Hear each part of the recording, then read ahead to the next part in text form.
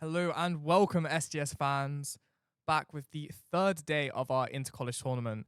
And we're starting off with a banger today. We have the Royal Signals, who finished strong yesterday after defeating the SGS IT team in Overwatch, playing against the newcomers in Weston College. I'm here with Artemis. Artemis, how do you think this game is going to go? To be fair, I reckon Signals might have it in the bag this time.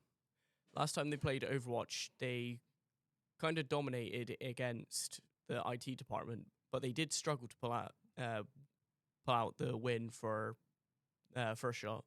Yeah, I completely agree. I think we saw a much stronger Royal Signals team against this SGS IT2 team than we did against Firstshot. We seem to have found their balance here, but after a strong, commanding victory, especially on King's Row, one of their favourite maps, it seems, I think they should feel confident coming into this. What are some of the heroes you're excited to see being played here today? Personally, I want to see a Cassidy. Yeah, I think that's honestly a pick that we will probably see. Cassidy obviously very, very often picked at this high level of gameplay, especially across some of the maps that we're going to see today. Do we expect a King's Row? I certainly hope so. I think 2 days in a row proves it quite likely that we will be getting another. Now, onto Weston College. We haven't seen much of them before. The newcomers in this tournament, really, and they are surely looking to make a statement with their pick here. But they're going to need to get off to a really strong start against this Signals team, who we know are fast out of the blocks. I 100% agree. We don't know what to expect from this Western team, but I'm hoping it's a banger. And it looks like our first map is going to be Ilios. Your thoughts on this map? What kind of comps do you expect we're going to see here? Heavy dive. Certainly heavy dive. Heavy dive comps. What are some of the tanks that you really want to see this Signals team play to continue some of the momentum from the previous day? Based on what they have played, I reckon they might be playing a Diva or maybe even a Mauga. We saw Ethan on the Diva yesterday with that play of the game on Samoa. His ability to just get in there to isolate these supports in their backline, keep them away from their team, was something that really caused this SGS IT team some troubles. And do you think Weston will face the same fate today? They might well do, or they might not, but who knows? I certainly agree. We do not know until the game has started. But I think what we do know is that one player we're certainly going to be looking out for is Ethan. We saw him yesterday with his back-to-back play of the games on the Junkrat and on the Diva. And one part of his game that we really wanted to focus on, Artemis, was his usage of these set plays. I mean, we saw it at the beginning of King's Row, his trap at the entrance to the attacker walkout, trapping the Reaper, getting the first kill, and then finishing off the team kill with a 3k. Do you think we can see something similar today in this Ilios map? I certainly hope so. I think it was certainly a spectacular play, to say the least. Do you think this map is really going to set the precedent for things to come, especially how we know how the Signal team builds off momentum? We know that if they get this first win, they're likely to go on and get another one and maybe clean out this best of 3 in an easy 2-0 sweep. Personally, I don't think that the Signals will get a 2-0 sweep. I reckon it's going to go to a third game. I think we all want that to happen. We're all here for the excitement, and we're all here for the final games in best of 3s. All the teams are in the lobby now. We're just waiting on the start. And until we do, what are some of the other maps outside of Ilios that we'd like to see today? Well, obviously I'd like to see King's Row, and then for Escort, I personally like to see Junkertown again, or Watchpoint Gibraltar. Watchpoint Gibraltar, not a map that we've seen, but one of those maps with, again, this kind of very, very high points, a lot of altitude, a lot of variance. Maybe this favors the Signals. We've seen them play this Widowmaker. We've seen them play this Ash Mercy kind of pocket style. Do we think this is something we can see again today if Watchpoint Gibraltar does get selected? It's very possible, but I think if we did go to Watchpoint Gibraltar, they'd be running a very dive-heavy comp because it is a very diveable map. Yeah, especially looking towards the first point. We have all this high ground. Your Winstons, your Divas. These are all these heroes that can get to this high ground quickly, and they can force the enemies out of the space, clearing it for their team. And I think this escort pick that we talk about, this Junkertown, similar to Watchpoint Gibraltar. Again, we have these long range sight lines, and I think this is something that really favors the Signals. So they should be feeling quite confident coming into this, Artemis. I 100% agree, and especially with this Ilios map, I reckon it's going to set this stage for who might come out on top. I think the Signals will be happy to not see Lijiang Tower as well after their unfortunate loss to SGS Firstshot the other day. Getting 2-0'd, especially on the map, maybe some nerves coming in to this first map here of Ilios. wanting to set the story straight.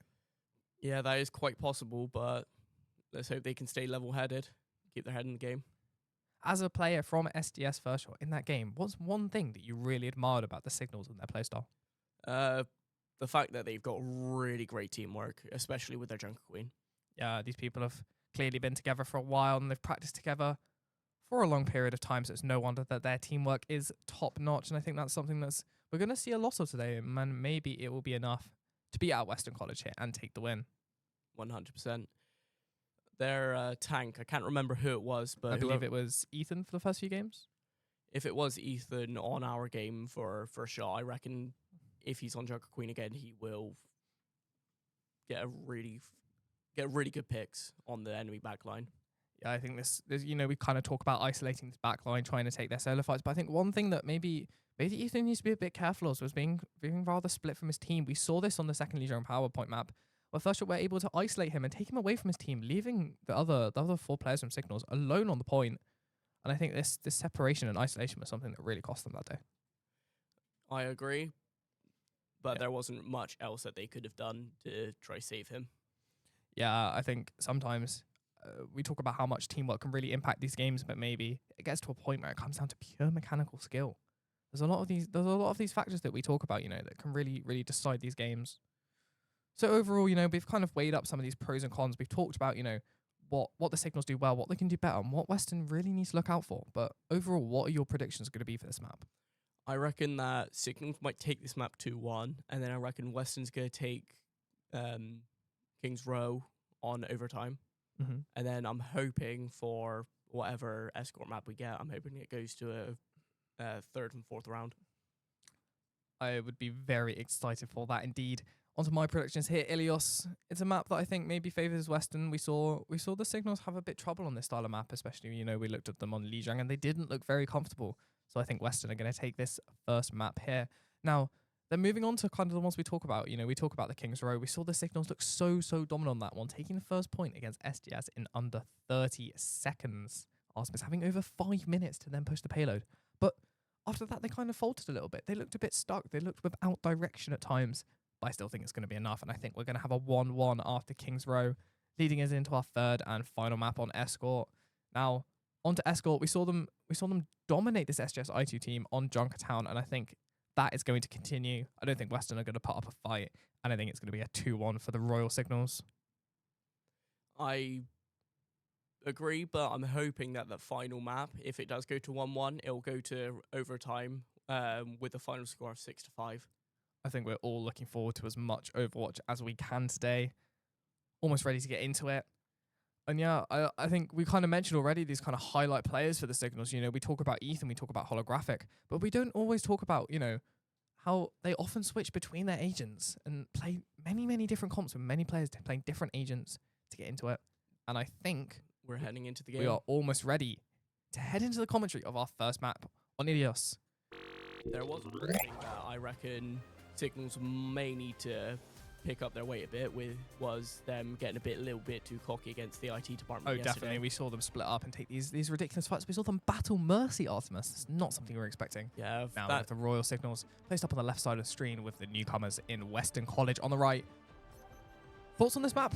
It's definitely one with a will. Can we maybe see a Roadhogger? Possibly, but I wouldn't bet on it. Okay, and it looks like the compositions for the teams. See the Moira coming out from the side of the Signals along with the Diva. And we got Mitchell back on Widow. We have Mitchell on Widow. We saw this plenty of times on King's Row. And we have Chichi Noble on the Kiriko. And then on the side of Weston, we have the Ana, we have the Cassidy, we have the Genji, we have the Reinhardt, and we have the Baptiste. I'm liking the comp from Weston a lot more, Artemis. I agree. I think this is a lot more balanced. I like the sleep on the Ana. I like the Reinhardt. Maybe the only issue is here's the Reinhardt's mobility, especially against this Diva. You have to be very careful to be able to protect his backline well here. Ethan coming in and showing how Signals want to play this. They want to get deep into this Western spawn. They want to try and take, this high ground. We see Ethan up the top here, along with 2 other players from the Signals. The Western doing well, sticking together as a team, And we get a Rhine charge filled up. We get a successful Rhine charge on the Vendetta. And that's going to be the first pick of the game. Holographic goes down, and maybe this is going to give the point cleanly over. Cassidy takes out Moira. Ethan has to drop back low now. The first capture of the game looks like it's going to go to Weston College. Perhaps a surprising start. We haven't seen as much chemistry from themselves as we usually have. They're letting their players get isolated. And it looks like we've got a Mitchell swap from Widow to Bastion and a Vendetta swap from Holographic to Tracer. Indeed. What do you think of these two picks? Do you think this is going to help balance out the teams a bit more and counter this Western comp? I certainly think so.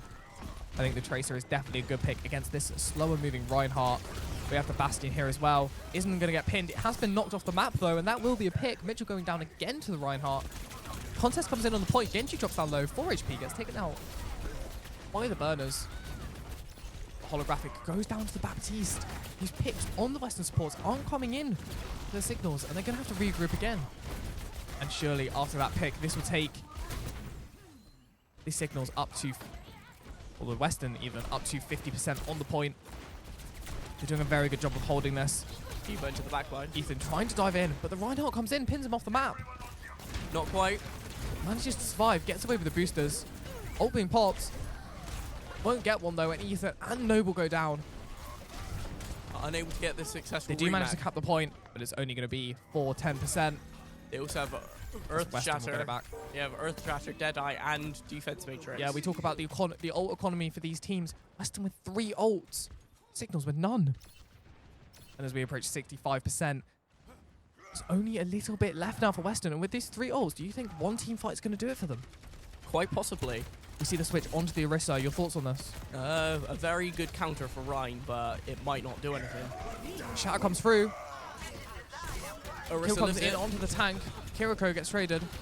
Orisa manages to live, and maybe this will be a turn shot. Devil shot goes down though. Orisa Orisa needs to into get the some picks here backline. into the backline, forcing this Western players back. Down goes The Lamb. Mortality field comes out though, Down goes and that'll be Ethan. Ethan down. They successfully take the point though. Down goes. How long can they down hold goes this sword? Deadeye and the window. And I think this is just going to force the signals back off. Mitchell's ult comes out though. Will it be enough? Can't find any picks though, and he's being isolated by this Genji here. He's going to have to drop back and regroup with his team. And Weston are going to get the point back. And with less than 10% to go, I don't see a way back into this game for the signals. Devil shot goes down to the Reinhardt. Ethan's back in. We can see the Genji blade get popped. Deep into the backline, takes down Holographic. The support coming in, friendly Anna. Mitchell will get picked onto the Cassidy, but I think it's too little too late at this point. Noble goes down after popping his Kitsune. And it's just Ethan left on the point. And with the Ryan coming in, all players from Western surrounding him. He can't hold it for that much longer. Down goes Does Ethan. manage to get the touch though. But I think it's too little too late. And the first point of the match is going to go to Western College. A bit of a surprise here. I think we expected more from this Signals team. Certainly did. This is going to be a very entertaining match. Yeah, I think this Western team were simply better here. They were able to isolate their picks onto the Signals backline, especially in a map as important as Ilios. I think we saw the importance of the Cassidy. You know, this was one of these heroes that we really, really wanted to see. And I think we're seeing it being played to the utmost in this game here. Yeah, that Cassidy was a great pick against that Diva. Throwing that in aid, and the Cassidy can't use her boosters to fly away. Moving on to our second point here in this Ruin style map. This is definitely one with a kind of more of these longer range sight lines. Do you think Mitchell might swap back onto the Widowmaker here? Possibly, but I don't think so. We see Ethan back on his classic Jungle Queen. This is one of these agents, again, that we really wanted to see being played from this Signal And squad. But Devil Shot on the Mercy. Do you think this is maybe too vulnerable against this Genji? Maybe, but we might see a Pocket Mercy on Bastion here. Definitely, I think the Pocket Mercy on the Bastion will be in play alongside the Pocket Mercy on Ethan. We've also got a Genji swap and a Lucio swap. Signal's getting very active here, trying to push deep into the spawn. Ethan is going to drop down quite low though. Does need to get out of here and will go down. And this is one thing we're seeing from Signals time and time again. The inability to stick together as a team, and they're pushing far too far into the Western spawn. Which is giving Western far too easy of a time to clear up as the Rhine Holographic takes down the struggling to get a Mercy. pick. Both supports now go down. Mitchell goes down as well. Ethan switches onto the Roadhog. But the first point is going to go to Western. They are going to be able to slowly stack up that percentage. An interesting swap from Roadhog. And we're going to see the Reinhardt playing with the shield close to the first choke point.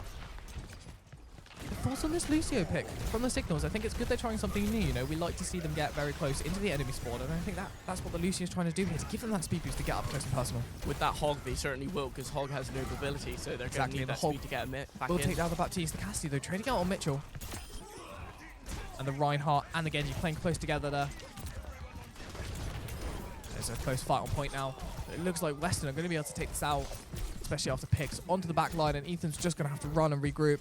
Will he be able to make it out, though, especially with the Genji chasing him? And the pin comes through, and it's a beautiful pin from the Western College Reinhardt. And looks like we've got Deadeye and Earth Shatter. And Earth Shatter available, like you say, and no ults on the side of the Signals, which will go down to the Genji here.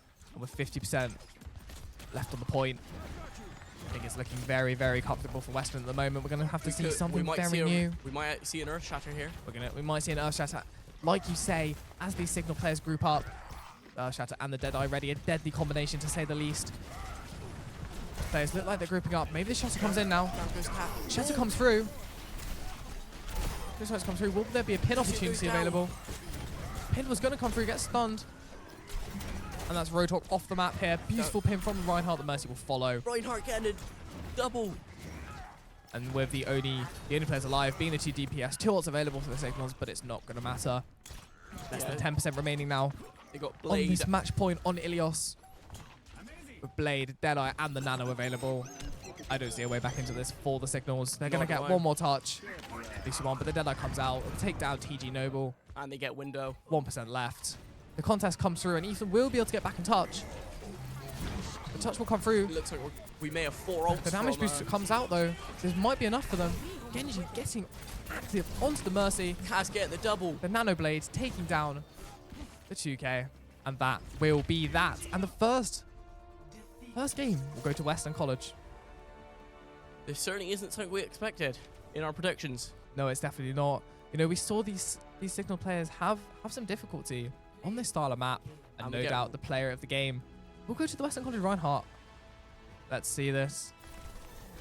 Yeah, of course, it's the Earth Shatter. Fire Strike's coming through. We see the time comes through, but it doesn't matter. The ping comes through. 3K here. And throws the Roadhog off the map. And finishes off that Mercy. And that's the round for Weston.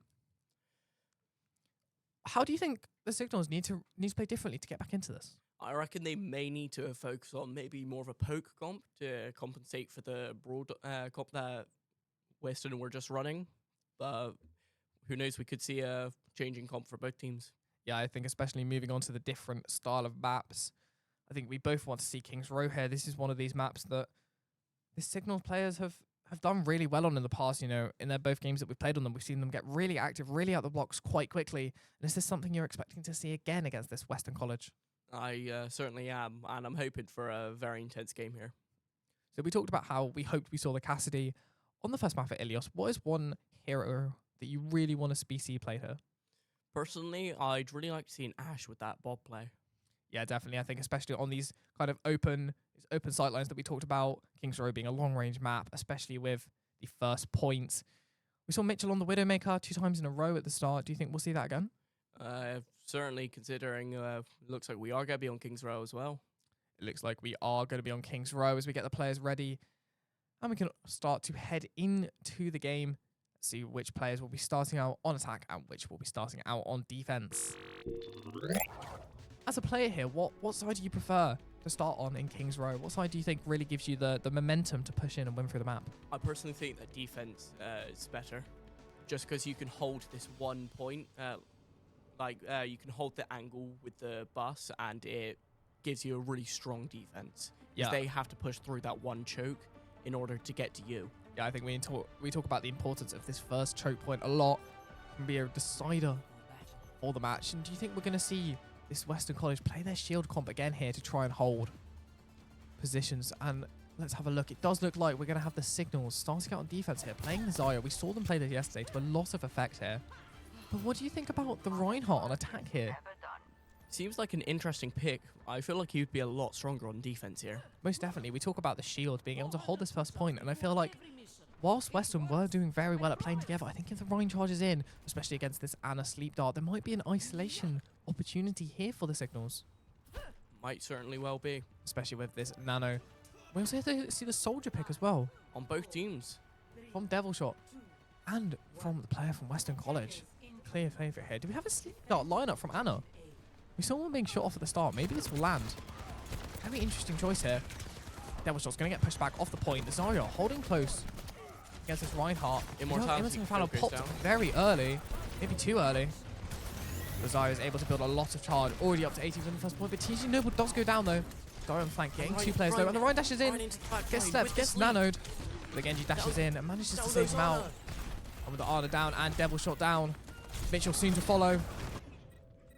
Signals being swept off the point just as cleanly as they would do on attack. And I think we're seeing a very dominant display from the Western College players now. Here comes Soldier. Soldier's not going to be able to recontest Ryan here. Charge gets Ryan the charges pin. in, gets the pin, Devil but Shot he's going goes to get down. isolated here. The Genji comes in to try and save him. This could be a chance for the Signals. And that Nano Reinhardt comes distraction through, was enough to push him back. And that'll be enough to take down the Genji. But will Ryan be able to live here? Charges back in and will be able to get out. But with Holographic taking down the Genji, this is more what we want to see from these Signals players, you know? They're more isolating these fights and be able to school more. With 5 minutes and 20 seconds left on the clock here, I think it's looking very, very doable for these Western players. I certainly agree. Looks like we got Earthshatter on Ryan already. And it goes down. Going to be able to use. Is there going to be a ping coming in? It's the Zaya. No pin available here. Oh, And it comes Ryan in. with a 2K. And that's going to be a 2K from Reinhardt, aiding in the cleanup. And is the team wipe going to come in? Ping comes in on the Ana. Taken down. Ryan surviving on 1 HP against Mitchell, and that will be the team That's kill. the 3K from Ryan. And looks like he's pushing up ahead. And this is something that we like to see from these top players. You know, they're taking the space when they earn it. Close into the spawn. Yeah, this is something we saw on And then maybe they don't expect the Rhine here. This is an unusual position. Playing from the high ground. The ping comes through. he's unable to get the shot. Maybe a bit awkward here. Gonna need his team to bail him out with this. With the Genji ult coming through. Bastion comes out on ult as well. And he blocks it. The block comes through, but could we see an amazing play from the Genji here? The failed charge. Soldier's Kitsune gonna comes sit out. down. 4v4 on the point here. Kitsune out. Genji needs to run away. Grab Sorry, comes ult through, goes but out. Immortality Field is going to manage to save the team, but for how much longer? So with the charge, Down Genji, goes Genji Genji. goes low, but the ping Down comes goes through. Zarya. And Zarya's going to trade out. Ryan gets slapped. Hits up. Right through here, manages Looks to like charge Bastion's in back. the back line. It's going to come through, and despite being nanoed, he's managed to hold on. And it looks like Weston are going to be able to In not comes Kiriko stop for the the kill. contest from the zone. Down goes Ana for the 2K. With Earthshatter back in play again. And with 5 minutes left on the clock, Artemis, this is looking like a very, very strong display from these Western College players. As we just see Devil Shot being chased all around the map here, is probably going to go down. And is going to get taken out by his counterpart. The Ryan charging again and again. Could we see an Earthshatter here? We might well do. And it goes out. Earthshatter comes down, charges can And come the blade through. comes out as well. They don't know Earthshatter. Western College doing an amazing job at using these ultimates together Right, to Ryan sustain charging it. pressure. 3K coming in from the NG. Despite being nano, despite being antied, they are going to get the team kill. Genji with the 3K. And with 4 minutes left on the clock. And it looks like we've got Devil Shot changed from to Tracer. Trace Back to hits, Soldier. back to Compass. And we see the May coming out. It's not a character we've seen before. This might be a successful Corner play. thrower onto Noble. Devil Shot goes down as well. 5v3, 5v2. Holographic does manage to get the trade. But with this Junker Queen being isolated, this is one of the things we talk about. Ethan needs to try and stick together with his team here. So far away. Basically forcing this kind of 5v4 onto the point. He's going to be able to get back and contest with the team, but with 2 minutes to go, another 3 minutes on the clock, it's not looking good. TJ Noble goes down, Devil Shot soon follows.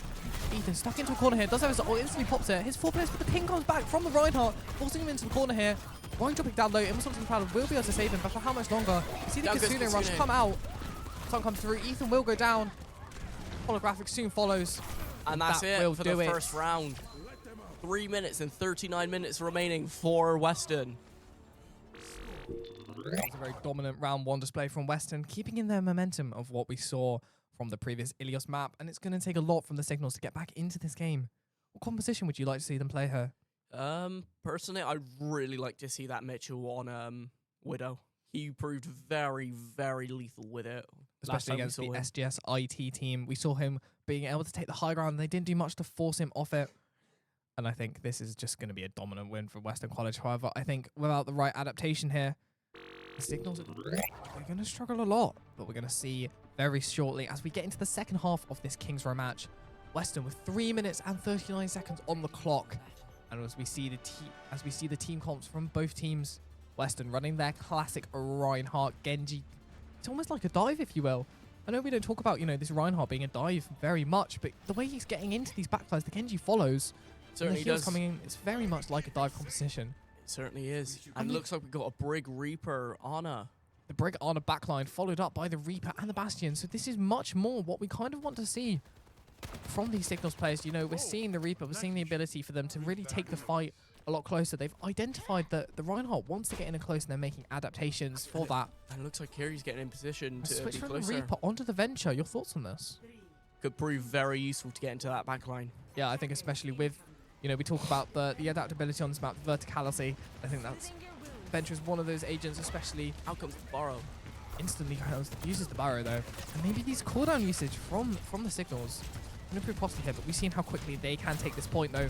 Zarya coming in, they're getting active instantly. They don't want to waste any time. It's forcing the players back. Devil Shot is gonna go down to the Genji though. Ethan falls low, needs to drop out. Noble follows, and this is gonna be a first fight win for Weston.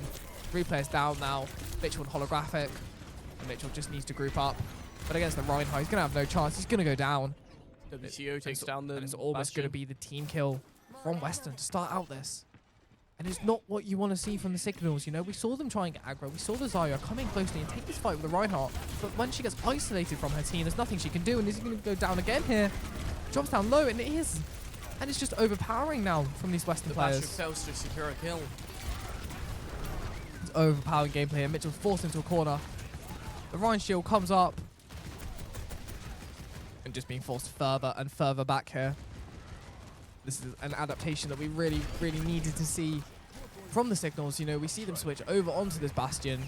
This Immortality field, trying to give this Zarya a bit more of this life. And if we look at the ults, it looks like Signals are going to get to the first one with this Bastion ult. This could be something that they use to kind of clear this space, allowing the Zarya to Shortly walk in. after we do get Earth Shatter. And we surely will see the Bastion ult here. And yes, we will. Where's it going to land? Doesn't get any value though, and Ethan will go down.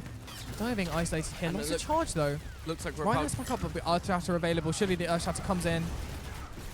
We see the pin. We see these Western College players just isolating the backline of the Signals. You know, we bait the Zarya in. We go around the other side. Zarya on point though. But with no teammates available, and the Shatter available for the Reinhardt. Not going to be able to live for much longer. Zarya goes down. There goes Noble. And as we get under 2 minutes here, for the Signals, something needs to change out of us. Something really, really needs to change. What's available from the Signals here? We have the bat piece with the window, but on the side of Western College, 4 ults. We have the Soldier Visor, the Blade, the Shatter, and the window. Window's going to come out from Holographic. The Western players are going to just hide from this. They're not going to give you any value. This is a very Down goes your and Shatter. there goes the Shatter. Doesn't hit anyone. The Blade stun as comes well. through, but the Ornithology fail saves them. Blade comes through. 2K comes out onto Mitchell and onto Devil Shot. Noble soon follows. And the Genji player from Weston is on fire. 1 minute, 20 seconds left on the clock. And with the switches coming through, I don't think they're going to get any ults back, Osmus. I don't think the Signals have anything left in them. We could see a Visor, but I personally don't think that that's going to save them. No, it's not. One Visor is not going to be enough here. And we're approaching the final minute of gameplay here. Mitchell going down to the Reinhardt again. We talk about the isolation. We're just seeing it more and more here. Window's being popped. Down goes Devil the Shot forced Visor into as the corner. well. Will go down. Noble soon follows. And it's like the victory lap here for Western College. We talk about the importance of them being able to hold at the bus. And we're seeing it more and more here. Looks like we've got Mitchell switch again, but to May this time. We saw this at the end of the last game as well to try and counter this kind of Reinhardt comp, but I don't think Down it's going goes to the be well pin on enough. Holographic. Holographic gets pinned. And we're into the final 30 seconds of gameplay here. The Shatter goes Shatter comes through. again. Another Shatter. We're seeing the Reinhardt being able to build them so quickly with the kills here. Holding the May in the Down goes corner. May. And this is a sorry display from the Signals as they are going to bow out 0-2 against this Western College side. 5 seconds left. 4, 3, 2, 1. And the recontest won't come in. And that will be it. Western College taking the 2-0 here in this best of 3. And this is not something we would have predicted. It really, really isn't. But, you know, without seeing these colleges play, we don't know. And we know the level of quality here. And the we get a Reinhardt Rhine back-to-back. play of the games. You mentioned it as well. An excellent display from the Reinhardt here. We see the pin onto Holographic towards the end of the game. It's the This Earth is something Shatter we talked right at about. the end here. And you see him get And Most again, of this his 5 charge charge. so quickly. The shatter comes through, hits all the players, gets the 3k end. And that will do it for our first series of the day between the Royal Signals and Weston College. That was certainly an entertaining game, to say the least. And who do you think your player of the game was from that series? I 100%, I think it was their Reinhardt. Yeah, I think the Reinhardt from Weston College, the one you're talking about. And I think, yeah, I have to agree with you there. I mean, back to black player of the games, we saw how quickly they were able to build this Earth Shatter and use it to the fullest extent on these Signals players who were isolated. Artemis, they weren't able to play as a team. We saw them get split up. You know, we saw the Zarya, especially on King's Row, on that attack from the Signals. We saw the Zarya try to go in, try to take this fight, but then the Rhine just goes around the side of the pillar in the middle and gets these backline players killed. And I mean, it's just an excellent display overall from this Western College team, and I think they're going to be one to fear coming into the next few matches. Can we confirm production if we have an interview coming? Let's get word from production. We might have an interview available here with one of the Signals players. We'll wait on confirmation for that. And in the meantime, we can bring you what our schedule for the day is looking like. So coming up, we've got more Overwatch action before we move into some Valorant. And we finished off the day with Rocket League. I think it's going to be an action-packed day, Artemis. So do I. I'm excited for my game in Overwatch, which should be coming up next. Certainly. Later, shortly, you will be able to see Artemis play against Western College in Overwatch. And later, towards the end of the day, you will see myself in action in Rocket League. So there's plenty to look out for, people. Confirming production now about our next moves. Looks like it's going to be an interview, perhaps, and then we might go on break shortly to allow Artemis to get back over to our wonderful lab here at SGSWise and prepare for his fixture against Western College. Now, after looking at this Western game, what's one thing that you think you're going to try and implement? I reckon we may need to implement possibly a poker comp or maybe even a brawl comp to counter that Zarya. Yeah, to counter the Reinhardt, do we mean? As we saw the Western College utilise this Reinhardt over both their games. Oh yeah, sorry, I got confused. No, you're all good, you're all again. good. Very long day, and a lot of excitement has just happened, especially we're seeing the Signal team, who looked so strong yesterday, being taken out so easily by Weston. They look like they're going to be a tough team to face. Certainly seems so. Do we have any word from over at the lab production? No word yet so far, so I'm sure they are just finishing packing up their setups or preparing for their next matches. So very shortly, we'll be able to bring you, hopefully, an interview. If we do manage to get an interview, Artemis, what's one player from Signals that you'd really like to talk to and get their thoughts on this game? I'd really like to talk to Holographic. Holographic. So we saw them both play the support and the DPS roles here. And I think that that's one player. We don't have an interview. Unfortunately, we do not have an interview coming up. And I think we're going to go to Be Right Back, if I'm not mistaken, production. We are. So we will see you guys very shortly, bringing you more Overwatch action from the event here at SGSWise. See you soon.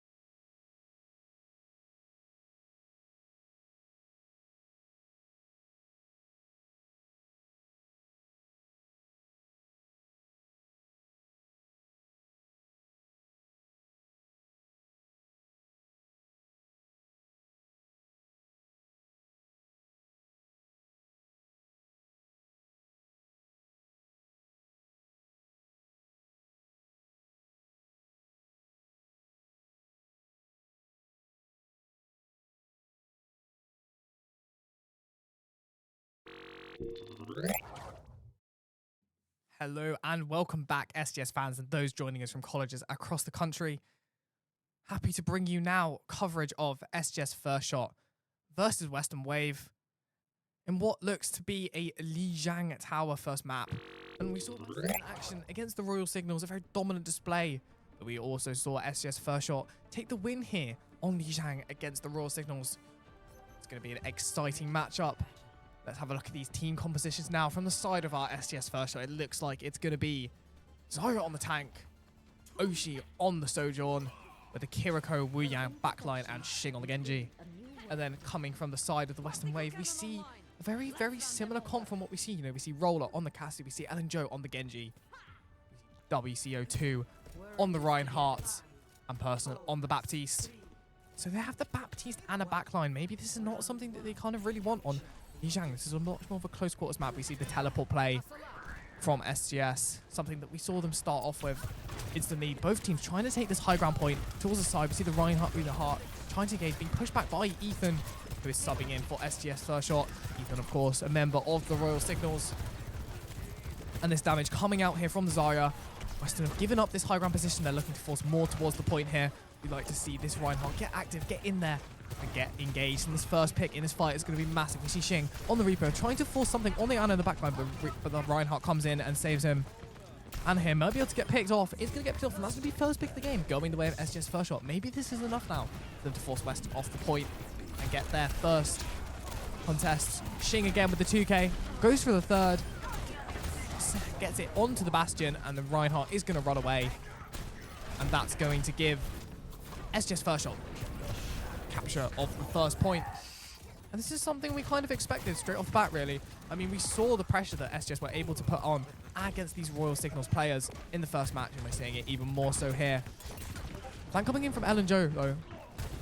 Xing in the backline on the Reaper. This is something that we love to see from him, this ability to get in and force this backline from Weston to really regroup, to really think about their choices, obviously exploiting kind of what we saw from Weston display on this King's Row map. You know, we saw the Reinhardt trying to get active in the backline, perhaps leaving his team a little bit too exposed. And this fight here is going fairly equal. When we look at the ult economy, we do see the Earth Shatter on the side of the Reinhardt, and that's something that's going to have to come in, and it's going to be very, very effective here against this backline of the Kiriko and the Wu Yang if they can get one. We see the Reinhardt coming in, looking for a chance at Earth Shatter. Isn't going to get one, though.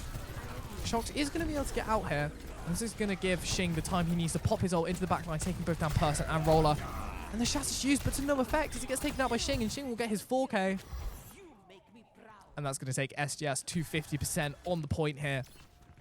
But this Wu Yang ult available, it looks like they're going to be able to hold this quite well. You know, the Wu Yang ult onto the Zarya as they push in, stopping the Reinhardt getting any form of charge down is going to be really, really effective here. 60% now for our SGS Firstshot. And they're just holding down well. We see Xing going for the teleport into the back here with the bubble, with the Wu Yang ult. It's going to get Roller. Mortality Field comes out, trying to protect him. Xing needs to back off here. The Zarya comes in to save him. Mortality Field is going to get broken, though. The Reinhardt shield is about to go down. Gruff comes out, though. Gruff with the Reaper. Ethan goes down to one. Ethan is going to go down, but will the trade come out? Trade won't come out, but they force the Reinhardt back enough, and surely SGS will be able to hold this. 20% remaining for them. Coop, though, with this. 3 ults on the side of the Western players. We have the Kitsune rush, we have the Blade, and we have the window. And as they force in, Blade's going to be popped. No, Kitsune is going to be popped. They're going to save the Blade. With future time, Energy now pops Blade, goes to the back line, manages to get the kill on Ochi, and that's going to force this SGS team back, though. But with 96% on the point and their ults charging, surely they're going to get back into this quickly. A moment of lull here as Weston solidify their position, trying to push deep into the backside. They're going to be able to hold this. They still keep this Castiel, though. This could be huge, along with the window. Only the overclock on the side of Firstshot, so they're down, and the overclock is going to get pops. Weston's tank dropping down to 1 HP, isn't going to be able to get out. The use of this Reinhardt shield, Ellen Joe on the flank here, though. He's going to get behind. He's going to be able to take down the Wu Yang. The 2 trades come out. Xing gets in the backline. Both of these backline supports having a really tough time against the DPS here. Ethan's going to take down Ellen Joe. Xing's going to be able to get out. And I think now, SGS, if they can keep Ethan alive, both tanks dropping very, very low here. Ethan's still on 1 HP. Kitsune rush available. All available for Xing, but he's going to go down. And I think SGS are going to need to regroup here, but with this Reaper ult, they are going to put Christina, though. Kitsune in the 4v5. Maybe this is a mistake here from Firstshot. They need to play more together as a team. Ethan's going to get isolated here. He's going to go down. And this is something that we see. It's just getting too greedy when they're on the map point. The decision making is not there for them right now. And Weston pushing their advantage and holding deep into spawn. With only 1% needed. We see Xing in the corner. He's going to be able to get out though, supported by his team. He's going to be able to hold this position. So showing that Weston can't push too deep into the spawn. This is a great play from Xing. TP comes into the back line. Is he going to be able to get a Reaper off? Bubble comes through to support him. He's going to get pinned though, and he's going to go down again. That's twice in a row now. He hasn't been able to use this ult. Ethan will get the train out though onto the Baptiste. Weston approaching 80%. It would be a miraculous hold if they can get it. Ethan's going to get pinned and he's going to get capitalized on. One bubble available pops. Can't grab the health pack. This is getting pocketed by the Wu Yang. He's going to be able to back off, grab the health pack and survive. Split from his team. Wu Yang ult comes in. Reinhardt goes down to 1 HP. Grab available. Grab comes in. Shatter comes through, but isn't going to do anything against the grab. Kitsune ult pops. Picks come through. Xing goes down for the 3rd time in the row to the slam. Hasn't been able to use his ultimate to much effect. Full charge on the Zarya though. If Ethan can stay alive much longer. But the Genji ult comes through the Genji blade. And I think if Ethan goes down here, that's going to secure the first point. Xing though, switching onto the Tracer, is able to get the touch. How long can he live for? On point though. Has one more blink. Can touch one more time. Isn't going to be able to use it. And that's first point going the way of Weston College. Well, it was a tough fight for Weston, taking that early loss. 3 or 4 kind of these team fights in a row they lost, and that allowed SGS to get up to 99%. But a great hold from Weston, and the inability for SGS to play as a team and use their ults cohesively, causing Weston to take the first point on this Lijiang map. Kind of looking forward to the second point. I think this play worked out really well for Xing. I think maybe his inability to stick together as the team cost us his team there a little bit. And we see the switches coming out from SGS Firstshot. 3 players sticking the same, but we now see Artemis on the Juno. And Xing looks like he's going to be on the Genji. And it looks like it's going to be a very similar comp from the Western players. This is something we like to see from them. Xing going to switch to. He's going to switch to the Genji. We like to see this teleport play though, allowing his team to get closer. Ethan playing the Jungle Queen. We know this is a character he likes to play a lot from the Signals games. He's going to avoid the pin from the Western College tank though.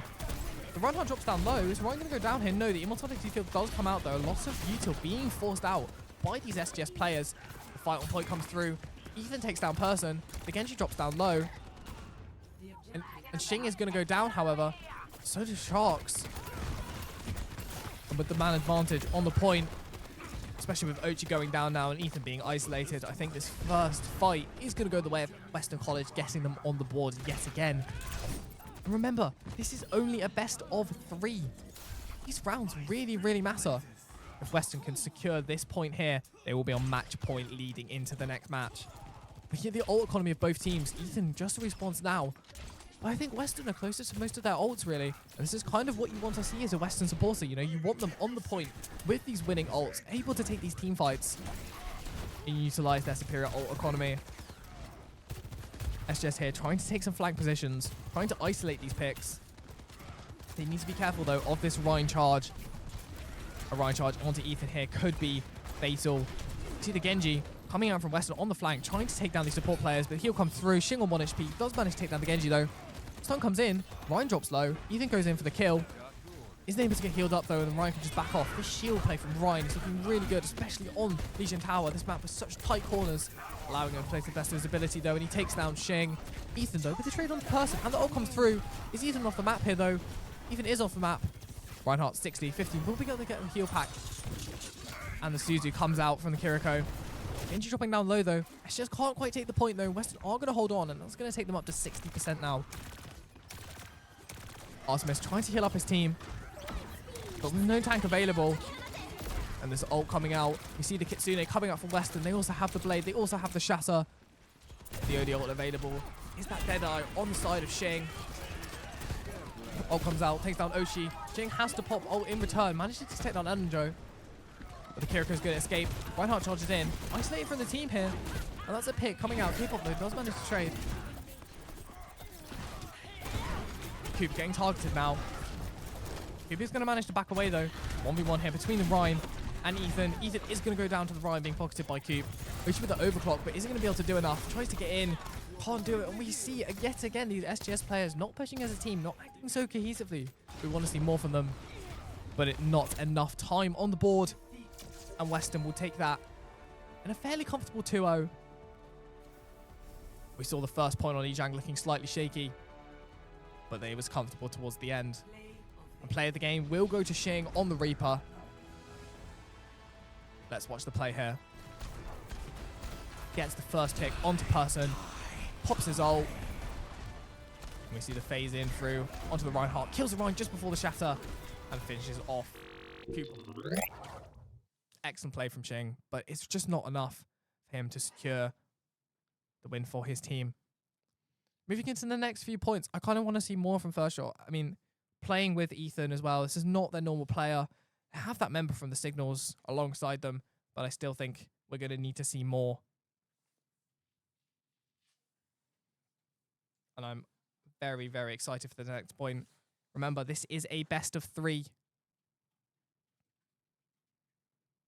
So this next one will be possibly be it if Weston can take the victory. We're waiting now on confirmation for what our next map is going to be. And it looks like we are going to have a King's Row, a favourite amongst the casting desk and production team here, and a favourite amongst the players. We saw SGS Firstshot take down the Royal Signals on this map in the fixture earlier in the week. But now against this much improved Western side, who showed how dominant they are on this map, will it be enough? And I think now we can bring you some live coverage from this game. We know how much Western like to play this Reinhardt comp on this map, utilising the shield to hold up the first choke point. We'll see how SGS plan to counter this. We heard from Artemis earlier that they do want to try and play poke comp, try and play something to get past, you know, these kind of deep plays from the Rhine, these kind of dive plays. But we'll have to see if they can implement that strategy. And yes, it will be what we expected from Western. We see the Soldier, we see the Genji, we see the Reinhardt, we see the Baptiste, and we might see a Kiriko from Coop, we might see an Ana. And on the side of the defenders, our SGS Firstshot, we're going to see the Ashe, the D.Va, the Kiriko, the Lucio, and the Genji. I like the use of the Ashe here, especially on King's Row map with so many of these long sight lines. Oji's going to be able to set himself up on the high ground to take pot shots at this Western College backline, utilizing the speed from the Lucio to keep D.Va alive, moving away from these possible pins from the Reinhardt. And as we get into it now, let's see how Western College plan to play this. D.Va set up on the high ground as well, maybe perhaps leaving the backline a little bit exposed. But I'm sure this is part of the plan, helping the Reinhardt get deep before flanking from behind. But they do notice the D.Va. They do know they're there now. Ethan goes for the dive onto Coop. Coop is going to pop Suzu. Coop is going to live this, especially with the help from the Baptiste. But Elenjo is going to go down to Oshi. Chink's going to take out the Immortality field. And it's a good start from our SGS Firstshot. Artemis here is going to stay alive. Ethan is forced back though, but maybe the flank opportunity for flank, especially as Xing takes down Person. Ethan's going to dive in. Is the kill on Coop going to come through? The Reinhardt drops down low. Ethan is going to go down, however. Xing here, can he get the trade out? He can't, and without their tank, it looks like SGS are just going to have to regroup and play the next point. And it started out so well for them as well. The first hold was great, you know, they get that first pick onto Person. But in the end, it is just not enough. And it's a comfortable capture. And we see the Reinhardt pushing far into the spawn. This is something that Weston did a lot against their game, against the Royal Signals. They really want to take this map space when they can have it. If SGS don't detect the Reinhardts here, this could be problematic for them. Ryan close to Shatter as well. A Shatter into the backline here could be catastrophic. But Ethan does identify that the Reinhardt's there and forces the Reinhardt back. Genji comes in to try and help. But the Genji might be taken down here. Goes down low. Is going to be able to get out. A lot of players from Western are low now. They do have to get back. And this is something that SGS are doing well that the Signals couldn't. They're forcing Western to play on top of the payload. They're not letting them into the backline. Ethan here managing to take the high ground, utilizing the D.Va's boosters. King's Row, a very high ground dependent map. We talk about the layers available on this map with Xing in the backline here. Getting pushed from all angles, but Ethan is going to go down to WCO2. Can Xing get the return pick? Immortality field is being forced out. Person goes down low. With Elenjo taking out Oshi. Sharks soon following. Western pushing into the SGS backline. Xing is going to be isolated here. Are we going to see a tank swap from Ethan? 82% though. Surely you have to imagine he keeps on Diva here just for the bomb. Shatter on the side of Western Wave, though. And Shing and Artemis are going to go down, and especially with the Rhine here, is there going to be a Shatter? Not quite yet. But that's what I like to see from Western, you know? They're getting into these high ground positions. They're keeping the Rhine in weird positions that SGS aren't expecting. And a Shatter here could be vital. Looking at the ult economy from the side of the Western Wave. 4 ults available. We've got the Kitsune Rush, we've got the Visor, we've got the Blade, and we've obviously got the Shatter. Bomb comes in from the side of SGS. The ping comes through. The Evil Bomb as well. Is this going to get any value? It is. Coop's going to go down, and with Bomb available, SGS are going to be able to stop Western getting this point. Only 3 minutes and 40 seconds left on the clock. It does look like Western are going to be able to get to this, especially with their 4 ults on the table. Ethan doing a good job of pushing them back here. Isolated away from his team. Stun tries to come in. But with the heal, the constant heal from the stream from the Wu Yang. Shing does go down here. But SGS are going to be able to hold this for the meantime. Here comes the Shatter. Actually being saved by the Kitsune. Is Ethan going to be able to escape this? It looks like he is. Ethan demeched here and will go down. Nano's Reinhardt comes in. Apologies, not Nano, simply on fire. Both literally and figuratively. We see the plays coming in from this Reinhardt. Kitsune available for SGS if they can get back to the point. But it looks like the capture will come through. No, there's a contest. Still with 2 minutes and 40 seconds. How long can they contest for, though? Ethan's going to go for it. Will they get Kitsune down in time? Oshi goes down. Artemis soon follows. Ethan about to be demexed. Will go down to the Blade popped. And still with 3 ults available from the side of Western. With over 4 minutes to push here. Shing on the high ground looking for a pick. Potentially on this Baptiste. We've seen person be targeted by Shing on the Tracer. This is clearly part of SGS's game plan. Comes through. Isn't able to get the pick. Needs to regroup. And we see the Malga pick coming out from Ethan here. 2 ults available on the side of SGS. And 3 on the side of the Western Wave. 3 minutes and 45 seconds left for them to post this. And it looks like it's going to be fairly comfortable. I don't know about the Malga pick here. Ult comes through though. This is going to be a knockdown. Immortality field deployed. 3 players get knocked. Stomp comes through as well. This is going to force them back. Reinhardt goes down low. Sune ult gets popped. And that is going to look like it's going to save. Roller does go down, however. Shin comes through, trying to target the Baptiste. Will be able to get to the heal pack. No, the reload comes through and Shin will be able to take it out. The Kitsune Rush still active though. Pulse Bomb comes through. Pulse misses. But being able to force back these Western players, SGS are going to be able to take control of this game. For now. But still, over 3 minutes left for Western. 3 whole minutes for them to push the final 100 so meters. And still holding 3 ults and getting back and closer, ever closer to this Genji Blade. And on the side of SGS, we still see Sharks with that Kitsune Rush. Shing building back up his Pulse Bomb. And Ethan getting close to the Malga. We see the Shatter come through. Malga's going to be stunned, being saved by the Suzu. The Fire Strike is going to come through and take out Artemis. Ellinger's going to take out Shark. Shing is going to get the trade onto Person, but still down a man on SGS. Kuba gets through onto Ethan. Ushi's going to follow up onto Roller. Kills coming through left, right, and center in this game. Shin goes down low. Need to retreat back, using the blinks to get away from the position. 2 minutes and 30 seconds left now for this Western team, and it looks so comfortable now, but maybe getting a bit shaky. You know, the time is ticking down, and they haven't made any progress in a few minutes here. Dart's going to come through. We see Artemis switching onto this Anna, using the sleep when the Rhine comes in for the charge here. Shing taking out the immortality field. Baptiste drops to 1 HP, dead here. No window available for this fight for the Western Wave now. Shing has to get out. Possible use. Possible is going to take down Roller. Ellinger does get the trade onto Ethan, so no tank available for the SGS players. Ellinger gets his second onto Shing. Oshi will then take out Ellinger in return, winning the Genji diff. But with the tank available for the Western and Ethan still respawning, they are going to be able to take onto the payload here. 3 ults still available and only 1 from the side of SGS. Oshi does rock the load. No, Suzu from Shark will save him here. And we approach the final 1 minute and 40 seconds. Oshi pops his ult, goes to the back line. How long is he going to be able to live this for? Will he be able to get a pick here? Shing takes down the person. Baptiste dropping really low. Ellen dropping really low. Roller dropping low. The tank dropping low as well for the side of the Western Wave. The triple K comes in from Ochi with the blade. Shing follows up with a pick onto Ellinger. And only 1 minute left for the Western. And this final hold from this SGS team has been absolutely outstanding. And they're pushing deep into spawn. They're holding this team. Shatter comes out in the spawn. And maybe this will be enough. Ochi goes down. Ethan will soon follow. And with 1 minute left, how quickly can Western get back to the point and push their advantage? They're pushing in deep now. Ellen will get the pick. Artemis goes down low. Artemis will drop to Ellinger. Ellinger with the 2K here. Shing the last player alive. He's going to need to touch here. Ethan won't respawn in time. He's going to go into post and full person deployed at Immense Hands. The Immense Hands is not deployed. Casino Rush comes in. Ult available on the side of Weston. They still have that blade if they want to. Window comes down as well. Kitsune, the visor comes out.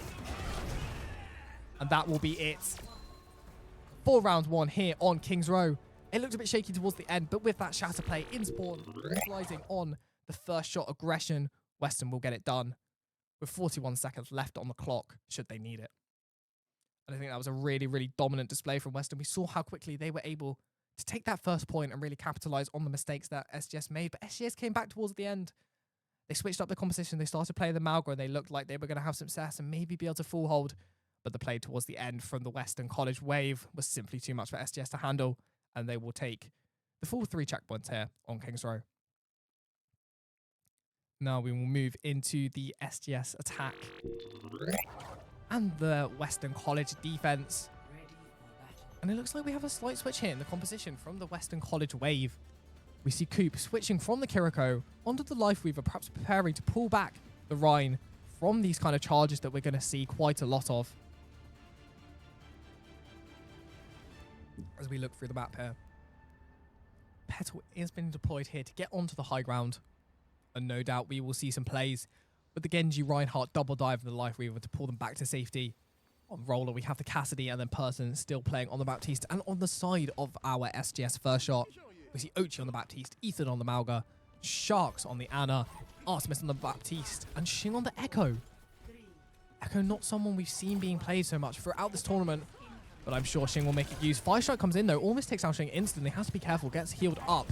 Chuck switching onto the Kiriko, no doubt wanting to use the Suzu, and verticality available here from Weston to take care of this Echo, trying to take these high ground positions. Ethan here pushing around the corner. This is going to need to be a quick take from SDS if they want time. Genji on the flank here, do they see him? Genji may be able to take some picks here. A Shark dropping down fairly low. Chox is going to go down to Elenjo. Elenjo is going to be able to escape as well. Being forced into a corner by Xing here though. Ethan is going to get the pick onto Roller. With Elenjo isolated from their team, Weston have no DPS able to deal with this aggression. Ochi's going to take down Person. Coming on the high ground. Elenjo's going to target the Baptiste here. Immortality Field can't be deployed in time, so Elenjo will take down Artemis. With SGS on the point, can they take it here? The Rhine goes down low, Elenjo goes down the row. Xing takes out the Reinhardt. And with no tank available for the Western Wave, Elenjo simply needs to regroup with his team. And that is going to be first point going the way of SGS. Unless Weston can go for a last second touch here. It looks like they're going to try. They're taking it up to the high ground. Capture still available here. Ethan's going to get the kill onto Roller. Xing's taking up the high ground. Sticky bombs come out. And it's going to be a 2K. Immortality Field comes down and he's going to finish off Coop and Person here. And with no supports available and the ult popped from Xing. They are going to be able to capture this and have a sizable time advantage here as they try and push through to the second point. And that's going to be at 5 minutes on the clock for first shot. Xing pushing deep into the spawn using the Echo ult and will be able to get out here. And this is something we saw from the Western College Wave as well. You know, we saw the ability for both these colleges to take this first fight as quickly as possible to really gain control of the payload. But where they're having issues is kind of towards the end of this second point and the end of the third is where they're really struggling to get through, to get over that final hurdle. Pick comes through, Oshi onto Roller. This is going to force Weston even further back. As SGS doing what Weston did as well. They're taking these high ground positions and they're forcing Weston to play into these tight corners where they don't want to be. But the ult economy from Weston's looking good. They have that shatter, they have that blade. And on the side of SGS, we only have the Baptiste ult. But I don't think it's going to be enough to win out this team fight. Ethan pushing quite high up. Is he aware of the shatter though? The possibility is very, very intense. Xing getting quite down. Shatter comes out. It's going to stun Xing. Xing's going to go down. Ethan soon follows. Artemis soon follows. The 3K. The ult comes in for the Baptiste to try and stall. But that's not going to be enough as WCO2 gets the kill on Sharks. And Ochi is soon going to follow. And that's going to be the team wipe coming out from the Western College. But they had to use ults for it, you know. They had to use the shatter. But it was equaled out by the Bastion using his ult in return. And Western still have this 3 ult lead, you know. They have this window. They have this blade. They have this Deadeye. And these are ults that can turn the tide of any battle at any moment.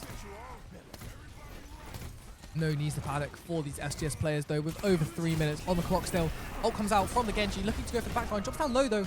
Roller low as well now. Ethan deep into the backline. Might go down here. Can't get out in time, but the 2K comes in from Ochi, taking down the double DPS. And we're on high ground here. The Western players are being backed into a corner. And SGS are simply moving a point further. Ult comes through. Stuns are being traded. But with no DPS, I don't know if Weston are going to be able to survive this engagement here. SGS are backing them into a corner, trying to go for a pincher maneuver. Immortality Field needs to be deployed, keep these players alive as long as possible. 2 ults now available from the side of SGS, with the 2 available from the side of Weston, but Person goes down. Cube manages to get the ult on the side of the Brigitte. This rally could be huge here, especially as the players drop down loot, but Cube's going to go down. He's not going to be able to use it. 2 minutes 45 seconds left now for SGS on the clock. And they're pushing the payload ever closer to this checkpoint here. WCO2 dropping down low here. And Xing is going to get the kill onto Roller. And as the kills come through from Xing and Ethan, it looks very, very likely. And they will. They will. Our SGS first shot will get to the point.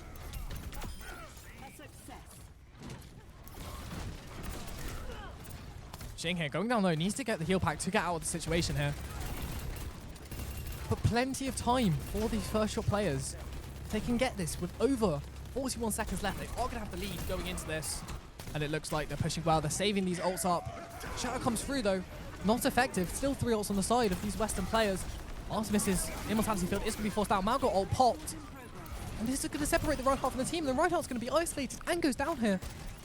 Over 3 minutes for these SGS players here. The stomp's going to come in from Ethan. Very, very effective. Immortality Field popped, but all of these players going down low. Are they going to have to force the ults? No, they're going to pull back into the spawn. Ethan with another shatter. Pam's getting 2 isolated here from his team. No heals are going to come in, and he's going to go down. Xing though with the ult coming in. And SGS is simply going to walk this through, I think. 2 picks coming out. Ellen Joe and Person going down. Kasune comes in, but trades out on the Malga. And the Malga ult from Xing. And that's going to do it. The team kill comes through. And far more time available on the clock for SGS third shot than the Western College Wave. And it's a long way back from the Wave here. So we saw both teams taking really, really good early leads, but we saw SGS first shot being able to push it all the way to the end in a far quicker time than the Western Wave. And now we head into half once again.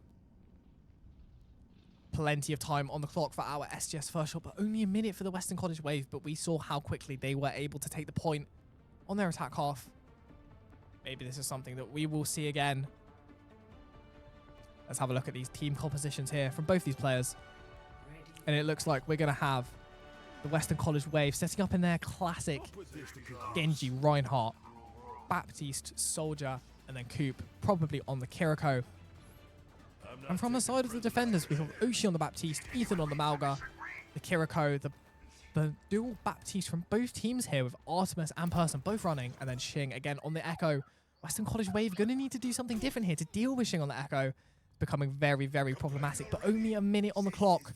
This is going to be about how quickly they can build up that Reinhardt Earth Shatter and take control of this point.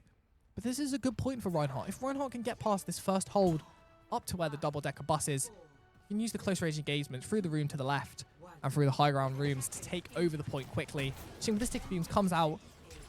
SGS starting to be fairly passive here. They're not looking to try and take the fight. They're looking to play towards the time. Ellen Joe slightly isolated here. Roller goes down low. It's going to be able to be saved up by his teammates. 45 seconds remaining for Western College. It's just about this first pick. This first pick means everything here. We've seen the Reinhardt in the room that I talked about, looking to flank. SGS are aware of this possibility though, and they're sending them back. Stun comes in though. How long can Ethan survive this for? Immortality Field comes out from both teams. And there's no Immortality availables for the rest of this fight, it looks like. With only 25 seconds left now for Western. And their tank's going to go down to Ethan. And that might be it. I don't want to say it. They're going to get one more chance, though. Ellen Joe, these kills can't be staggered, though. The more staggered that SGS can have these kills, the less of a chance Western are going to have to push as a team. The Western players need to regroup. They need to stay alive. As we get into the final 10 seconds, it's do or die. It's all or nothing now for Western. They switch to the Malga. Ethan's going to come in with a storm. Try and keep these players distracted. 3, 2, 1. The contest is going to come in, though. Sharks uses the Susu to stay alive. Xing is the pick. Ochi is going to go down to Ellen, though. Xing is going to stay alive here on the point. The Slam comes in from the Malga. Malga on Malga action here. And Xing manages to get his ult. Pops it. 2 Malgas now on point from the side of SGS. And the Slams are coming in absolutely everywhere. They need to target this tank. They need to try and get them down. The ult comes through. Isolating. Is Ethan going to be able to survive this? But Xing's going to come back. There's only Xing left on the point here. I don't think Western have done it. And it looks like they have. And there's not going to be a contest from SGS. Wow. What a fight here. It looks like Weston were out of it. 2 seconds. They had no contest on the point. But in the end, they came through and managed to get it done. But now into overtime here. Ult's available on the side of SGS. We have this ult from Ethan here. And no ult's available on the side of Weston. Stomp comes through. Teleport comes out though. Ethan drops down though. Needs to regroup with the rest of his team. This one fight could be everything for SGS if they can use this Malga ult to isolate a pick onto the back line. And it looks like it's going to come through. Malga ult's going to get popped. Ethan's just going to drop down though. It's going to live. Oh, it comes out as well. There's a triple K. The 4K comes through. One remaining. And it's a beautiful play from SGS. Combining the Baptiste ult and the Malga ult here. And it's an incredible team kill. But I don't think Weston are going to be too disappointed. You know, with low time on the clock, they managed to get on the point. They managed to get the capture, and they did manage to get some progress on the payload. But will it be enough against the 3 minutes left for the SGS first shot team? What a play we saw at the end there. Ethan and Ochi combining perfectly, utilizing the Baptiste ult and the Malga contain to force all the Western players into one area and eliminate it swiftly. I'm sure that will be play of the game.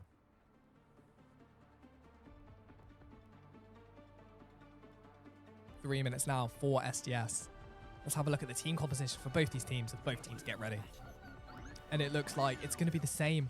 But we see a slight switch up here from Weston. They're going to use this May wall when the Malga charges past the first point to isolate the Malga from SGS. This is looking like a very, very good strategy, especially with so much time they need to kill.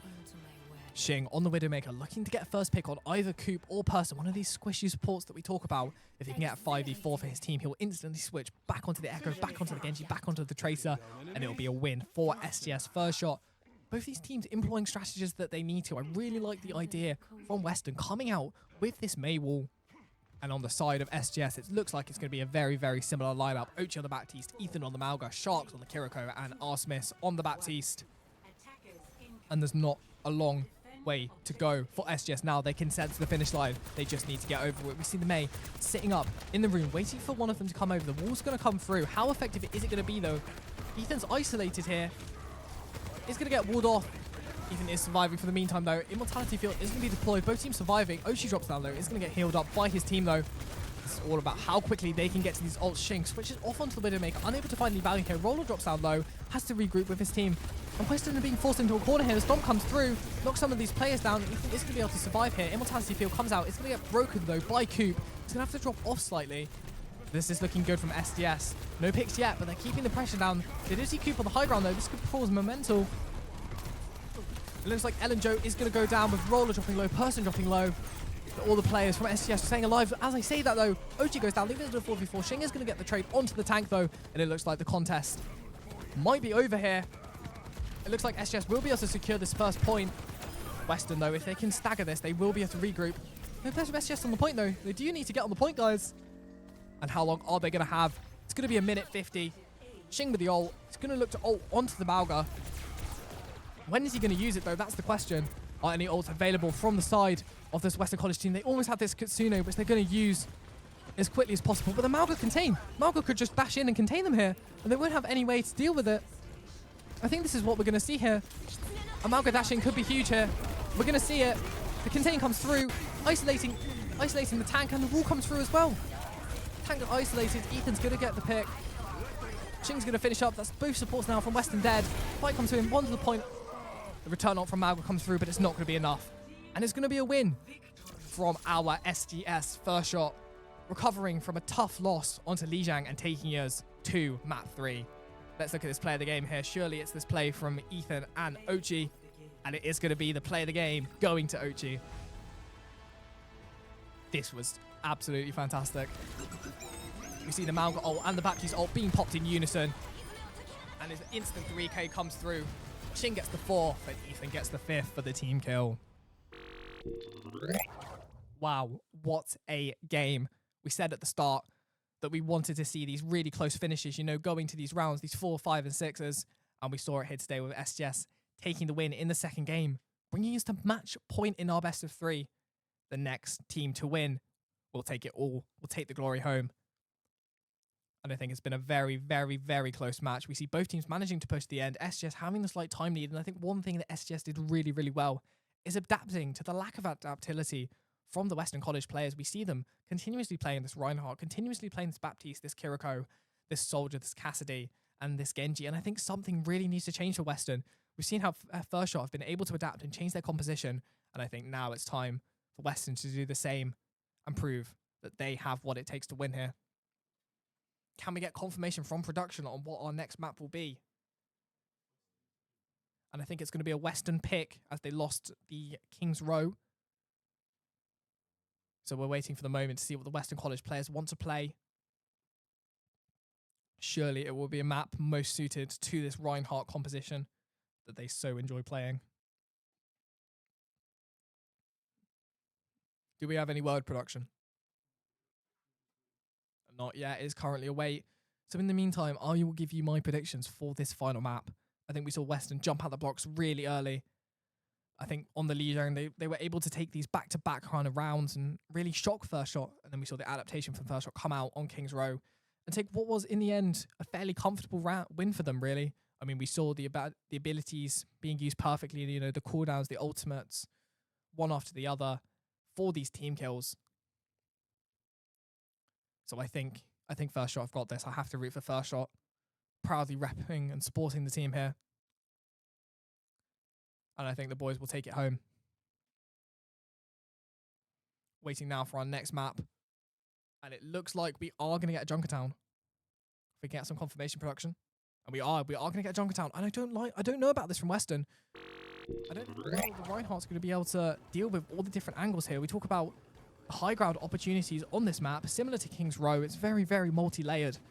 And with Xing and Uchiha playing these agents that, you know, have this movement ability. You know, we see Echo, we see the Genji, all this flank watch. This might even cause an issue here. Do we have a slight issue here?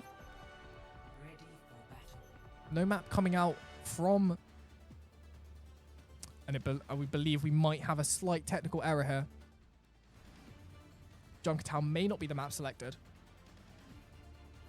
We'll wait for confirmation from the players. But it does look like we are going to have a slight technical issue here.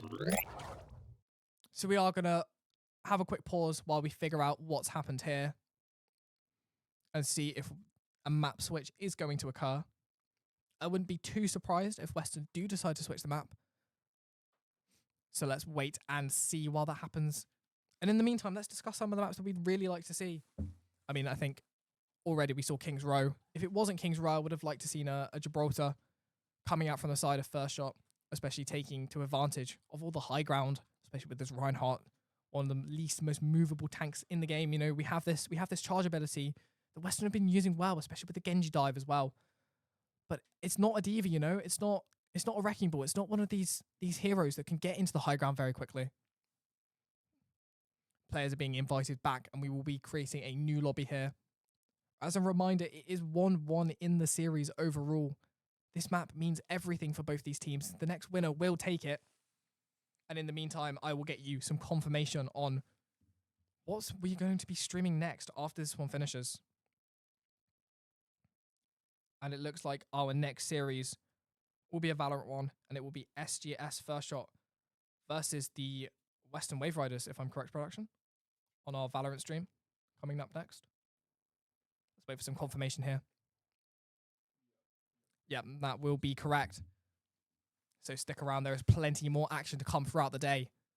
We've got some Valorant best of ones coming up, and then we're finishing the end of the day with Rocket League and announcing the winners of the tournament so far. Players are being invited back to the party as we speak. And it looks like everybody's in, so we will have a map selection shortly. Waiting for one more member from our SGS Firstshot to join.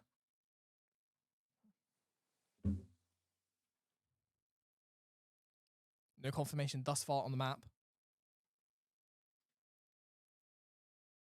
Looking over towards our spectator screen here. Simply waiting for one more. These technical issues are unprecedented, but at least you've got me to keep you company whilst we wait through them. And I hope you all have been enjoying the series so far. What a few games we've had. We saw Weston at the start of the day taking a dominant victory against the Royal Signals, and now Ethan from the Royal Signals joining up with the SGS Firstshot team back for revenge here. and looking to do it in the final map in this best of 3. And it looks like, if I'm not mistaken, we're going to have a Rialto. Can we confirm, production? And we can confirm that our last map of the series is going to be Rialto. And I like this a lot more from the side of Weston. Despite having these kind of more open sightlines, if you will, Rialto has less of this high ground variability that we saw on maps like Kings Row and Junkertown. Therefore, I think this is going to suit the Western players a lot more here in this game. As we can now switch us into gameplay. We have Roller, Ellen Joe, WCO2, Person, and Coop on the right side of the screen, and our SGS, Firstshot, Shing, Artemis, Sharks, Ochi, and Ethan from the Royal Signals on the left side of the screen. And looking at the comps in this team, it's fairly similar to what we saw in Kings Row, you know, both maps having this element of the payload push. From Ethan, it's going to be the Mauga, Shing on the Echo, Artemis on the Baptiste, Ochi on the Bastion, and Sharks on the Kiriko. And an interesting pick on the side of the Western College Wave. This is very interesting from them. The Mercy, this is not something we've seen from them today. Probably looking to pocket the Genji or the Reinhardt as they look for the dives deep into the back line. So it will be the Bastion, the Genji, the Reinhardt, the Baptiste, and the Mercy on the side of the Western College Wave. We're starting out on the offense here with our SGS Firstshot on the defense.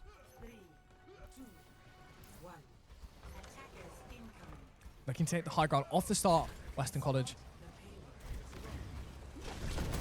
Looking for some flank opportunities, and it does look like it will be the Mercy. Foxy Ellen here. But Coop will go down to Ochi. Ethan does fall off the map though. A mistake from Ethan comes out. Shing will get the trade. Shing will go down to Ellen though at the end. And it does look like Weston are going to win this first fight very, very quickly. An unforced error there from Ethan.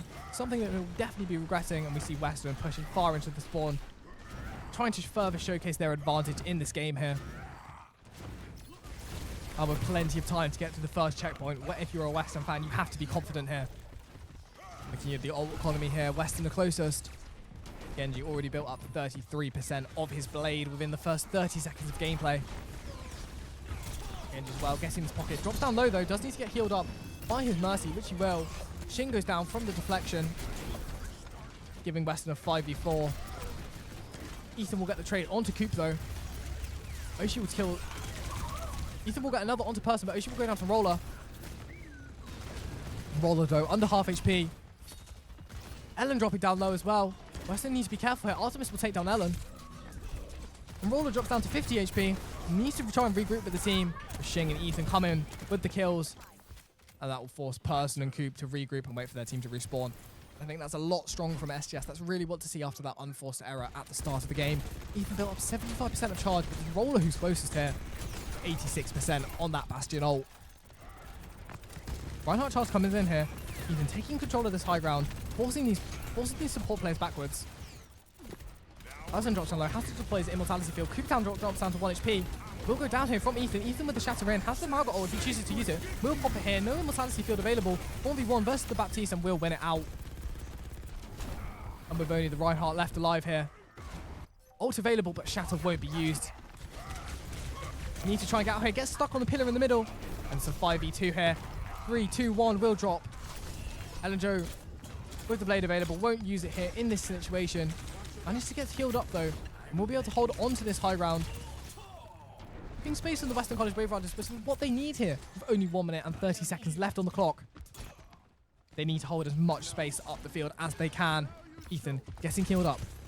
Already built back 20% of his ult charge, but the ults on the Western College Wave are outnumbering massively. 3 ults available. They have the Baptiste, they have the Genji Blade, and they have the Reinhardt Shatter here. When you're going to be used.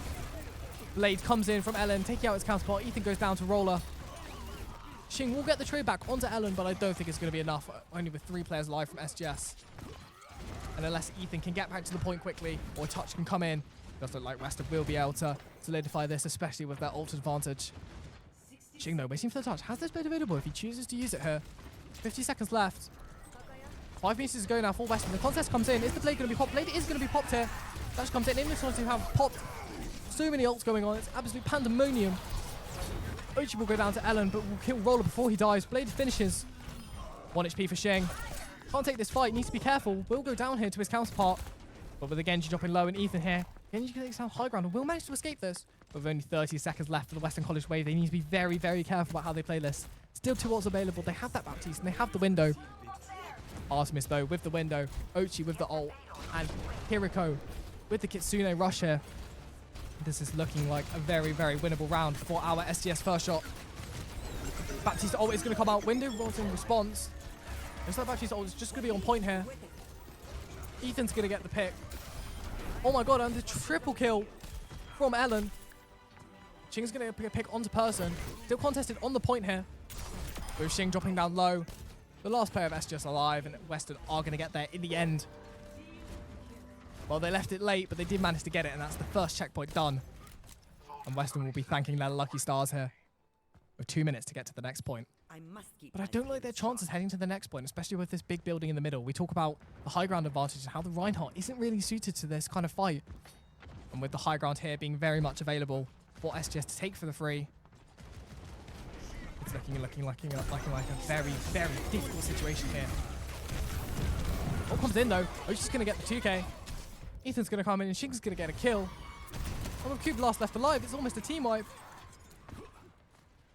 Cube will manage to stay alive though. But a very, very quick fight here. Instantly using the results to take control of the point. And we see Ethan inserting himself on the high ground, making use of the advantages of this SGS first shot comp. Baptiste window will come out though. 1 minute 30 left for the Western College. Roller will get the double kill onto Shark and onto Ochi. This is going to force SGS back here. Can they keep Shing alive? Artemis is not too healthy either, but will manage to heal up his team. But with them just backing off, utilizing this high ground though, keeping Western College kind of pinned to the payload. Western haven't been able to kind of exploit kind of these flanks that we see them use so much here. Ult available though on the side of Western College. They have the Shatter, they have the Blade, and nothing available on the side of SGS first shot. If we get under a minute left here, Western to reach the next point. Roller drops down low though. Will we see a kill here? Cube takes down Shing. Ochi will take down Roller. Elenjo breaks Artemis's immortality field, but Ethan will take down Person in return. Elenjo and the tank for Western dropping very, very low. Reinhardt down to 1 HP. And the Stomp will come in and take down the Reinhardt. And this will force Western to regroup. They can't really take the high ground here. Cube drops down to 1 HP. Will Cube go down here? Stomp comes in again from Ethan. It's another kill with it. This composition from Firstshot is looking like a very, very good counter. Now the switch comes in. The Shatter hasn't been used by the Reinhardt. Maybe a mistake here. It's just now going to have the ult economy. They're getting very close. They are going to get 2 at once here. Very close to the window. Very close to the Malga ult. And with 17 seconds left here, I'm not liking the chances for this Western team. They're going to need to be very careful. Blade gets popped though. Ochi can ult in return. Blade from Ellen is going to take down Artemis. Ochi's going to take down one. Blade from Ellen is going to take down Ochi in return though. Ellen now on 1 HP. And the players from Western are going to get onto point. But Ochi with the 2k with the Blade. Shock's going down to 1. Shock is going to go down to Ellen here. Overtime out. Can Western get this to the point? Players from SGS looking healthy, but they're not all stuck together here. Ult comes out. Window comes out as well. That's going to be Ellen dead to Ochi. Shing's going to get the kill onto the tank. And with only 2 players left from Western on the point, that will be that. Western did well to get through the first checkpoint after what was looking like a very, very tough round. But they couldn't get through to the second. The score will be 1-0 to the Western College players as we move into the attack half coming out from our SGS first shot. And I think we talk a lot about the comps here. We talk about the Reinhardt having the lack of the height mobility. We talk about SGS making these kind of switches, playing this Malga, playing this Genji, playing this Echo. We saw a switch from the end there from the Western player switching onto Malga, but it was too little, too late. And now they need to try and hold this. And I don't like their chances with this Reinhardt comp, though definitely a more of a defensive hero on this map. So we will have to wait and see what they decide to play. And the teams are getting ready now. And yes, we do see the switch. We see WCO2 onto the Zarya. I think this is kind of what we expected here. We see Roller onto the Sojourn. Elenjo still on the Genji here. Person still on the Baptiste, but Cooper switching over to the Wuyang. And I like this more from the Western Wave. They're showcasing that they can make adaptations to prepare. And on the side of our SGS first shot, we have Ethan on the Malga, Shing, looking to play the Widowmaker, looking to get this first pick to start off the fight, but no doubt will switch back onto the Echo or back onto the Genji. We have Artemis playing the Baptiste, Ochi on the Bastion. We've seen so much Bastion today from this team. It's definitely a very meta pick at the moment right now. And we have Sharks on the Juno, providing some of that speed and mobility that the Malga's going to need to get to these high ground positions. And let's see how this starts out here now. As we get into this round, Roller taking the high round with the rest of his team. Bubble comes out as well, beating the Zarya, some of this charge, and it looks like Weston have identified that they need to hold this high ground if they want to get anything out of this. Malga coming in from behind though, will drop down quite low. Immortality field being forced out. Lots of cooldowns being used very, very early from this Western team. They're going to need to be careful how they use this. Malga is still on the high ground right now, getting killed up by his team. Shing Dog's down low, will be able to survive this engagement, however. Ellen and Roller looking too healthy either, and Roller will take down Shing. And it'll be a 5v4 for the Western players for the rest of this fight. Artemis drops down low. Has to force out Immortality field. Is going to take it down quickly. Ethan charging in though. Not very healthy. However, Shing now back in the fight. Ethan will take down Ellinger, but Ellinger will take down the Immortality field, leaving this Baptiste without too much util. And Ethan, separated from his team, is going to go down here. We'll talk about the importance of the charges to make space for SGS first shot, but if there isn't the follow-up, then it's not looking too good. Shing, though, with the kill. The rest of his players, though, not there with him. Shing is going to be able to survive this. And Ethan has respawned. We wait for Roller to get back into the fight for the Western Wave, and it's not looking too bad for the Wave. So it's looking better than their attack half so far. They've managed to hold this SGS team for the first minute or so, but we're still with 2 minutes left for SGS first shot. They won't be worrying yet. Plenty of time for them to build up their ult. So if we look at the ult economy, this grab from WCO2 is almost ready. Will certainly be used here as Ethan drops to low HP. Both Immortality fields are being traded out here. Ethan drops in, ult being popped. Jing will take the kill onto Person. No grab ult comes in yet. Grab comes through. Let's see if the grab gets any value. WCO2 will take down Sharks, and Ethan will go down as well. You see this grab, but Roller will get traded out by Oshi, who then gets killed by WCO2, and Ellen will finish up Artemis. And with Shing dropping down as well, that would be the team kill for the Western Wave.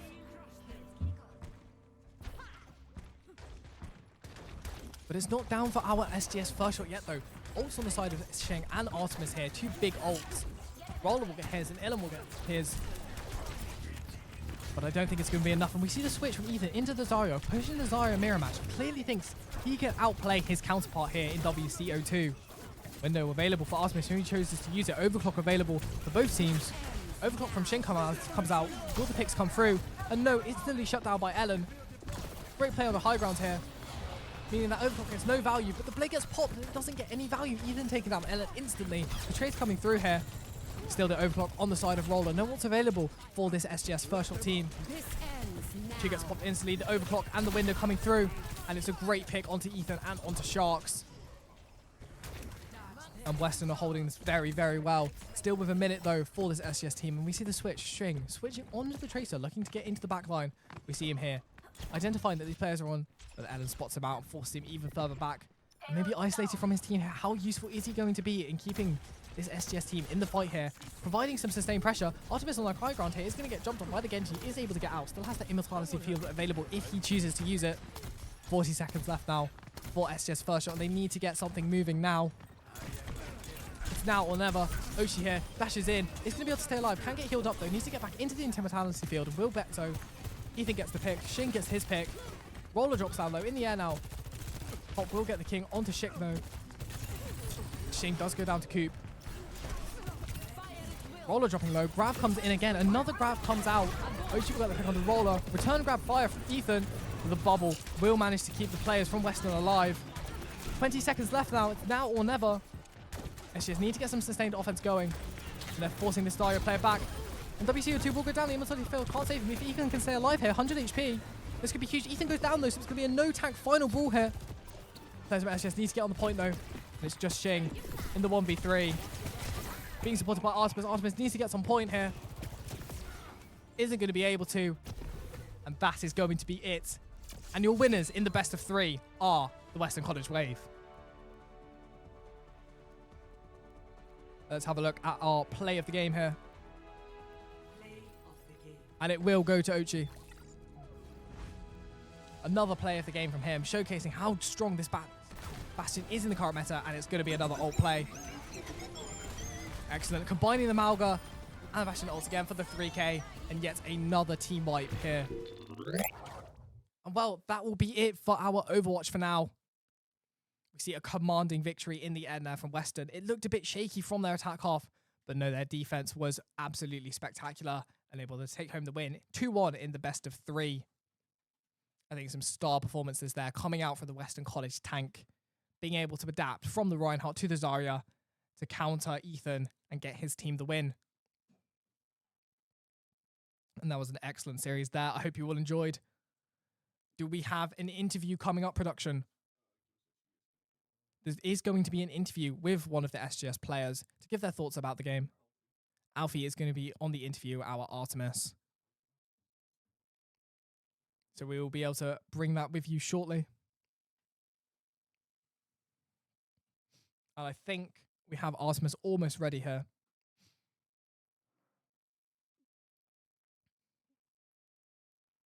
It'll be exciting to get his thoughts on his team's composition. I mean, we saw the use of the Bastion and the Mauga ults. It'll be interesting to get his thoughts on King's Row. This was a map that we saw Western College be very dominant on, but SGS clearly had some anti-strats prepared. And it looks like after the interview here, we will be going straight into Valorant. So here we go. And that, let's see. Who do we have here? And it will be Artemis. Artemis, hello, can you hear me? Seems like we have an audio issue. Artemis, can you speak? We have no mic coming through. Hello. Hello, awesome. Hello. We can hear you now. A very, very tough loss to take, especially after your dominant performance on King's Row. This was a map that we saw Weston do very, very well on. Did you have any anti-strats prepared for them as you took them down easily in King's Row? Not really. We kind of just worked with what we found that worked, really. Yeah, we kind of saw you play many different combos. So we saw Weston stick to their kind of their Genji, their Reinhardt, their Soldier, the agents. These are clearly comfort picks for these players. I mean, towards the end there in Rialto, it was looking so good. And, you know, you had a great hold. We saw the usage of the Bastion and the Mauga ults together, both on Rialto and on King's Row. Was this something that you'd planned beforehand? Kind of, but it was just kind of a strategy that we made mid-game. Yeah, I mean, it was a great strategy that worked, getting 2 team kills in a row. In your opinion, what do you think went wrong for your team there on the attack half in Rialto? I honestly don't know, personally. I think it was just a lack of team communication. Yeah, lack of team communication, one of the things that we highlight as being very, very important across all the games that we commentate today. Thank you, Artemis, for your time, and we wish you luck in your next games. Thank you. So we heard from Artemis there, highlighting the importance of team communication, and we will be back very shortly to bring you some Valorant.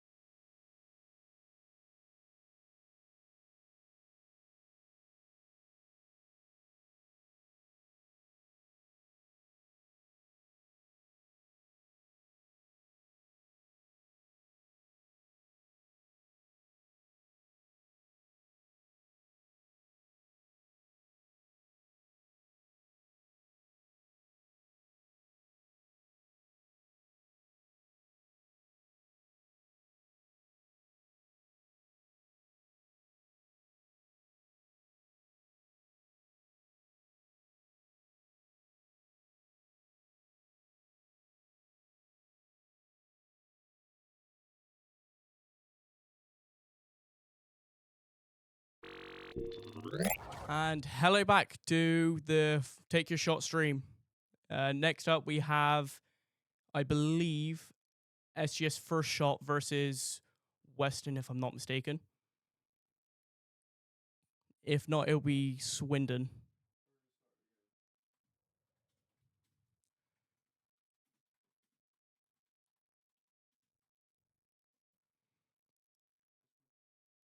Looks like we're going to have a Gecko on... Looks like we're running Gecko, Sage...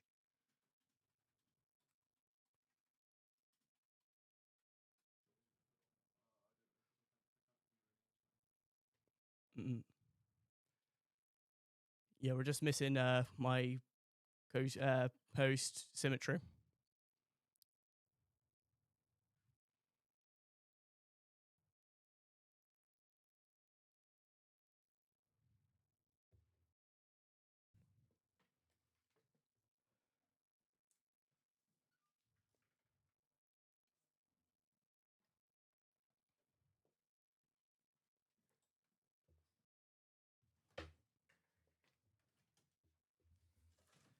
Hello, everybody. We apologise for the short delay, but we will be back now, bringing you coverage of our next series of the day. It's going to be Valorant. Hopefully, we can get into it here. This is in-game footage. It looks like we're going to split STS versus Weston College. Team comps look like they're going to be from the side of Weston College. It looks like it's going to be the Fade, the Phoenix, the Viper, the Omen, and the Waylay. A great balance of the entry, playing the double smoke comp here, Artemis, looking to take advantage of the sight lines and control them. And then from this side of SGS, we see the Gecko, the Sage, the Neon, the KJ, and the Harbor pick coming out from Wasabi. Something we tend to see much at high level, but certainly one that we tend to see now. Certainly seems like an interesting match that we're going to be watching here. Most definitely, and with 5 seconds left to go, we can finally get into our first round of our Valorant match. SGS versus Weston College.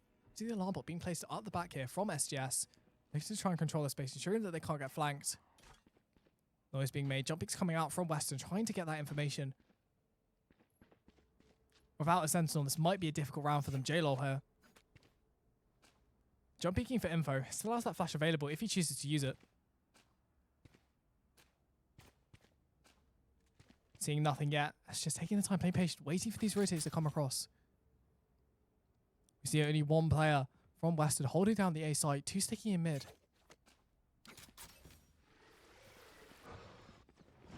Oh, and the timing's perfect. J-Lo with the flash, though. Is he going to get one? He's going to manage to get the Gecko. Going to get traded out instantly by Wasabi, though. Bump comes through from Reed on the Viper from Heaven. This Harbor was so oppressive. And Dav is going to get the pick. Is going to get traded out, though, by this Viper. So we've got a 3-on-3 for scenario with Bomb down here. Here comes in, but the Bandit. 1 taps by the Sage. 2v3 now on the retake. 2-on-2, though. Benji goes down to the Waylay. Fruit here. On this side. 2v1. Wasabi gets the final pick. That's going to be first round, going to SGS Firstshot. Interesting round there. Yeah, certainly a very interesting round. We see them take a lot of time in the main, waiting, trying to bait out the Phoenix to rotate. They hear the jump peek. They don't want to commit into that Phoenix flash. They wait out perfectly. The Harbor wall goes up. The Phoenix flash comes through, but can only get one. And the trades come through. And in the end, Wasabi there giving SGS their win and getting them on the board. Close game as well. Could have gone either way. Very, very close game indeed. Now we see the buy coming in here from SGS. Wasabi with the Vandal. They are looking to press their advantage here. Jello, though, walking down with the Waylay down mid, trying to get active on this weaker buy. They're going for the fast flank here. SGS might not expect this. The alarm bot comes through. They know they're there now. Is Waylay going to get the first pick? Bav comes across. SGS now holding the split. Comes through. The stun comes through. They have to back off here. The wall coming in. Not allowing this flank to happen. And so the Western players are going to regroup back into mid. Flying across. The wall comes up. Are they going to be able to get bombed down? They are. If they're going to plant, and they look like they're going to play back into this corner, looking to hold on site here. This Harbor wall is so oppressive. The players from Western are not going to be able to get over this. 5v5 post plant here. JLo takes out the turret. 2 players with 2 duelists overtaking from heaven. Wasabi gets the kill. Extra from behind, trying to get a pick on the Neon. Doesn't manage to get it. And Dav is going to get away here. 4v2 with the Vandal. Wasabi with the Vandal is going to take down Extra. And Envies is going to follow to EDOT.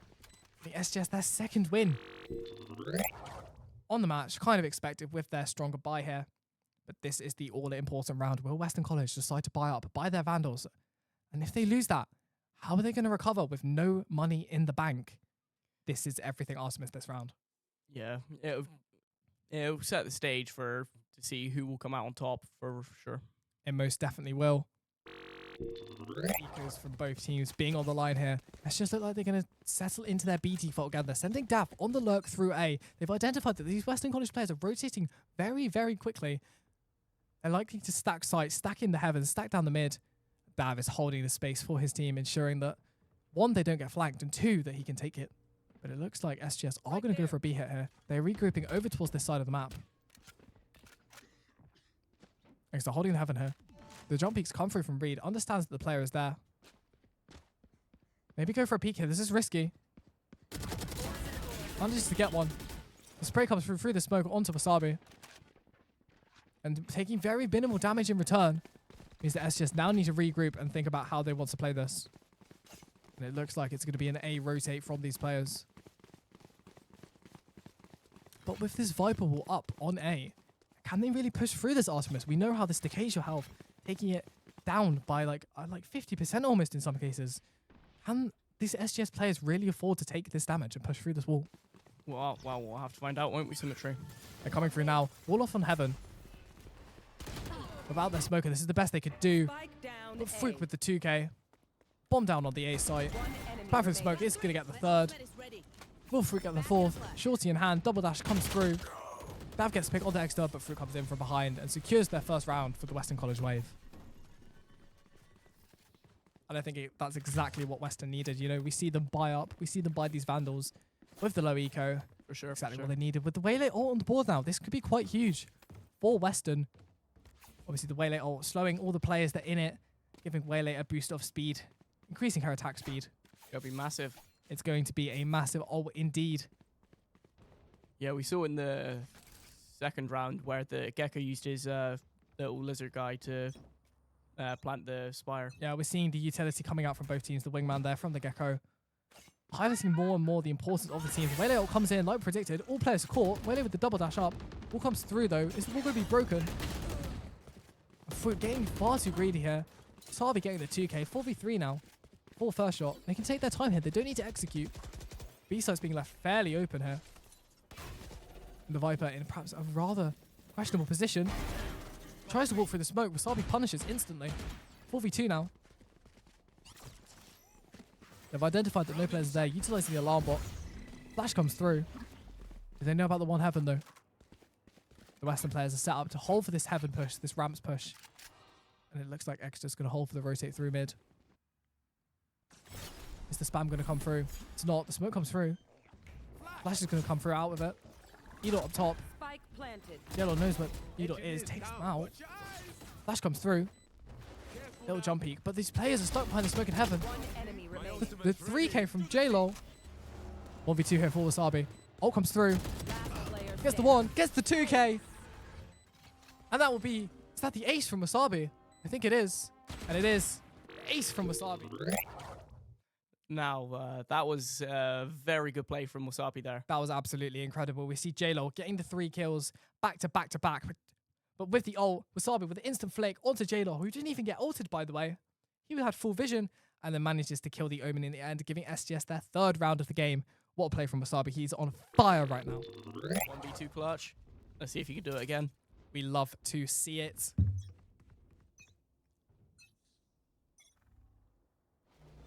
They're coming over the top. It's going to scan nothing though, because all of the SGS players are grouped up on B main, ready for their execute. Hubble comes up again. Is the spam going to come through? It is. No damage is going to be done though. Next is going to take some in return. They're going to walk out of the smoke on heaven though. Extra smokes off main.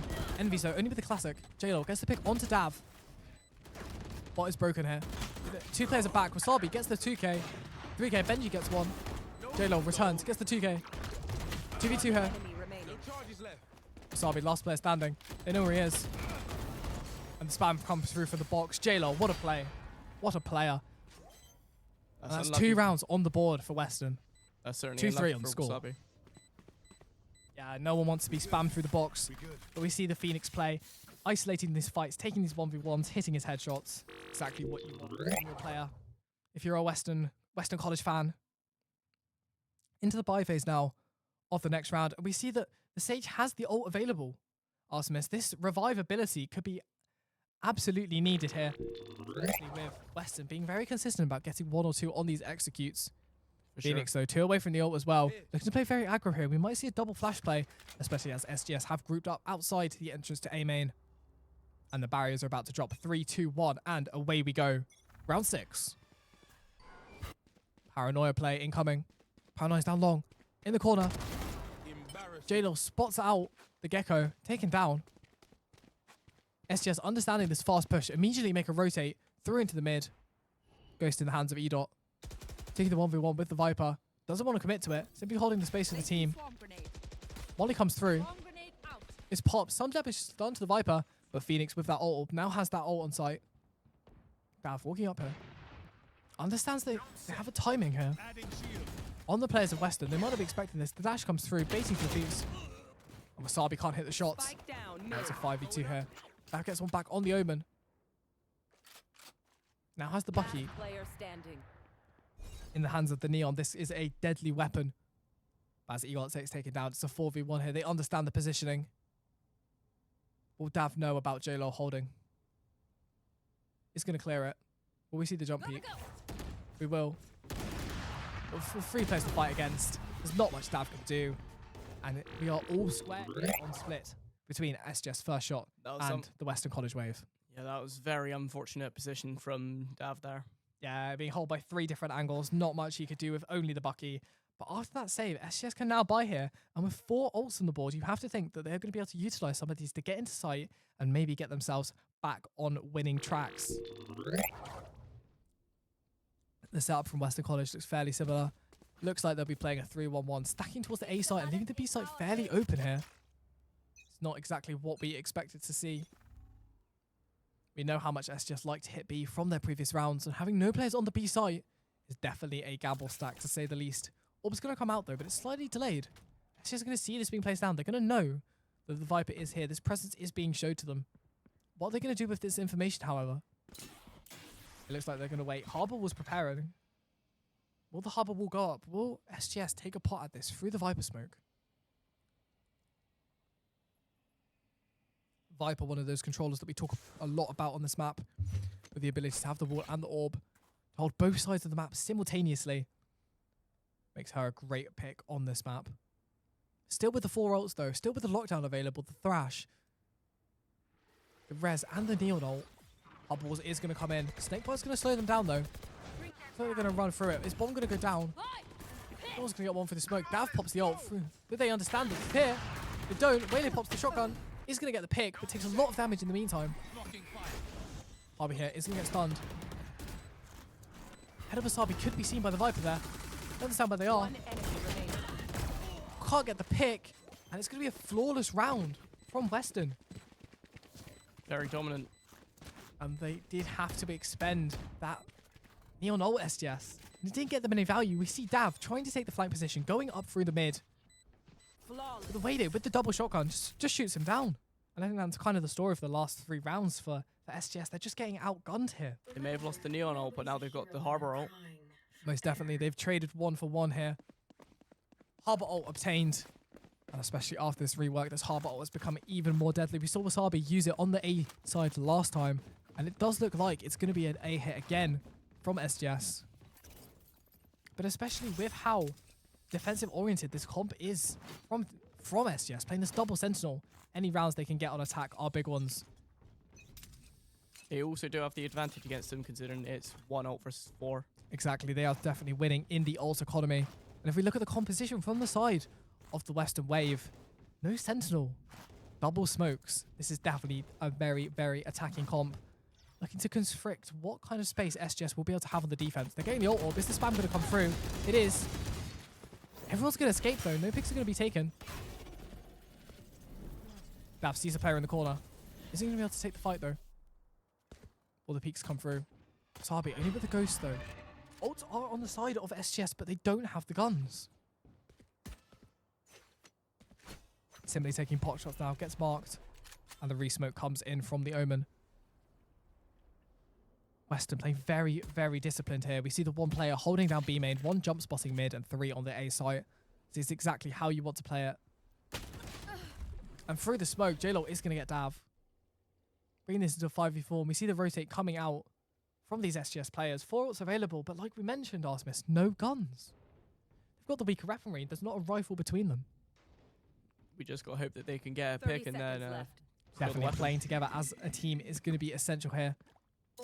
J-Lo re-clearing the space on A. Fast fight might come in. Snake bites out. Wasabi's going to get the pick. He's going to get a Vandal. He's going to get a Phantom now, even. Be able to hold this. 40 seconds left. Not going to see the Omen. And with the spike down, no need to Sage remaining. It's going to be another round win for the Western Wave.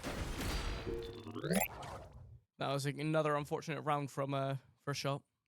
Yeah, definitely. I think despite being on a Nico, I think there was more they could have done there. I think they waited far too long in A main against the superior weaponry from the side of the Western Wave, and it caused them to just slow down that much. Get anything going, but still, we talk about the ults available. Still have 4 ults, Artemis. These ults need to be used to win them rounds. We certainly won't be able to do much without them. Most definitely, it seems like the only way they will be getting into sight is through these ults. Instant smoke from the Omen. They're looking to try and grab as much as possible here. Smoke comes through into mid. Operator available here. Nice slow down. First pick comes in from Envy's onto Wasabi. You will not kill But the my res ally. instantly comes through. Getting Wasabi back up. They are going to be able to revive this here, but will they expect the players playing so closely? No, they won't. The operator shot comes in. Bench dies. Plant comes through. The mosh is coming up. Will it land? Envy's trying to get active here in the 5v3. Wasabi gets one. Instantly gets traded out by the molly. He got with a shotgun here. But the flanks coming in. Last player standing, and the Omen TP's onto the box, and that'll be 6-3 to Western College. I like what we saw there from Firstshot, though. They did get into the site. They might have actually able to get the bomb down on this B site. It looks like this is definitely the better site for them, but in the end, it's just not enough to deal with the firepower. We talk about the Harbour being their only smoker, and we talk about how the Harbour's not really utilising the wall to smoke off the heaven, to smoke off these high angles. He's using it close to secure the plant each time, meaning that Western are able to get so much space onto the site before the bomb's even gone down. Yeah, that round especially, it did also cost them the Sage ult as well. Most definitely. The Sage ult gone now, leaving the ult economy in the favour of Western as we approach the final 3 rounds in the half. Maybe not. It looks like it's even. 3 ults per team. 3 ults per team, indeed. Apologies, I did not even see the Gecko ult there. Oh, Wasabi having his ult. We know how influential he's been for SGS so far. SGS will be hoping for a 6-6 to end the half. Western will be hoping to win out these next 3 and get them to a 9-3. Phoenix ult will go massive here. Wasabi using some of his util quite quickly here. We don't like to see the util being used before the execute even happens onto the site. Thrash available here. Could use Thrash to clear out the heaven. Or they expect the close corner play from the Omen. Surely they clear this. At some point. Harbour looks like it might come through. The smoke's going to happen though. They're going to hold really, really close here. J-Lo is going to take Dav out in heaven. Frugud now on the rotate with the operator. Smoke comes through. Viper is going to take down Wasabi. 5v3 now. Lockdown comes in, but is it too late? Lockdown is going to be destroyed instantly. Picks are coming through though. Headshot through the box as well. Whaley's down very low. Is the repeat going to happen? It is, but the flank from Omen comes in time. And being shot from 4 angles, there's not much to do. 7-3 now for Western. Yeah. And I think it's more of the same, really, Artemis. We're just seeing SGS get outgunned here. They need to try something new. The A site clearly isn't working for them. They had more luck on B. Do you want them to see go back to that site?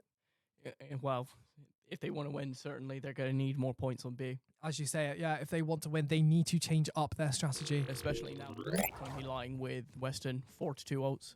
Exactly. We saw at the start of the game a very, very dominant SGS display on this B site, and it looks like they are going to go back to it. Placing alarm bot. Weston clearly able to adapt better and get themselves more in the game. And still with his operator available, SGS understand that the Swaley has the operator. And still they're peeking it. They need to use more of this initiator util to clear out these angles before they re-peek. Waylay here. Still with the double dash. And the ult. It's going to hold very tight here. Jump peek might get caught out here from Wasabi if he chooses to go for it. Approaching the angle, a moment of stillness here before they execute. The wall isn't going to wall off the hit. Waylay's going to stay there. It's going to get the pick. Miss me too much. Waylay going to re-peek this. It looks like so. And another. That's the 3k for the Waylay with the op. Going for another. Oh my god, the no-scope headshot on for the ace. Understands the positioning of Wasabi. And Jayla will get it. But wow, what a play from Fruit here on the Waylay. The no-scope operator headshot on the Neon mid-air. That was wild. That has definitely got to be shot of the tournament. Wow. You see the instant reaction as well. Putting out the shorty, preparing for the shot to miss. But doesn't even need it. The instant no-scope. The reaction time. Yeah, I think the confidence from Weston is something that we focus on here. The ability to re-peek and re-peek. Instantly going for more and more kills. Not afraid to be taken out. Yeah, it seems that is something that the Firstshot team could be able to work on. That's something that they really need to be careful of. The ability to clear the operator off these angles here. And it looks like it's going to be a default from the SGS team, holding these areas of the map as 2 players head down mid and 2 players look to go main.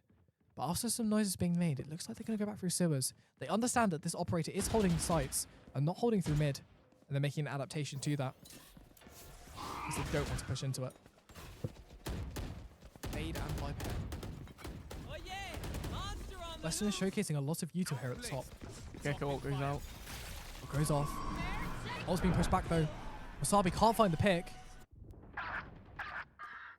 Pick's coming in though from Benji, getting his 2k. 4v3 now for SGS. This is their first winning scenario for a long, long time. Do they understand the positioning though? Main is being held. Looks like the Waylay is going to drop back into sight and hold heaven here. J-Lol. Holding for the rotate into. Is he going to get the pick onto the stage? Sees the stage, but the stage also sees him. Forcing him and Omen to drop back. Is the flash going to come up? I think Scott comes through. Can't get picked though. Understands the position of all 4 players now. Fire's going to come through though. In this way, they're continuously holding heaven. It's just kind of stuck here. They have the player advantage, but they're not doing a lot with it. They're still just stuck in mid. They're undecisive, Artemis. They need to get going. And it looks like it's going to be ahead. Back towards B. Looks like it'll be a B slip with Edot holding their flank up for heaven. 20 seconds left though. They need to go now. Not to mention the operator player. In heaven. And the ult's going to come through and it's going to slow them down. Will we see another no-scope? We will. And SGS is indecisive for them. Has cost them this round. So indecisive, Artemis. Ooh. The flick away from Foot. Tries to come in. Gecko will get the 1k, but Omen follows in. So indecisive. They have the player advantage for a whole minute in mid and they don't do anything with it. They're just sitting in this fence, in this heaven.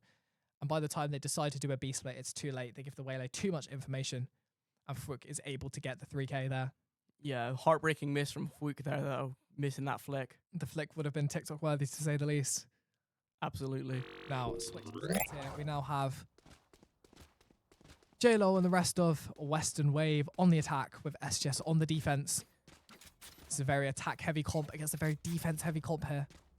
9-3 at halftime. Two See how this goes. Sentinels on the side of SGS, though.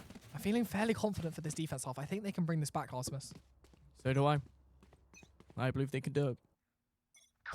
Omen with the insta-smoke. Looks like it's going to be a fast rush here on A. It's looking heaven and ramps. His team is looking to stampede into the site here. 2 players from SGS being forced back into this corner. Wasabi's going to get 1, though. Wasabi's going to get the 2k and manages to get out. J-Lord does manage to trade out Edot though, but there's a 4v3 with all the players from Weston stuck on the site. David is going to get taken down. Line comes through though, excellent blind. 2v1, J-Lord left. Manages to get Wasabi, but Dav gets the trade. And the first round of this defense half at SGS goes to them. And I think this is more of what we wanted to see. We understand that this comp is very, very defense heavy. But the ability to stay in the site, we saw Wasabi get the 2k in the site without moving. They allowed his team to be very successful in that round. 9-4 on the board here. It's a long way to go for SGS. Absolutely. They need to win ideally every round for them. Otherwise, Gotta go. Exactly. gonna lose. One lost round could give this Western team the momentum they need. We see the Marshall play from Dav.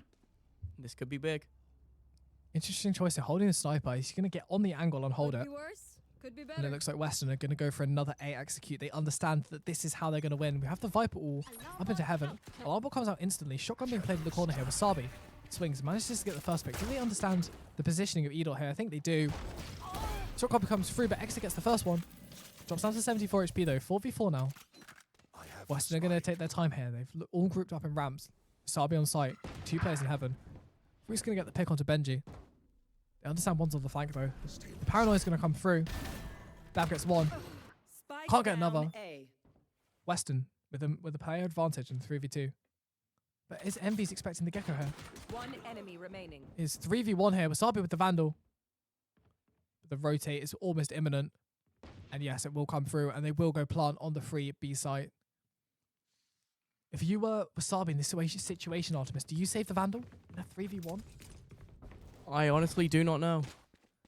I think it's a difficult situation for anyone to choose. On the one hand, you are down 5 rounds, almost going to make it 6. But you need to keep this Vandal. This Vandal is everything to you. Looks like we did see some messages from Envy here. Unfortunately, we cannot read that. But it does look like Wasabi will be saving his Vandal.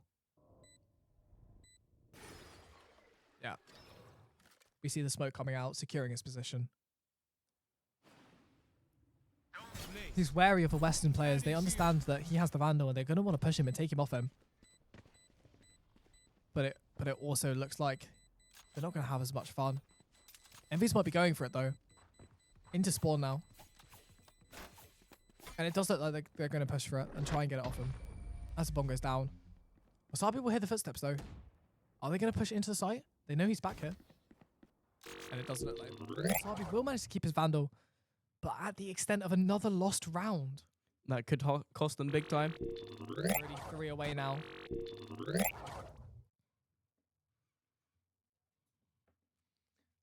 And it looks like we might be having a technical issue with the Observer. But we will get straight back into it as quickly as possible.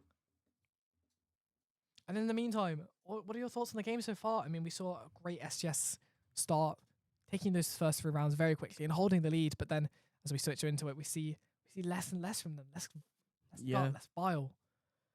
It seems like they're slowing down on their pace. And I think we will be able to switch back now to our in-game footage. Game's Excellent. already Dav started. taking off to heaven, but Fuchs gets the first pick onto Benji, leaving this in the 5v3.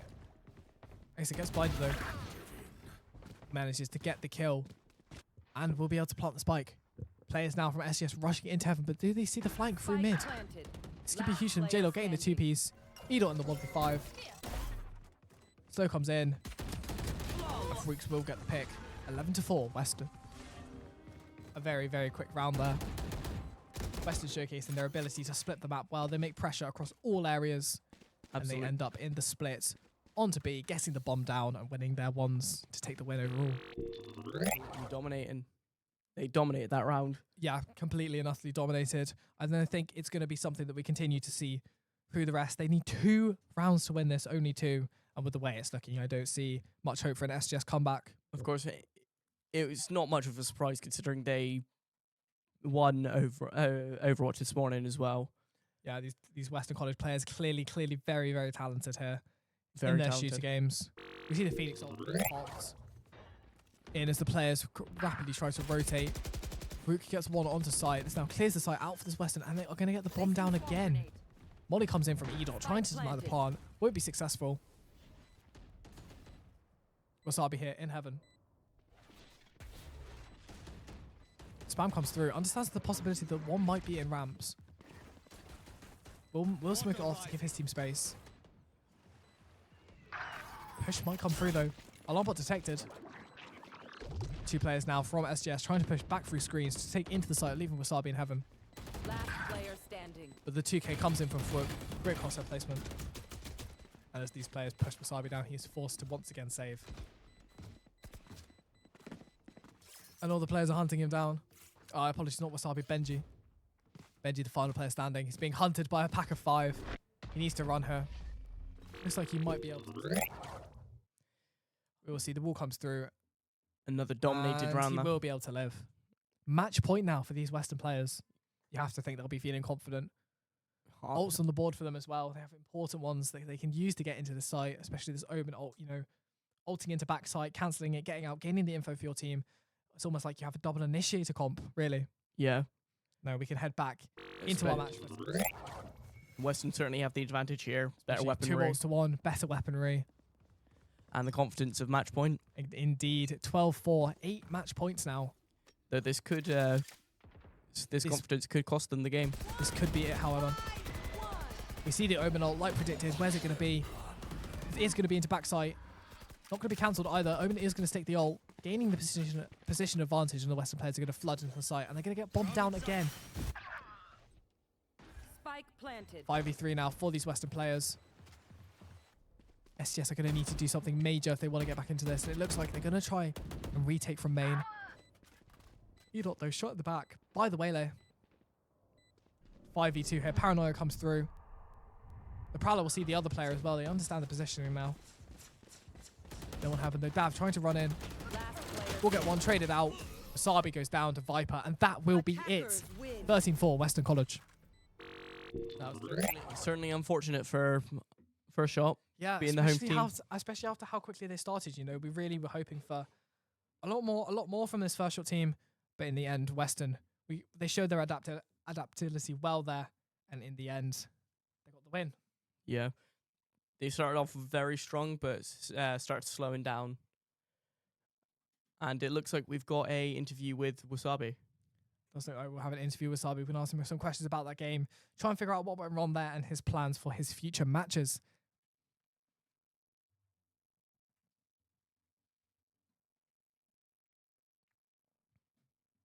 We're waiting now for Wasabi to hop into our interview booth live at the Esports Lab at SGS Wise. Here we go. Wasabi's with us now. Wait for him to be handed his headset.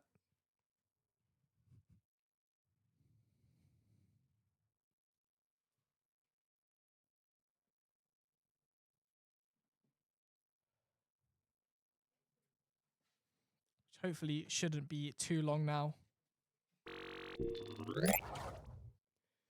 But whilst we wait for Wasabi to prepare himself, who is your standout player of the match there?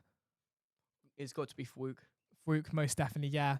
Excellent play on the Waylay. We appreciate how much these entry duelists really matter to these teams. We didn't see it much yesterday from the side of the Real Signals, much preferring to play their comfort picks. We think about the Reyna, we think about the Brimstone, we think about these non-entry duelists, but having someone with the dash to make space for the team and not be afraid to take fights is definitely a massive positive.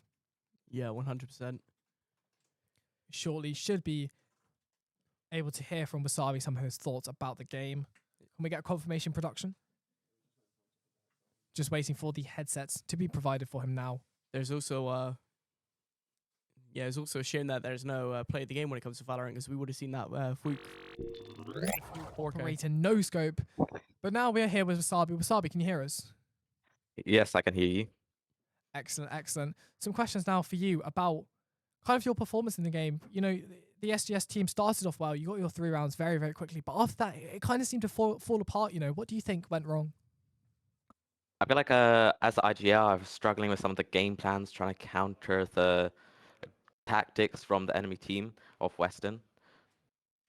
Yeah. Moving you on to Artemis now. How do you feel about after your loss? It was quite a rough loss at like 4-13. I would have hoped for a better outcome, especially with the start we had. However, I do feel like there is some changes we can conduct with our next match, and we can just continue to build in some confidence in this break. Are you planning to take some of this confidence from your first 3 map wins into your next game? Do you know if you've got a set strategy? I think we need to adapt more, like getting more info on where the enemy is, because I think that's what was a flaw with our entries, and also when the enemy retook the site, we had no full clue when they're coming from, and they had the fade that allowed them to figure out where we were, and that just really didn't balance well. Awesome. Thank you very much, Wasabi, and we wish you the best of luck in your next fixtures. Thank you. That was Wasabi there from SGS Firstshot, giving us some insight into the game. Production, will we be taking a short break before we head into our next series? Yeah, so we will be heading to a short break now, and we will be back very shortly, bringing you more coverage from Valorant.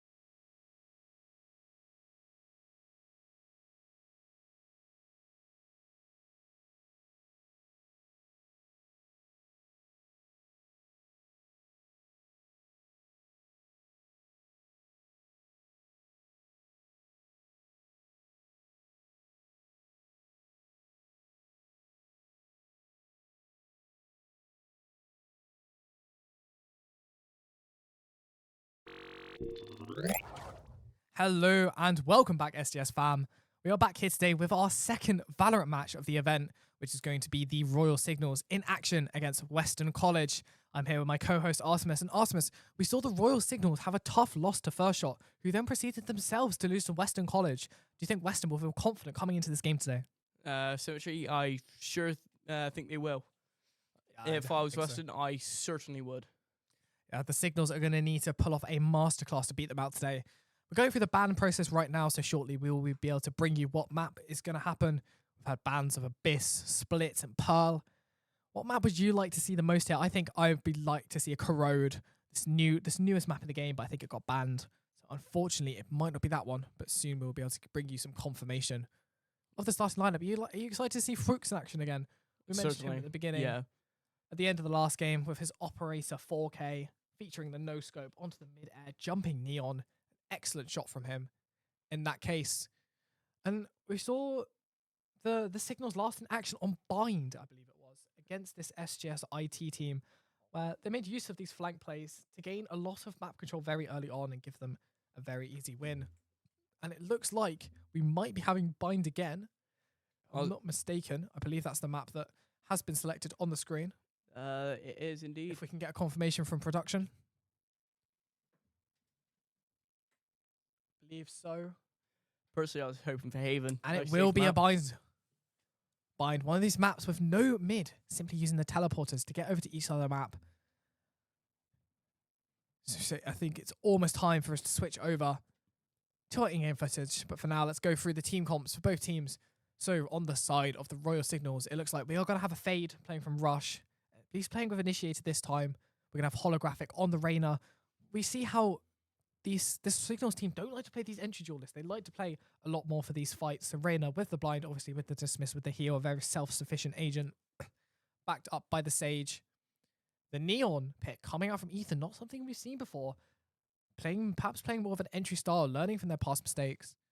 And then on the side of Weston, we're getting a very, very good comp for this map. We're getting the Raze, the Yoru, the Brimstone, the Viper, and the Fade. Exactly what you want to play. Again, no Sentinel from Weston. Maybe this is a strategy from them. Maybe they want to play super aggressive and use these agents with more of this like stall util, more of this defender-based util, rather than just a straight-out Sentinel to survive on this map. And they will be starting on the defense first. With so many mollies as well. I mean, you've got the Fade molly, you've got the Raze nade, you've got the Brimstone molly, you've got all of this util here. And I think it will do the Weston College team justice.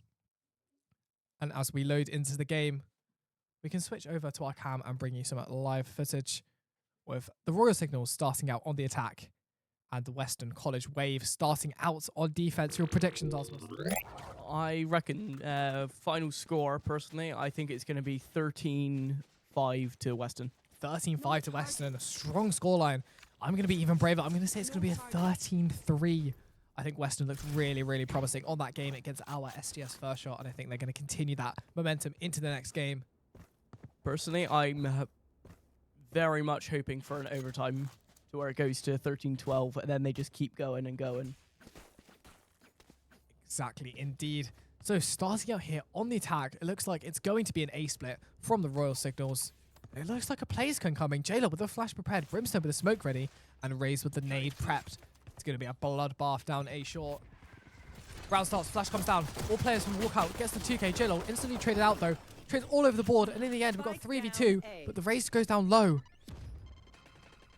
Calcifer, still healthy. Fruit on one shot, Devil shot, healthy, and with shield as well. It's not over for them yet. They're wary of the flank, though. I understand this might happen. Calcifer will go down to Reed here. 3v1 now. Devil shot, healthy, but only with the classic. No util in hand either. Fruit down on low HP, holding the tight pixel angle here.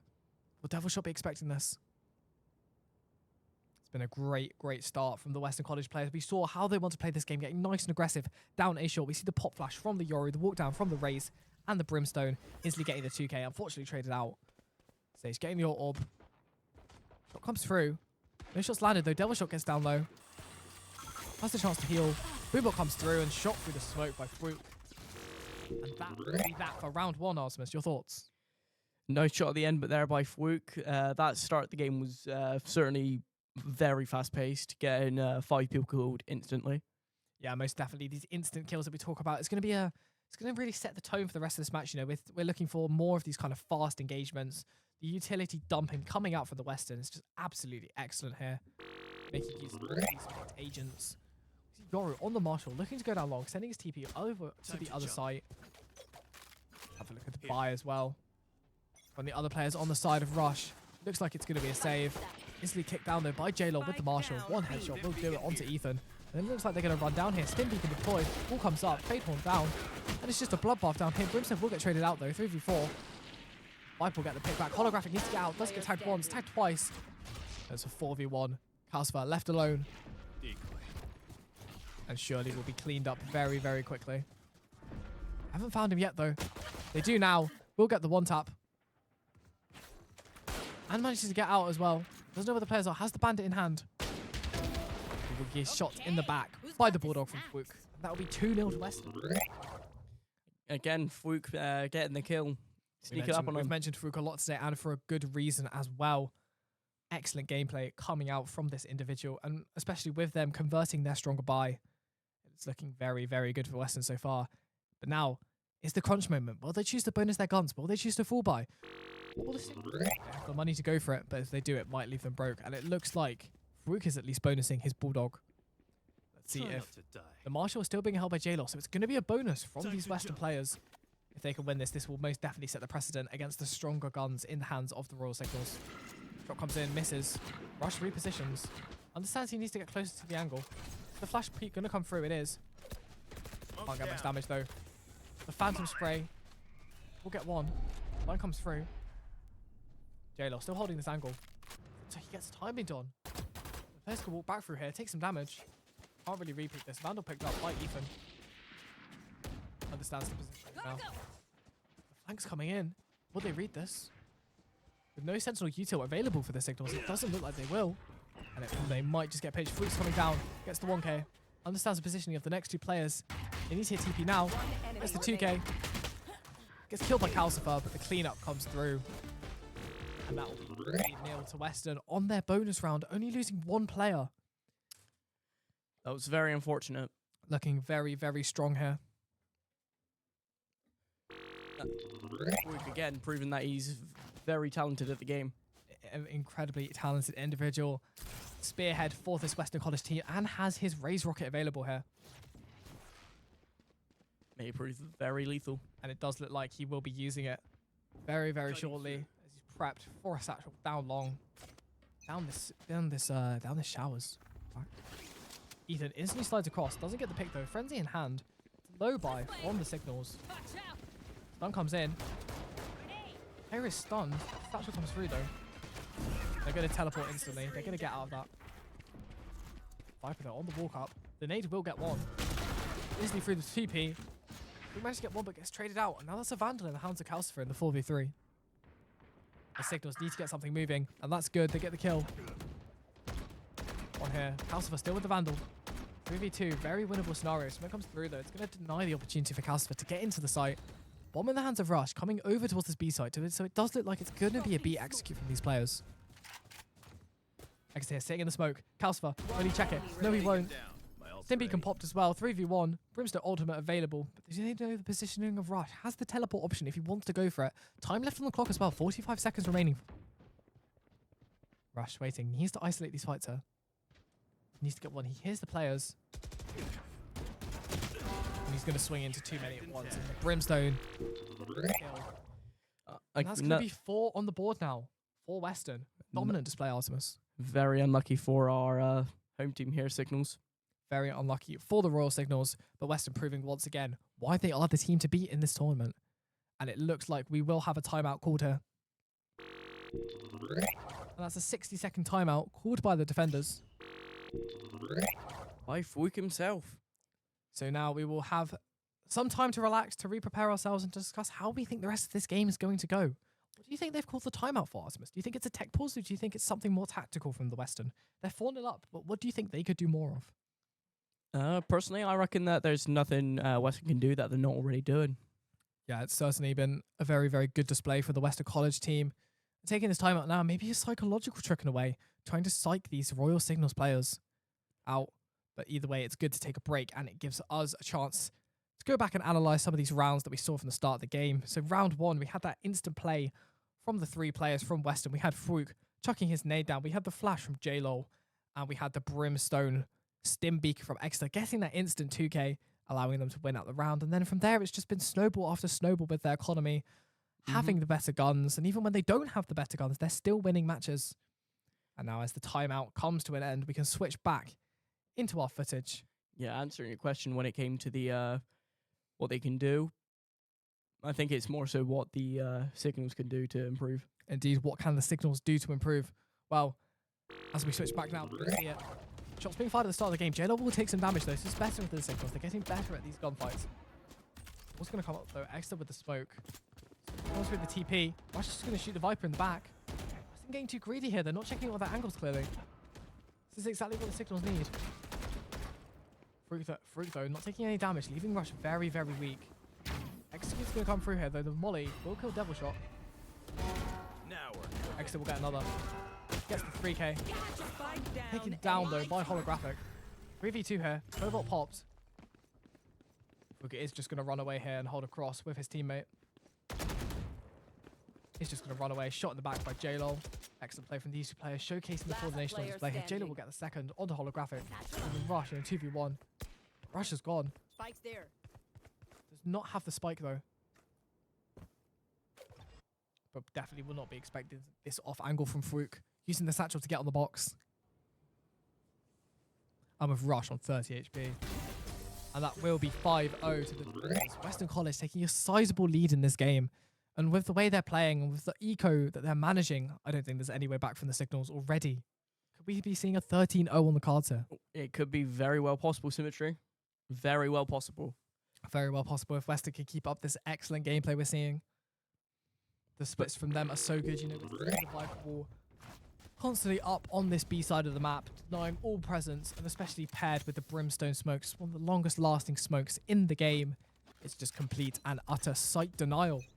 Yeah, ult economy right now though is equal 1 for each team. Economy equal. Holographic will pop his Reyna ult. I'm out of here. But perhaps if Brimco can identify that many of these players are going through hookah, the ult could come through and this could be monumental. Rush though, understanding the possibility that there might be one walking out the smoke, is going to hold it here. Brimstone's getting the ult prepared. Spam comes through. He's sprayed the eye, does manage to break it. Always has the opportunity to get out if needed through that teleporter. Farouk will get the first pick onto Devil Shot. Calcifer though can't get into the TP. All remaining players of Signals are now just in this small area and they need to do something to get out of her. Rotate from the Viper. Raze will get the ult orb here. All 3 players from the Signal still in this area. But Weston know this. They're happy to let them here. They're happy to hold the teleporter. Gets the pick, Brimstone, leaving it as a 5v2. This could be another flawless round for Weston. Flash comes through the smoke from the Yoru. And the 2 remaining Signals players, stunned, blind, shaking, hiding in corners. There's nothing they can do here. Reyna ult popped. Hiding in a corner perhaps might be the play here. Weston get greedy and start to walk down. This is going to be a free pick for Holographic. Holographic is going to get one. And Farouk is going to have an unfortunate miss here on Ethan. 3v2 now. Ethan maybe isn't aware of the flank though. There. Hopefully going to get bombed down here. Smoke comes through from Calcifer to help him 10 out. seconds left. And we have a post-plant situation. One of our first of the game, Ultimus. Very much so. 3v2 though, 45 seconds still left to defuse the spike. Can they pull victory? Weston are clearing this very, very methodically. Especially with that Brimstone ultimate available. Almost been tapped. Even with the spam. Spam's not good though. Last player standing. And it's just going to be a full stick. That will be that. That round. 6-0. Halfway through this first half of the game. And Heartbreaking. everything is just going Weston's way. Heartbreaking defeat from the Signals right there. They had the plant, they had the good situation, but they just couldn't get the spam into the smoke. Most definitely. One thing that was really costing them that game. Even being in a 2v3 scenario, you think you could win it, you know, they have that Neon Stun available, they have all this util, but no, the Viper Orb, saving it for the last moment, popping it on the spike, with the Brimstone smokes as well available, and it was nothing that the Signals could do against a very well executed Western post plant. Certainly, let's hope that Signals can turn it around and clutch this second half of the first half. indeed. And the ult economy from the Signals is not looking too bad. As we switch back over into our gameplay footage, you'll see here 3 ults available for this team. First pick, though, does go the way of Weston. Can freak out, though. No, he can't. Ethan will run him down and grab the Vandal. Still some juice left in the ult. He's going to use this to clear as much sight as possible. He's going to get one tap, though, by Envy. He's not clearing his side. Holographic, though. The blind will secure the site. And now it's a 3v2 for the Signals team. Goes to the bomb, though. 2v2 scenario. Envy's and Exeter have control of the bomb. Face your fear! Marked 1. That's here. He's going to smoke off the side and try and get this bomb back for his team. Rush is going to take the position in elbow. He's going to take the 1v1 into Envy's. Envy's will win the Fade Duel. Bring them down. And what was looking like such a winnable round, a 4v2 almost. A winning situation Goes as well. into a 2v2 and then eventually an OV2. And that's just not what you want to see from Signals. They're getting themselves into winning positions. They're taking the site. They're actually utilizing their smokes well to keep the space. But it's just these gunfights that they need to get better at. They need to start winning, or it's going to be a clean 13-0 for Weston College. Yeah, Weston, they're just dominating. And then Signals that round, they were in such a winning position and it just looked like they lost comms. Yeah, completely. I completely agree with you, really. I think we need to see more here from this Signals team if they want a chance of getting back into it. And as we switch back into our gameplay, we see instantly from the start of the round some quick picks that we didn't quite even manage to catch. Last player standing. Rainer, the last one left alive, holographic. 20 seconds of the round are gone, and it's a flawless within 20 seconds. My God, Artemis. Wow, we didn't even get to catch much of that. That was a slaughter and a half from Absolute Weston. slaughterhouse, an absolute bloodbath, if you will. That's not like we want. That's not what we like to see from Signals. No, it is not. We see Farouk, we see J-Lo, we see the whole team from Weston simply running it down at this point with no regard for their opponents. They know they're better. They're dominating this game, and they are going to take home the win at this pace. 6 seconds to go in the buy phase now as we switch back into our round. 4 ults on the side of Weston.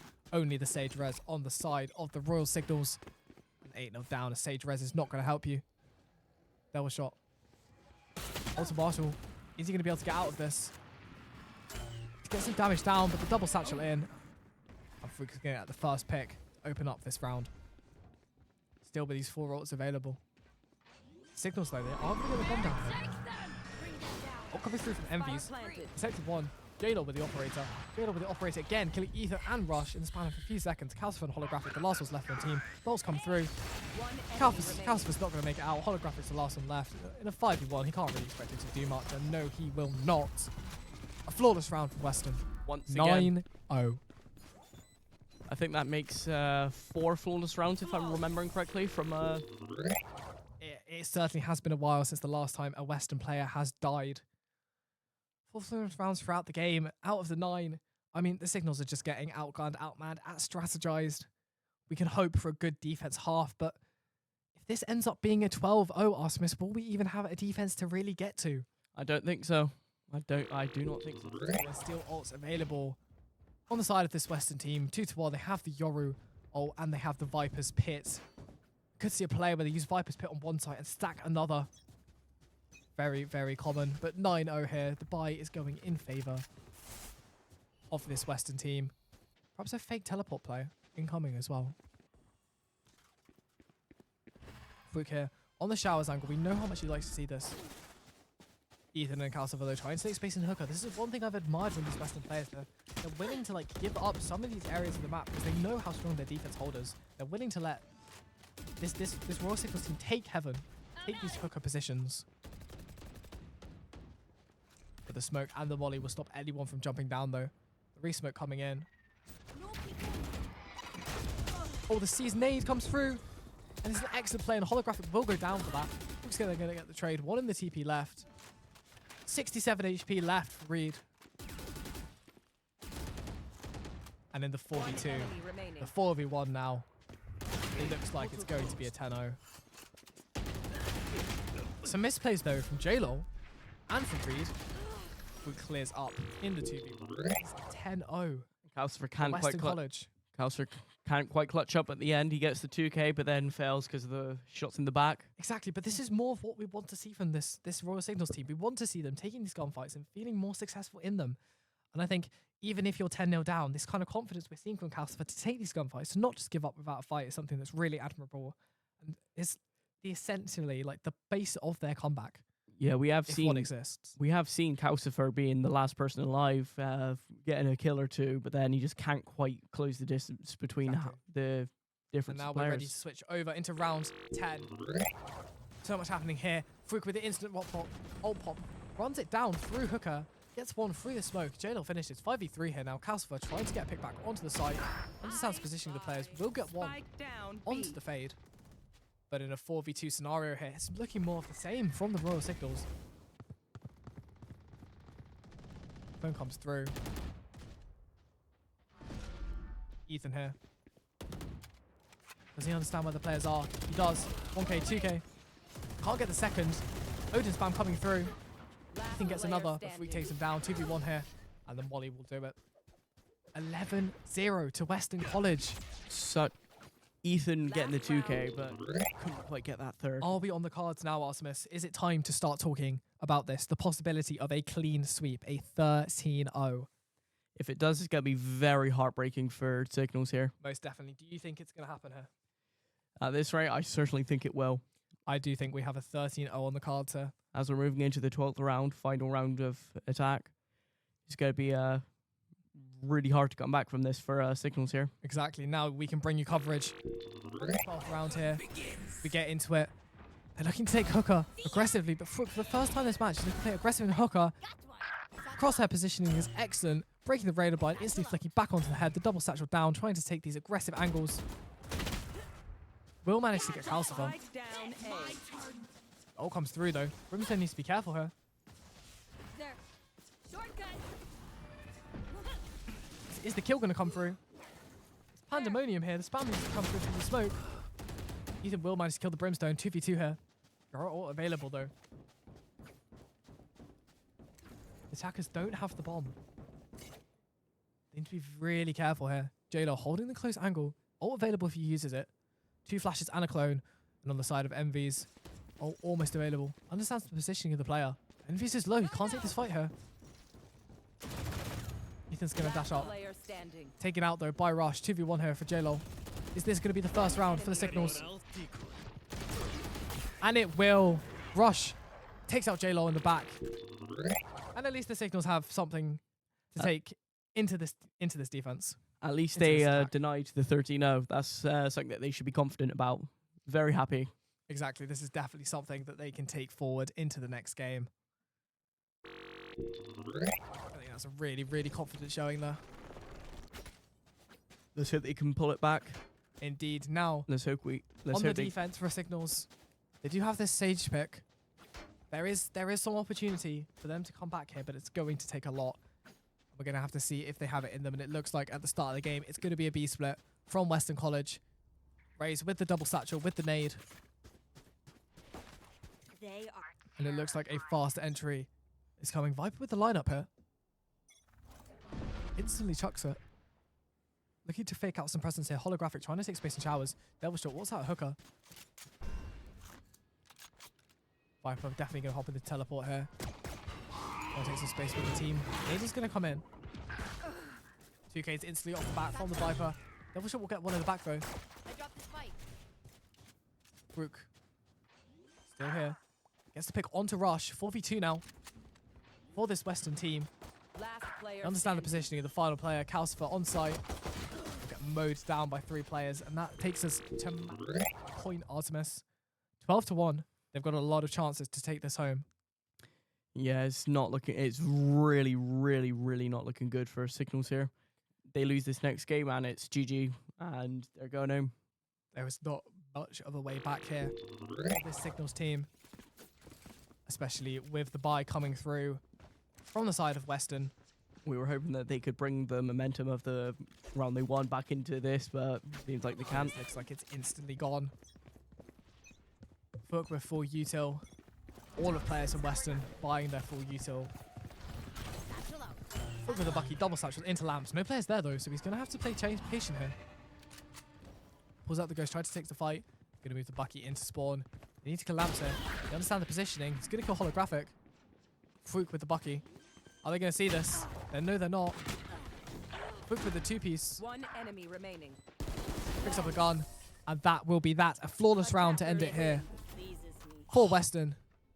Such a heartbreaking defeat for the Definitely a heartbreaking defeat for the singles, but kind of what we predicted given their previous results here. yeah. A 13-1.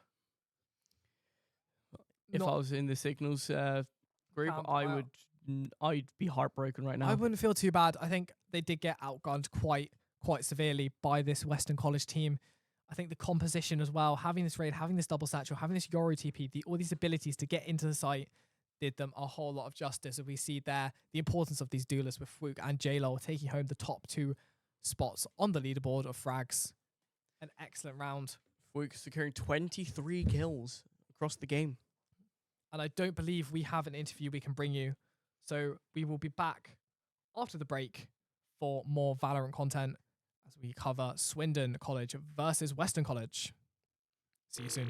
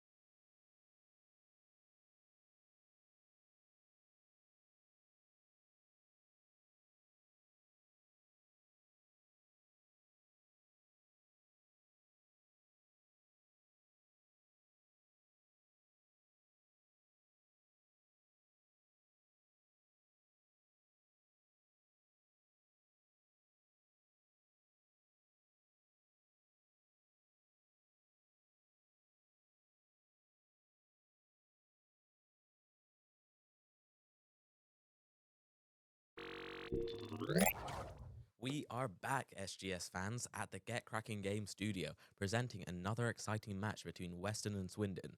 These two teams have both won their previous games today, so it's been an exciting matchup. Now to my host, Symmetry. Yeah, exactly as you say it, Wasabi. I think it's going to be a really exciting matchup. We saw both these teams take down the Firstshot Valorant roster in some very dominating displays, and it looks like it's about time for us to get into the picks for this map. Your thoughts? Yes, indeed. Additionally, I just wanted to add, they both won against Royal Signal, so with either team having 2 victories today, it's going to be very top 2 teams of this tournament going up against each other. For the agent picks, it's seeming like we're from this attackers, which team is that? We're seeing Raze, Fade, Viper, Yor, and possibly a Brimstone, so a bit of a change up. We are also seeing another very similar comp of Brimstone, Deadlock, Fade, Raze, Yor. Yeah, I think these are comps that we kind of expected to see on this map coming out from the Western College. They're playing the same lineup they played earlier in their dominating victory, a 13-1 over the Royal Signals. And a very similar comp coming in from Swindon as well, showcasing the high level that these two teams are playing at. Indeed. They just had both great practices. Like you mentioned, 13-1, and they managed to, or Swindon managed to beat SGS 13-2. So with that dominance, that's what makes it interesting. Especially, both teams, or from what I noticed against Swindon in Bind, they did have some aggression onto sites very quickly. Within seconds of the start of the round, they had that plan, that info to push. And on Split, we saw that the other team, Weston, also did something similar. They're getting that info for those retakes. While they did allow those sites to be taken, they knew exactly what they were going to do next. Yeah, you couldn't have said it better, and I think now it's time for us to get into the game.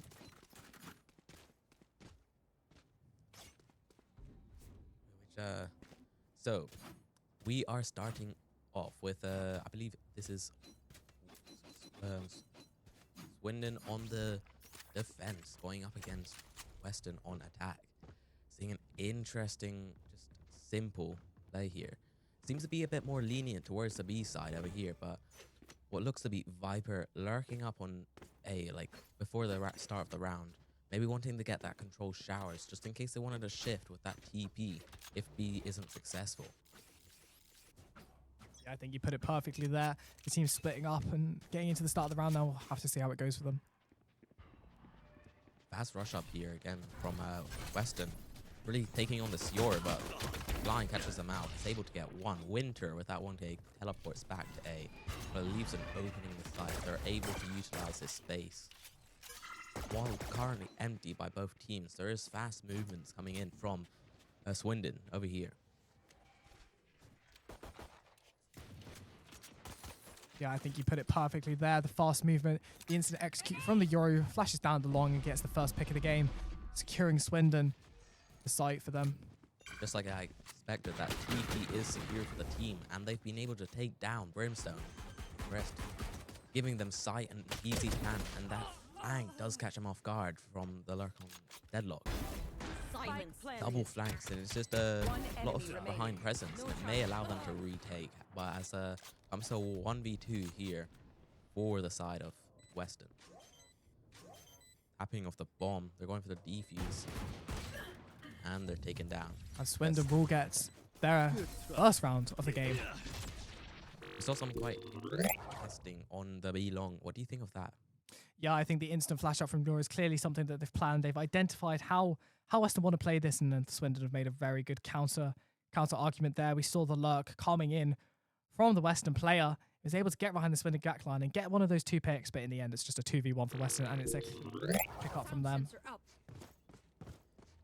This round, it does look like Weston isn't going to have that lurk roll. They've already tested doing that TP push when needed, and it wasn't quite successful since that retake was too strong from Swindon. So it's looking like a full push here as they fight for Hookah.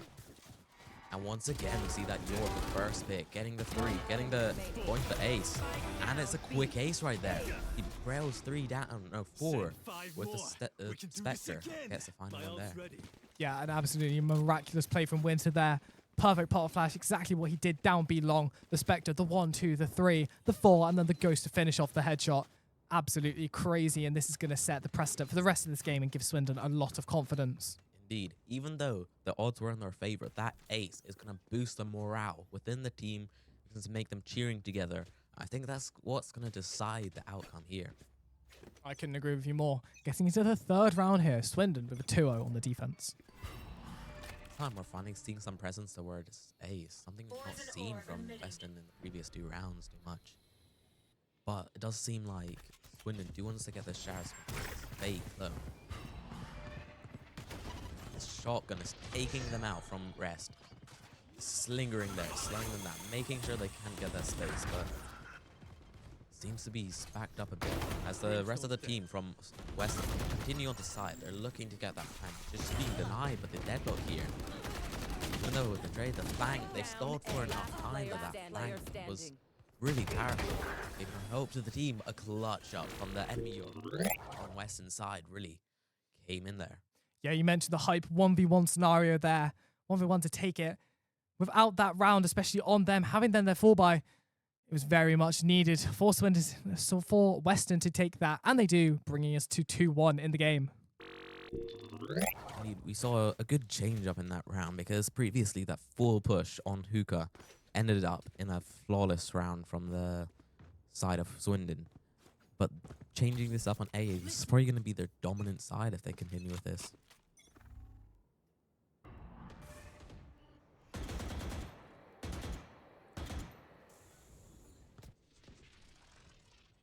We see now the same kind of setup from the Swindon team.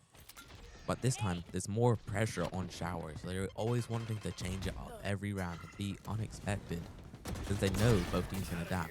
And Rest quickly getting that kill again near Hookah. I mean, Che comes out though.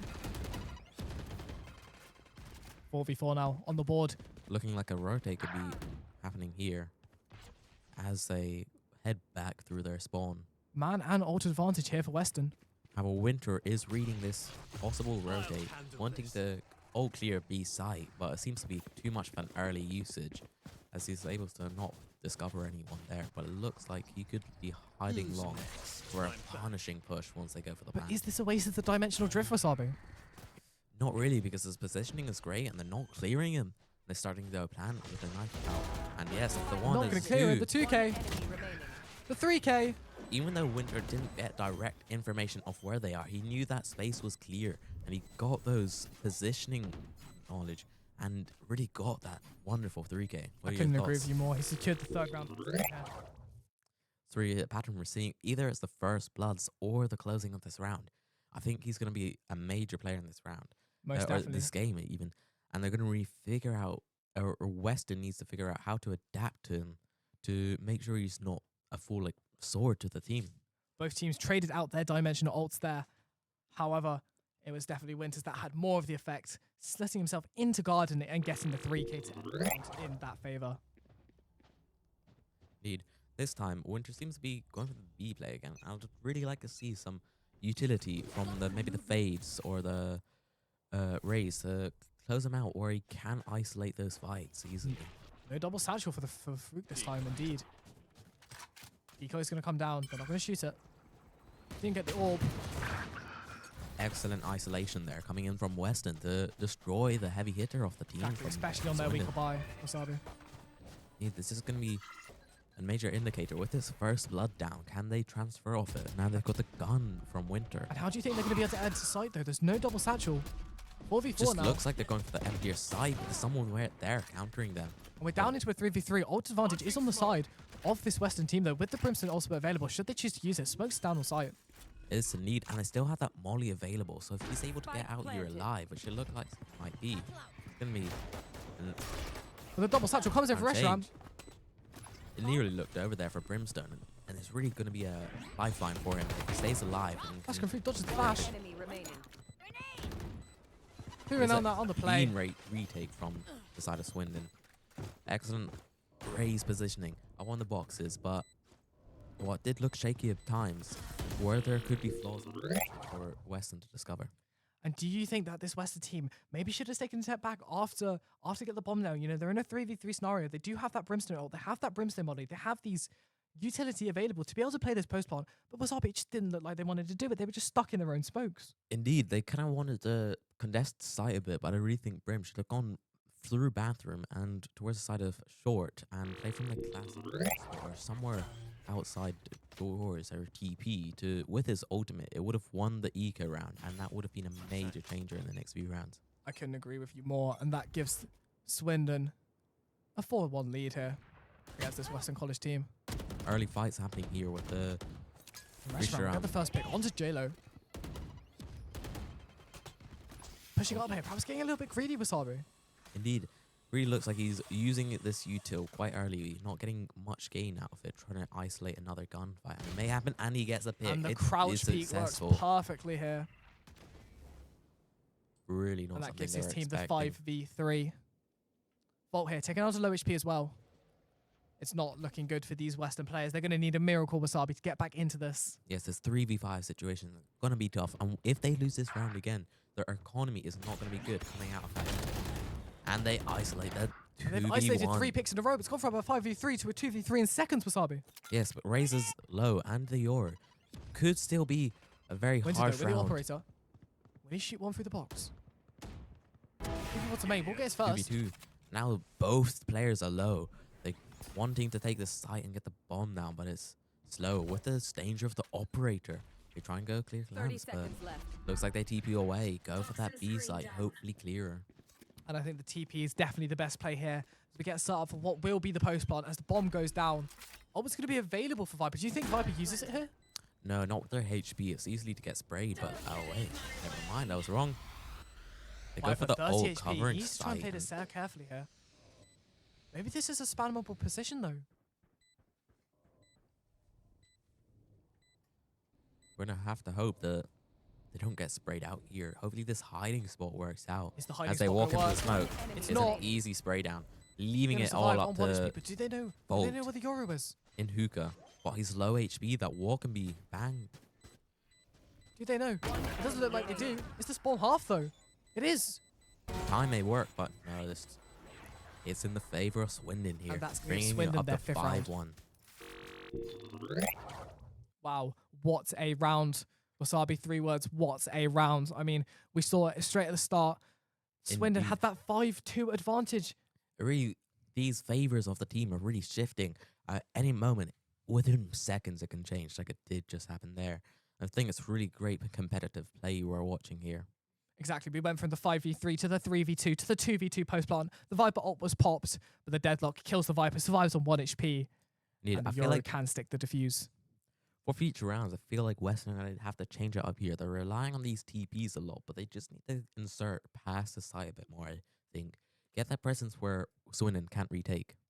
But it's definitely, it just looks like Western are running out of ideas here. 5-1 down as we switch over to our coverage. We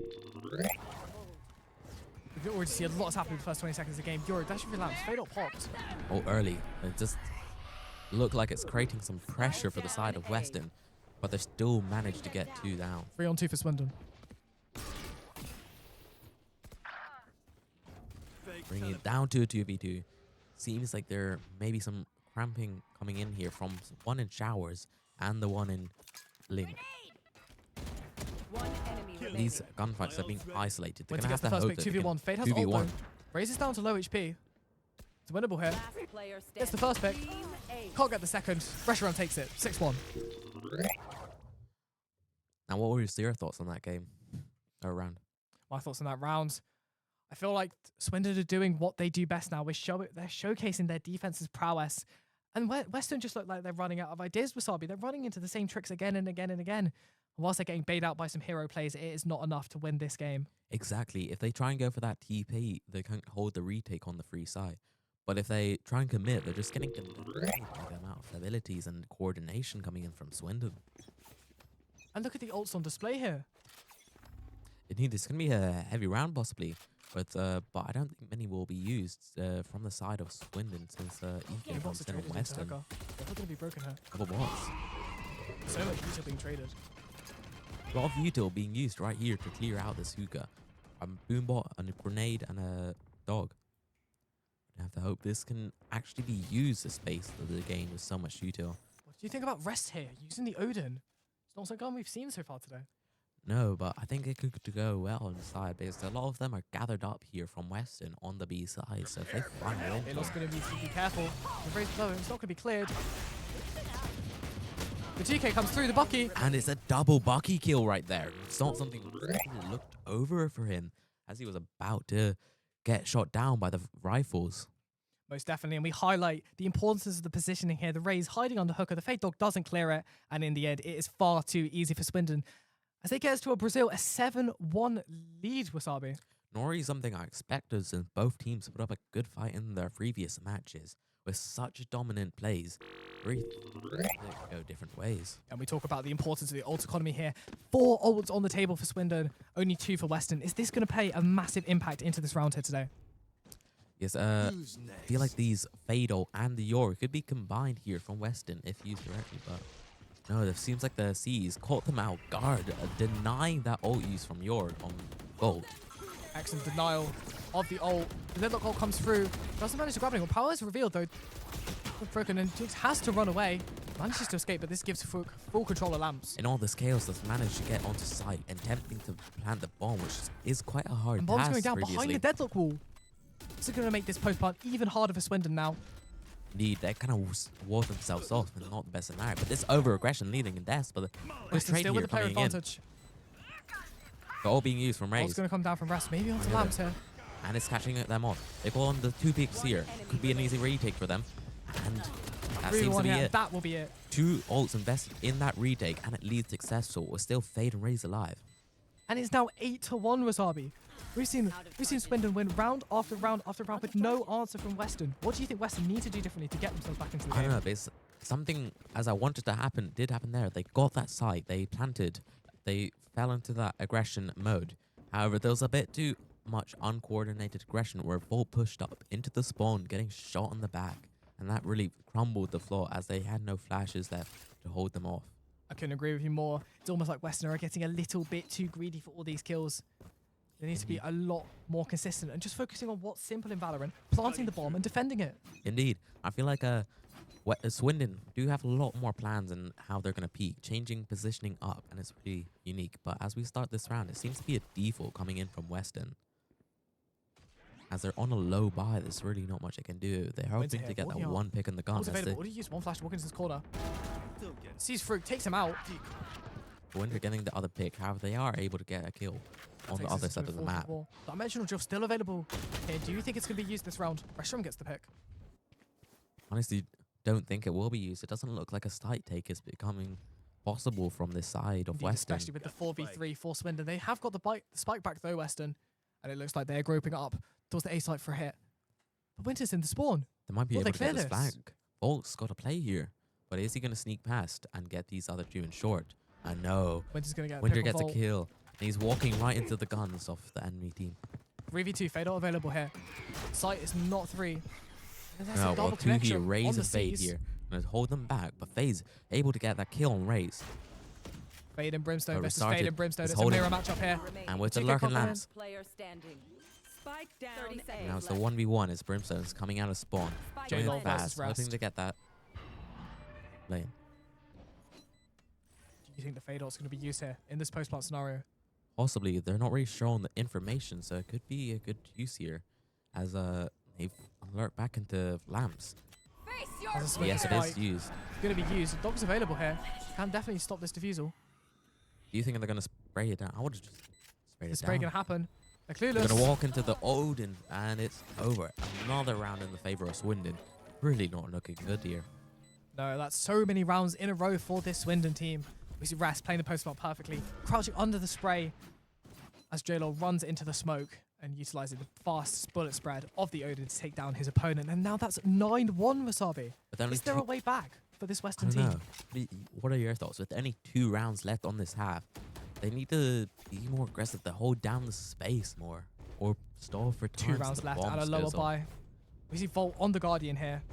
His entire team is depending on him to get these frags, to get him then back in the game with a dimensional drift on the side of Swindon College. Looks like it could be used here for some early aggression if their ult is popped. But Jinx, playing the Bucky. This is not something we were expecting to see from the Deadlock player. No, especially not. They've usually been on more high guns, trying to get that plays into trapping people from long range. Exactly. Reed here walking up in behind the cover of this Viper. Well, this is one we see all the time to threaten the lurk into lamps for any defenders onto the site. It looks like Viper's trying to get an opening here on A, calling the team over from the other side of the map. But the as dog's they going to walk to reveal the respawn. position though. If Fade decides to go for it. They're aware and they're concerned here from Fade. Understands the positioning of the Viper. Viper could easily be peaked by 3 people here. So One why way not comes, turn the it spam on? comes through. Some damage is done here. Looking for a stall here with the C's, and it seems to be See, caught it's them. going to stall even more. Needs to come through though. Clock's getting down to 45 seconds now, halfway done. Exactly what I was going to say. With only 45 seconds left, they need to get a move on. Weston need to go now. Not looking good here for the 2 side of kills though. Swindon. It might actually be in favor of Weston this time. 4v3 Let's for what this Weston Yours is able to do, as he's been a strong player in the past, as he pops a dimensional drift, clearing showers and trying to get that isolation of the one person there, or going for a full-on flank through short. But as the And Reed will odds take that lower, rest. It's the 4v2, the most winning scenario that they've had though. Pressure Ram One able to get that enemy one remaining. Viper, but it's now isolated with all him alone into the lamps, and they're able to get their second round of the half. But isn't it enough? If they're able to get this third one, can the curse really Last do round anything for them, before the or is it too switch. far gone? And I think this is exactly what they needed, Wasabi. They needed this round to get back into it. They need the 3-9 curse. They need something to believe in. Because of how it's been looking so far, they don't have much hope. 9-2 for Swindon College. It's been a dominant display. Even despite that round, I don't think that's going to shock their confidence. They still have enough credits for both teams to fall by here. And with only one ult on the table, Weston need to step it up. Indeed, depending on the outcome of this round, it could be the last full-on rifle round from both teams. You get to see if Swindon is able to take this fast. Bomb buddy out. Couldn't agree with you more.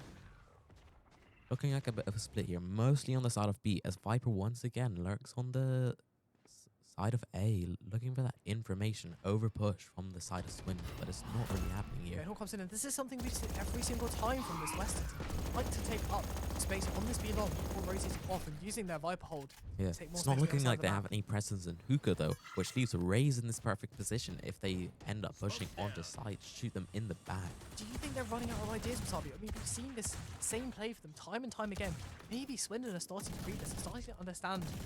Seems a this bit Western team want to repetitive play. indeed, like you say, but they've got the Odin spreading it down because they know they're going to come from there. And if they stow to presence, nothing they can do. But Vol able to get the kill on what seems to be the flanker. And now instantly Full on all the TVs. players will teleport over. Seems like those A is pretty good. But however, Fade is hooked on short. They may be able to get this flanker on from either the person rotating or the people inside. But they seem to be looking in his direction. He's still able to get the one on his counterpart. Perhaps As a being continued shot in the presence, he back could be flanked by the other players. here. Will be shot in the back. 3v3 now on site. The kill comes through. The ult is used to get the person in the corner. Out of Find, charges. but Fade is still inserted on the side. They could try and go for the defuse as both are hooked and short. But this ult is coming in from Brimstone, slowing down the plan. Could we see a molly lineup also appearing really soon? Doesn't look like that. Slow push here as they're getting towards the half. One enemy remaining. Let's go player through. Bombs half. standing. 1v1. And Pressure there's hits the 2 taps and he has the defuse. Bolt is not able to get the trade there. Getting blocked down by Reshiram.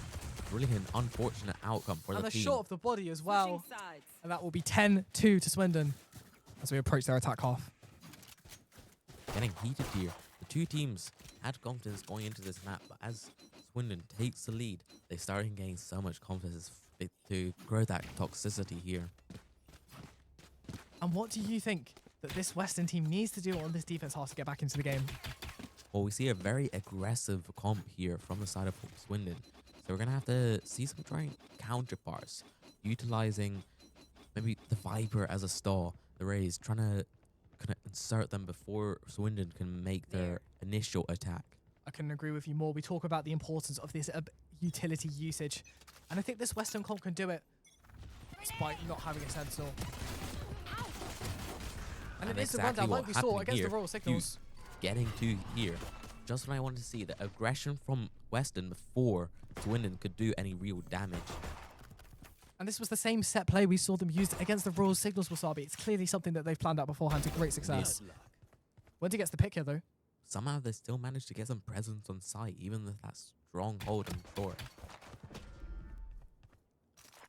Seems like the rest of the team from Weston is coming to crown them in, TPing, trying to close them in, but here comes the flank. There's that positioning. Getting the 4K, not a chance to get the ace. Restaurant has to go over to B, baiting out the players from Weston. Looking to get this plant.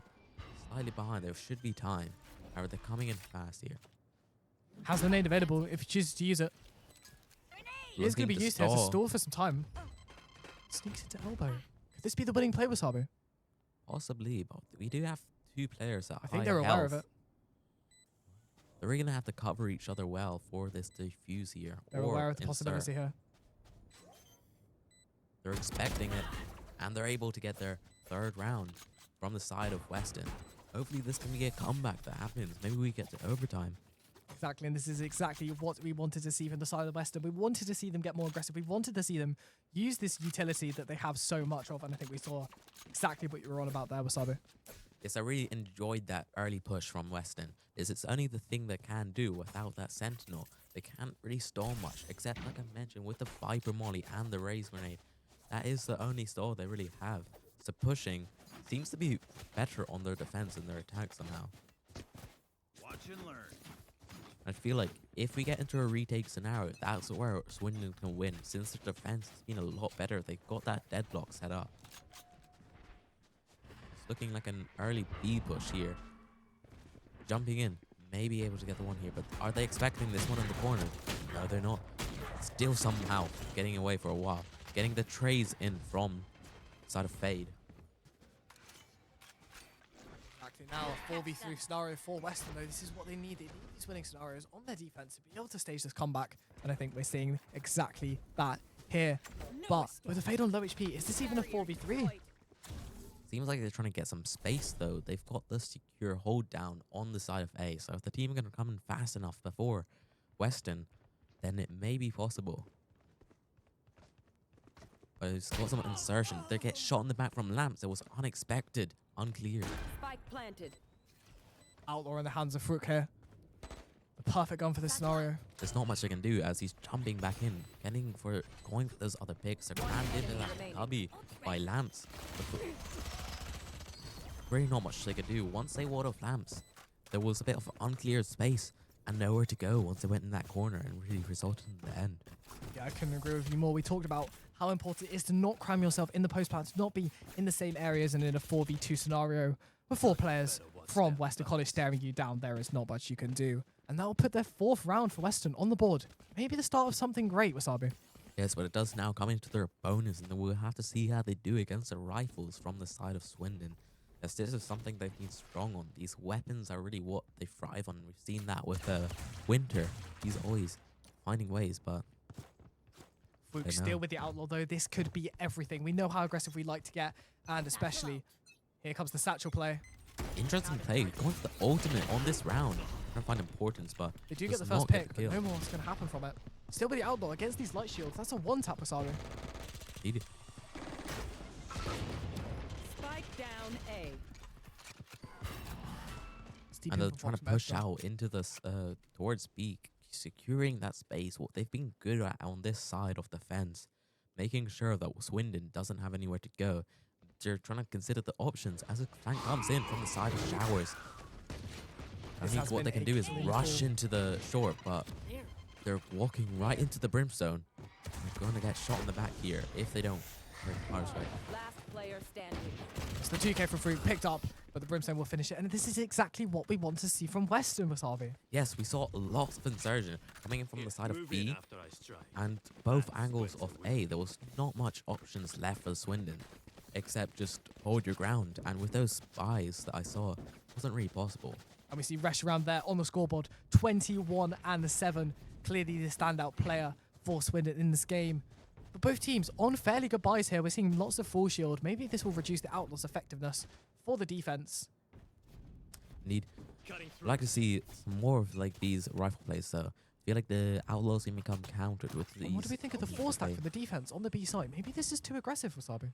It's looking like it's left A wide open as they go through short. It's going to become an early plant likely. Well, they expect a showers player though. This is the question here. Their smokes are set up to clear it. They're not trying to hide it off, but they're making sure to start deep, getting this space, hiding away until their team comes. And yes, they are able to get that pick once showers is cleared. They're going for that retake now. This is exactly what we want Sending to see. into land, sending into sight, hoping for that ninja defuse. There's not much they can do. They're using so much util to start, but the sprays are coming down. It's The got nade half. is coming down. And the ultimate is in. So much util invested here. 4v2. It doesn't work. Enemy remaining. And it looks like all this util is not going to be for nothing, as they are going to get the round, and that's going to be an 11-5 to Swindon. Quite a fast hold on the defuse there. It was originally looking like they may be able to get that ninja defuse, but Reshi round came in with that util, making sure that they get counter there.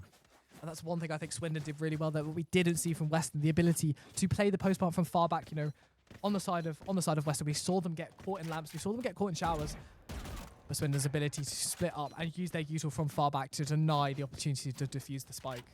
This is really going to increase the pressure on the side of Weston as they're getting to 6 rounds down, making Swindon do away from the end of the game. Exactly, an 11-5 scoreline is definitely not what you want if you're on the receiving Early end. contesting happening on B long here. Brimstone They're walking going up though. with a deep smoke, pushing up, but decides not to Survives on 2 2 HP. falling back, deciding not to contest it no longer. Fake teleport. Cutting It through. still seems like a heavy push on the B lobby here.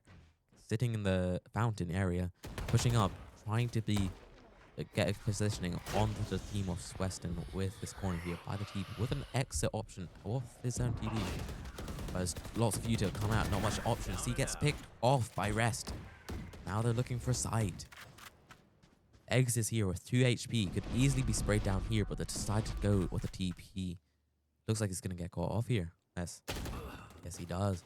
But it now looks like they're going to be having early contention on A as players from Weston come over. Swindon in the 5v3, But Winter gets knocked down. bringing us down into a 4v2. Bomb on the Brimstone. Looking at like another TP happening here in this scenario. Back and forth as they plant on the B side. Spike But Fuel is looking to contest it over here. Able to get the pick on his counterpart. Only leaving Brim on site. If he's able to get this kill, One would leave enemy them for an remaining. easy defuse as the TP is just coming in. The 1 HP miracle play. He gets sprayed down as he jumps out. And this is more of what we want to see from Weston. They're getting themselves back into this game. What do you think of the frequent TPs coming in from Swindon over there? I think especially after they had that 4-on-2 scenario with Wasabi, they needed to just stick together and go for the site. You need to play the numbers advantage by teleporting across and isolating the deadlock from the fight. He gave them no chance in the post plant, and this is what allowed Weston to get back into this game and keep getting these easy wins. This really wasn't an outcome from the round I was expecting. Once Eggs was on 2 HP and Bolt was killed down, really expected it to go in the favor of Swindon, but they managed to get that securing of sight on the retake really well. And if you're a Western player, you have to start feeling more confident now. The opportunity of winning is much closer. Two But instant now ult as they pops go though. onto the A, got this space. Once again, from backside and showers, they managed to clear it this time. Adapting to that play. They're going for lamps now here. Let's get that space. Finding the gaps in the smoke. Winter gets a 1 on his counterpart. 5v3 now. By having in lamps. And he's able, freshly round, getting this kill on the raise. And they're That'll really be a isolating. flawless. Winter coming from behind with his TP, making sure there's no chance for them to fall back if things aren't going their way. Let's Indeed, Wasabi, a free K from Winter there, helping Swindon to get to match point. 12-6 now, I don't see them losing it from here. We saw Winter starting the game out with his ace, and we see him wanting to end it now, getting those major multi-kills. Indeed, but 2 ultimates invested there from Swindon for the 1 round and 3 on the side of Weston. They played these right. These could be 3 winning rounds in a row to take us to 12-9. Indeed. Hopefully, they can make a comeback. It's still possible. We've seen some good strats coming in, and we could get to overtime. As we're heading towards an A push, an early flank with the Raze ultimate from York is coming in. It's good. Not going to be able to get the kill, but he's got in that space. Getting that first pick, the spike is isolated. If he can hold it down, But no, he's got too much pressure to spring him down. He's get the second. He's being traded out. I'll get the third though. That leaves us in a 3v3 with Swindon pushing towards the site. Double S satchel in from restaurant. Gets into backside. Sprays down one, but can't get the kill. Ree will take him out in the end.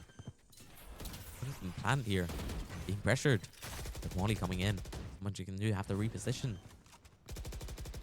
Too much adjustments coming in from the side of Weston. And being able to isolate those duels. 12-7 now. The comeback is on. If you're a Western fan, you are starting to believe that this is possible. Still, with all these ults available, and only one on the side of Swindon. Indeed, with not using an ult that round, it sets up a lot of things for the future. I believe actually one came in from Raze, but now they've got yours, and it's just really working in their favor. Now they can get another 3 rounds off this. Most definitely, we saw that last flank coming on from Fruk. Something they used against their game, against the Royal Signals, making use of all the map control they can. These really aggressive pushes are definitely part of this Western team's signature playstyle. Start the round here. Volt in the corner. Gets his first one. Manages to get out as well. But it looks like Swindon have set up someone in the lobby to make sure that flank doesn't keep happening because they keep losing so much space. But now a quick push coming in from A, utilizing that abilities.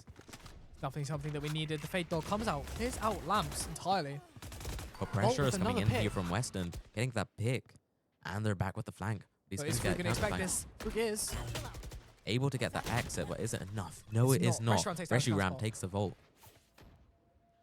3v4 here for Swindon. But looking like a contestant here in showers, wanting to make sure they don't get too much space onto site from the side of Weston. Portal closed. Time to As a jump. Swindon player now, you're on match point. You're down a player. What do you do in this scenario? You must just try and distribute your players. You can't allow that TPs to come in from side of Swindon to get that easy spam.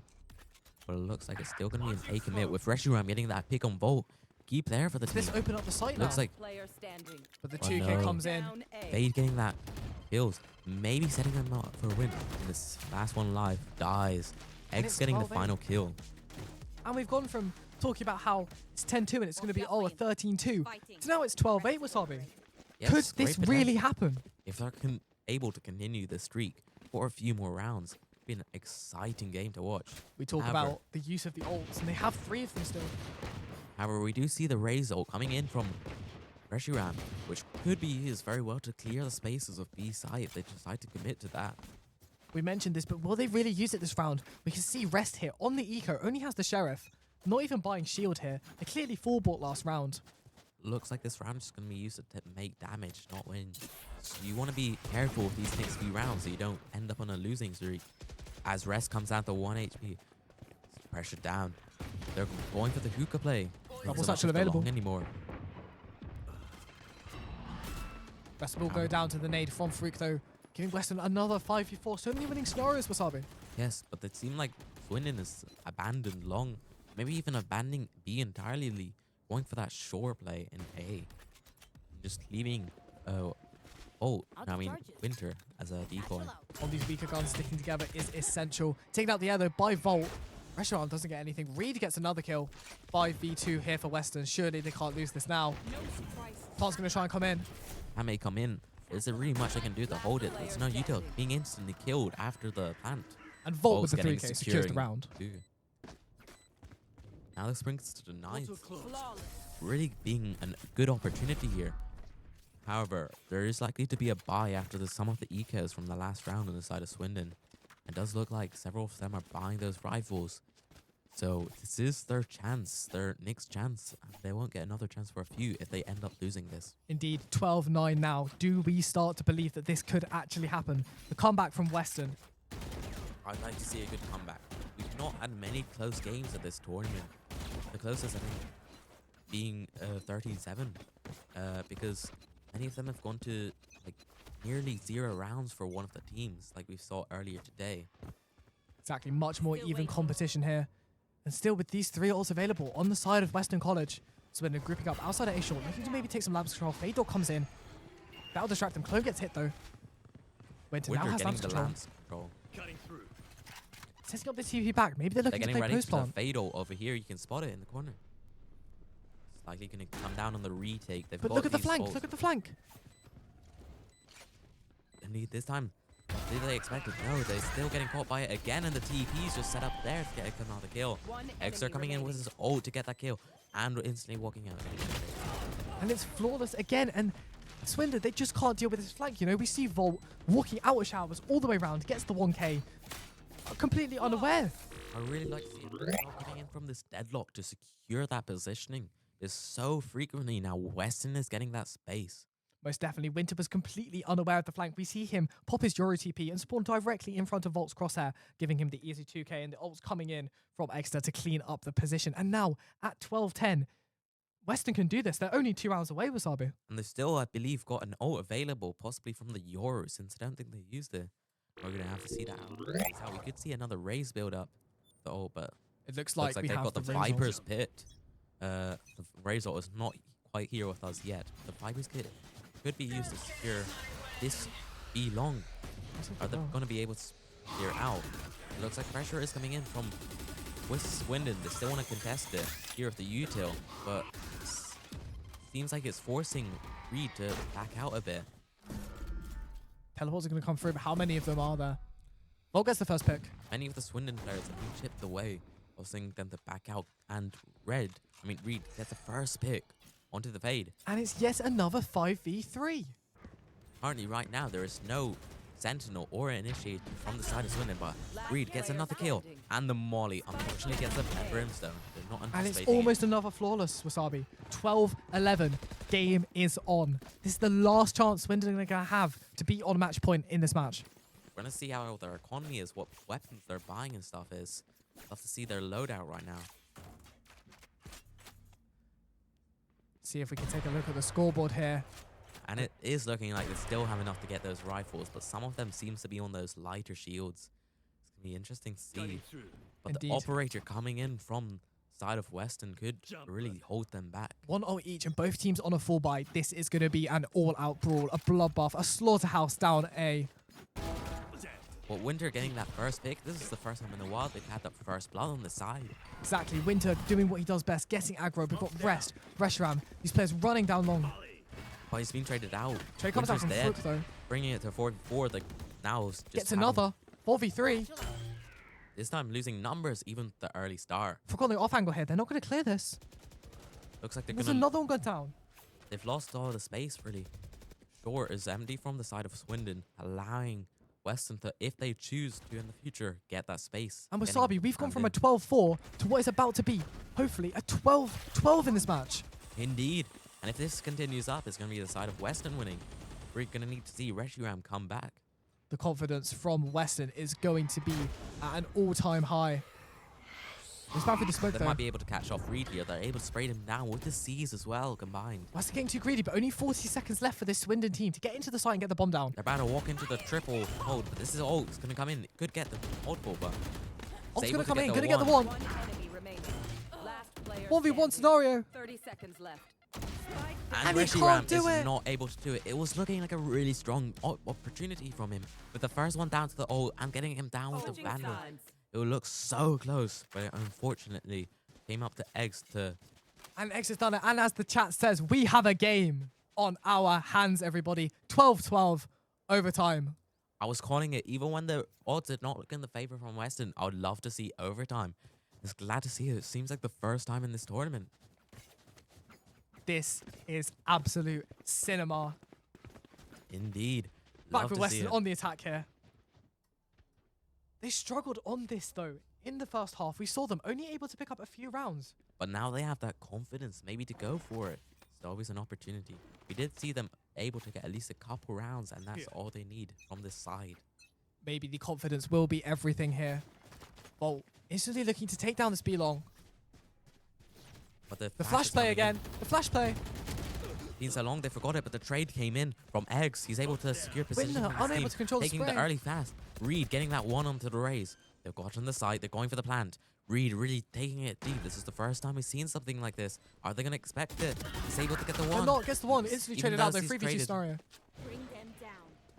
Means Weston has the opportunity to defend it down. But there is the fade and coming in.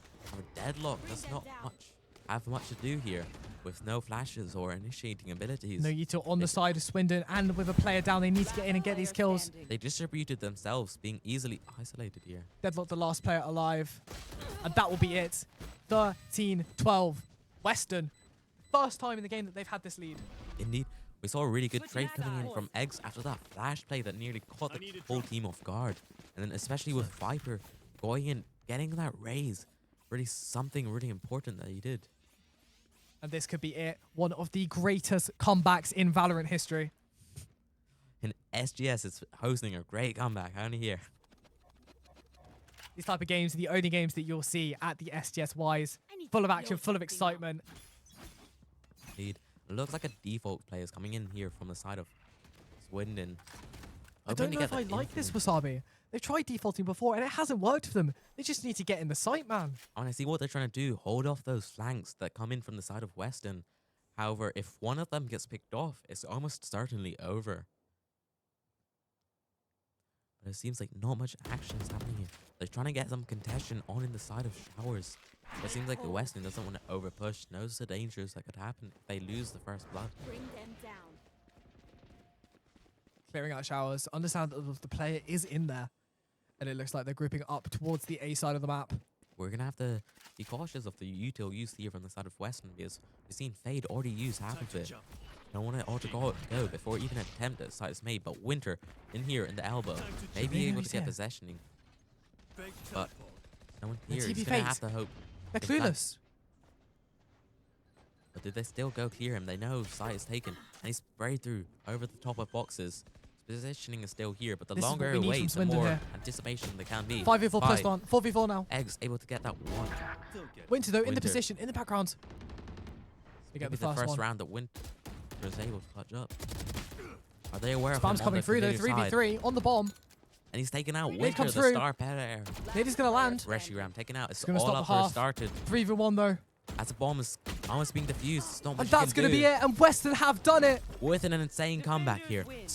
It was previously down from 4-12, and they managed to brought it up to 14-12.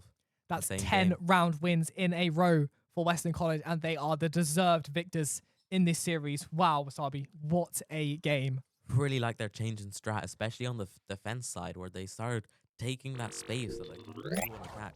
Made sure that Swindon had no room to move. And that caused a lot of errors to come out from that team. And if we look at the scoreboard here, we can see the consistency from these Western players, as opposed to the star players from the side of Swindon. Reshram, wow, 33. It's a good thing to see in a team when the team is stuck together and trading off each other. There's like everybody is contributing, and even with some of the lower tiered players, they had their major round impacts with their util. This will be a game that the Western players will never forget. Wow, 10 round wins in a row. It feels crazy to even say it. Wow, and what a way to end our Valorant coverage for the day. Yeah, you got to expect now that they're jumping up and down in excitement with that insane match. I hope the viewers enjoyed that performance. Hopefully in future events we can see more games like that.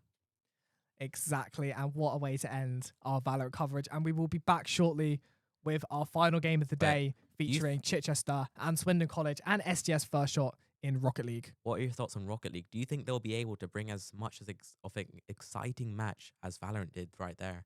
I'm certainly very excited to see it, and I'm sure you're very excited to see it as well. Indeed. It's going to be interesting to see how the Swindon and Chichester players compete against our SGS Firstshot teams. Be an exciting watch. Hopefully you can do well. Maybe get some wins in for the SGS side of things, since Valorant hasn't gone too well today. Indeed, no. Overwatch and Valorant, our SGS teams, have had some tough matches, but I'm sure we will get it back in Rocket League later today and be able to take the win.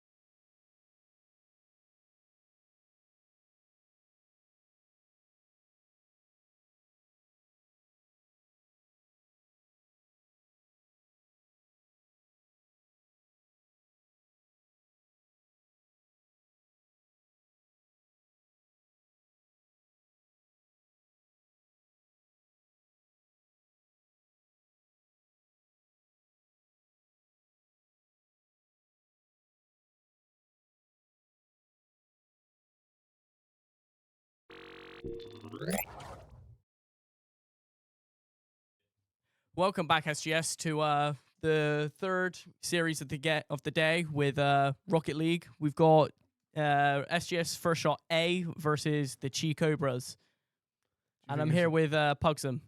Hello, hello. Do you think it's going to be a interesting match for us today? I certainly do. I think the last few matches that we've had have been quite interesting. I think we've seen SGS play quite a lot over the last few days, and they've pulled off some really, really crazy things on Rocket League. So I'm hoping that we have some good matches today. And yeah, I hope they're all lined up well. Fair enough. Looks like we're going to have Snozy, Killer, and Drift versus JXZ, Parrot, and Hervs. Sorry, bit Just of a waiting tech for the issue. lineup here, waiting for us to all kick off. We will swap it over to the gameplay as soon as the players are ready. Overall, I think it's going to be a very interesting match. We've seen, like I said, we've seen a lot of good plays from players recently. What's your predictions on the final score for this game? Because it's best of 5, so I reckon it's going to be 3-2 to SGS Firstshot here. Well, it's kind of hard to make a decision on, to be honest, because I don't think we've seen ChiCobras play yet. No, have we haven't. So I don't know. I feel like SGS have pulled off some really, really, really, really solid stuff in the last few days that we've been watching them. So I believe that will definitely be a very competitive match. Fair enough. I'm probably gonna go.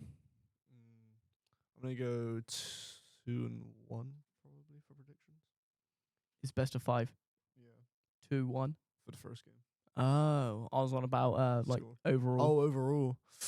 I'll probably give them. I'll probably say 3-2. To who? To looks like we're I'm starting. gonna say us for the home team. And here we go. Never mind. Never mind, technical difficulty. Yeah, another one. Sorry. The timer is going down. The lobby is crashed by the looks of it, guys. This is a brilliant start. We are sorry, but we're Technical difficulties, that happens. yeah, there are currently 0 players But on the yeah, pitch. I think overall it's going to be a very interesting match. Yeah, I mean, it seems to be an interesting match so far. Yeah. Ball is still in the center because there's cut it 0 out. players. Yeah, literally just disconnected every single person from the lobby as soon as we went in. Yeah, we've got. What your overall thoughts for this lineup though? I personally am excited to see what Drift can do, as well as what Symmetry is going to be able to do.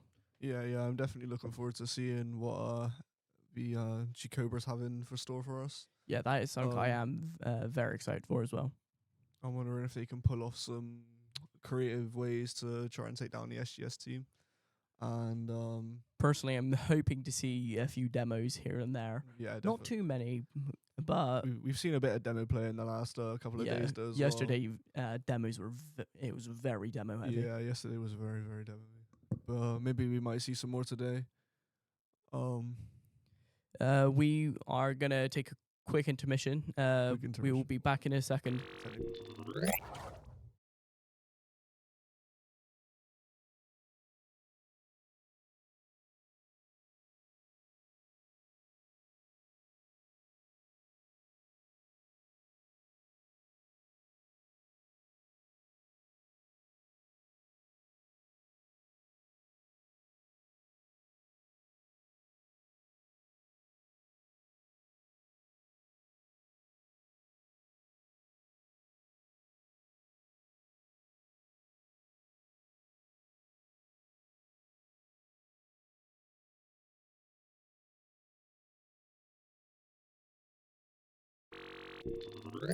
All right, we're back after those bit of technical difficulties there. Yeah, we apologize for the brief delay, but we should be able to get back into the game basically now. Yep, we'll be hopefully loading straight up in. Like Symmetry's been saying in the last couple of days, wouldn't be a stream without some technical difficulties. So Yeah. yeah, it was solid on the nail with that one. All 3 days have had technical difficulties. Yeah, one thing but I'd like to do is just give a quick thank you to Pugsum for managing all the cameras. Yeah, been on that for the last couple of days. I thought I'd for the live stream. give it a little go on the microphone. I'm looking forward to seeing some interesting Rocket League plays today, and I'm hoping that you guys are gonna have a nice little watch with us. It looks like we've had all the players disconnect once again. There's no way. Who knows? Third time might be the charm. Third time will prove a charm, hopefully. It just has to happen when we're on It shoutcasting. does, yeah. I mean, I think we're back. Are we back? Yeah, all 6 players are there. Yeah, it looks like it. Oh yeah, here we There go. Here we go. Here's kickoff. We've got a kick off. Okay. Ball got straight two. in. Tony getting a shot on target, but he gets saved. And then here we got Drift. And it hits the crossbar. He Into does, mid. He hits it off the wall, hits it into Snoozy. the middle. Hits for the setup. Killer Boss misses. Oh. Snoozy back on the ball. And there's a we got demo. Oh, Drift going for the Drift hit. misses Misses. the ball. Ball comes It's off the saved. crossbar. You got to open Does Snoozy that. get in? Oh, Oh. Herb saves it. Just by the skin of his teeth, he's pulled off an incredible save. Drift there. takes the ball once again. It's in the air and it's taken. Another shot on target is saved. Snoozy on the ball. Unable to save it. Misses the hit. Onto the crossbar. Drift taking it again. Into the air. Bounces off the wall and gets a nice little hit on it into mid there. Saved by Parrot. Snoozy unable to get the goal. Drift coming in. Possible. No. Herb Off the stakes wall it again. It's going to go right mid. In the air. Snoozy. Gonna aerial it. Snoozy. Gonna puts pinch it it up off the pitch. wall. Oh, no one's there to save it. No one's get onto it either. Oh, could this be a goal? Killer Boss unable No, to it's get it not. in. Save. Epic save again. Saved by JX. Parrot unable to get it Kind up. of a 15. Crossbar threw it. from Drift. This is looking like a very close game so far. It is. It's looking like it's going to be a bit of a difficult match between Herbs. the two sides. Easy Almost gonna in. be- Oh, Saved. messes Saved up by the double Drift. tap. It's gone in there again. They've hit it mid. Oh, he's hit the arrow on it. Snoozy. Oh, he gets Hit saved back by again. Herbs. Back middle. Ball on Parrot. Or can they give themselves the opportunity to set this ball up for a nice first goal here? JX hit away. Ball's on the ground. Hit a 50. Drift lost it. A Oh, it's been demo. saved again. Drift saved it. Killer Boss is on the ball. Snoozy's on the ball. Here it comes. Hit it for a nice little setup. Will this be the first And goal? the It Killer is, it Boss with the goes. first goal of the game. It's quite a good goal. when you Coming look in at from it. the interception as well for the save. And it goes top bins. With the good nice goal when you look T-Rex at it. effect at the end. Comes off the wall at perfect. And here we go, perfect angle. straight back into kickoff. And it looks like SGS win the kickoff. And it's just immediately reversed by the Gonna see an Cobras. air dribble here off the wall. In comes Snoozy. Intercepted Oh. by JX. Ah, And we got it's another one. straight in. It's already tied up. I think the competitivity is very, very, very, Unable very to get high for saved. this. You can see both teams are really, really trying. JXZ on the kickoff. Going straight for the boost. Drift on the ball. And it's intercepted. Unable to get the goal. Come off Snoozy's on the wall here, ball. they might get another shot on target. and Snoozy it gets goes it in in as again. well for a 2-1 lead. With 2 minutes, 10 seconds left on the clock. Do you think they can win? I believe it's going to go to overtime, if I'm being honest. I think both teams are playing very competitively right now. We've seen some really, really good setups from both teams, Fair enough. but I think Hey, Herbs on the ball. I think overall I think they're going to go into overtime. I do agree. Oh, onto Parrot. Taken by Drift. Saved by Herbs. Again. JX on the ball. Ooh, he's got a nice shot on target there. Killer Boss saves it. Pass to Snoozy. Snoozy's on the ball. Boost. He misses. Oh, that was heartbreaking.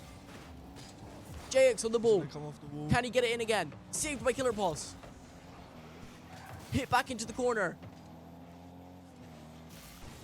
He's doing an air dribble Snoozy in the across. air. In the air. He tries Unable to hit get the the goal. Saved by tries Herbs. to hit the flip reset and misses it. Ball hit back up by Drift. JX on the ball. Intercepted by Herbs. Demo no, onto demo. Herbs. Snoozy takes it. In the air once again. Intercepted by Parrot. JX hitting it up. Intercepted by Drift. Onto the wall. Back into mid. 1 minute remaining. Can the ChiCobras pull it back? Off the post. Herbs on the ball. They're gonna hit it mid again. One of Unable them to can get the on goal. it. It'll be open. Snoozy with the save. JX hitting it back. Killer Boss pushing it back again. Drift taking it back. It's just bouncing from one team to the other. Snoozy putting the ball back. 30 seconds remaining. Drift with another goal. 3-1 to SGSA. They've given themselves a solid cushion now. 24 seconds remaining. You think they can pull it back? No, I don't think so. I think this goal has just given them the cushion and to I reckon with be this, comfortable where they I are. reckon with this, the first match in the series is going to go 1-0 to SGSA. Yep. And to hit up. JX can't get it in. Parrot on the ball. Intercepted by Red's gonna JX. go for it. Wins the 50. Entering the 10 last final seconds, Will and they at least be able to bring one back? They will not. it looks They like that's save going to be it. Can they keep it up? That is the question. Is there any point in keeping it up? Is the question. Oh, that's unlucky. And it's heartbreaking. Unable Hits to the get that floor. final goal. As it's about to go in. Oh, What do you think of that first match there? it was very close in the end, but SGS Firstshot A were just barely able to bring it back. Yeah, I think overall they had a lot of possession. They used their plays quite well. I do think ChiCobras got a little bit unlucky, Yeah. but Snoozy playing really aggressive. I definitely think that the next upcoming matches are going to definitely Yeah. be very interesting. Snoozy and JX have been really active. Yeah, they have. And we will Believe be we're moving going into into the the second second game. match very shortly. In 3, 2, 1, and we have kickoff. Drift on the Both ball. going for a speed kickoff. Herbs on the ball. Hitting into the boost. Gonna Grabs hit the it off the boost. corner to set up his teammate, but no one's there to find it. Snoozy on the ball. Can he get it in? Intercepted. Can And he it's hit it? in! He's in. He's put it Snoozy! top right. 10 seconds into the game, gets a goal!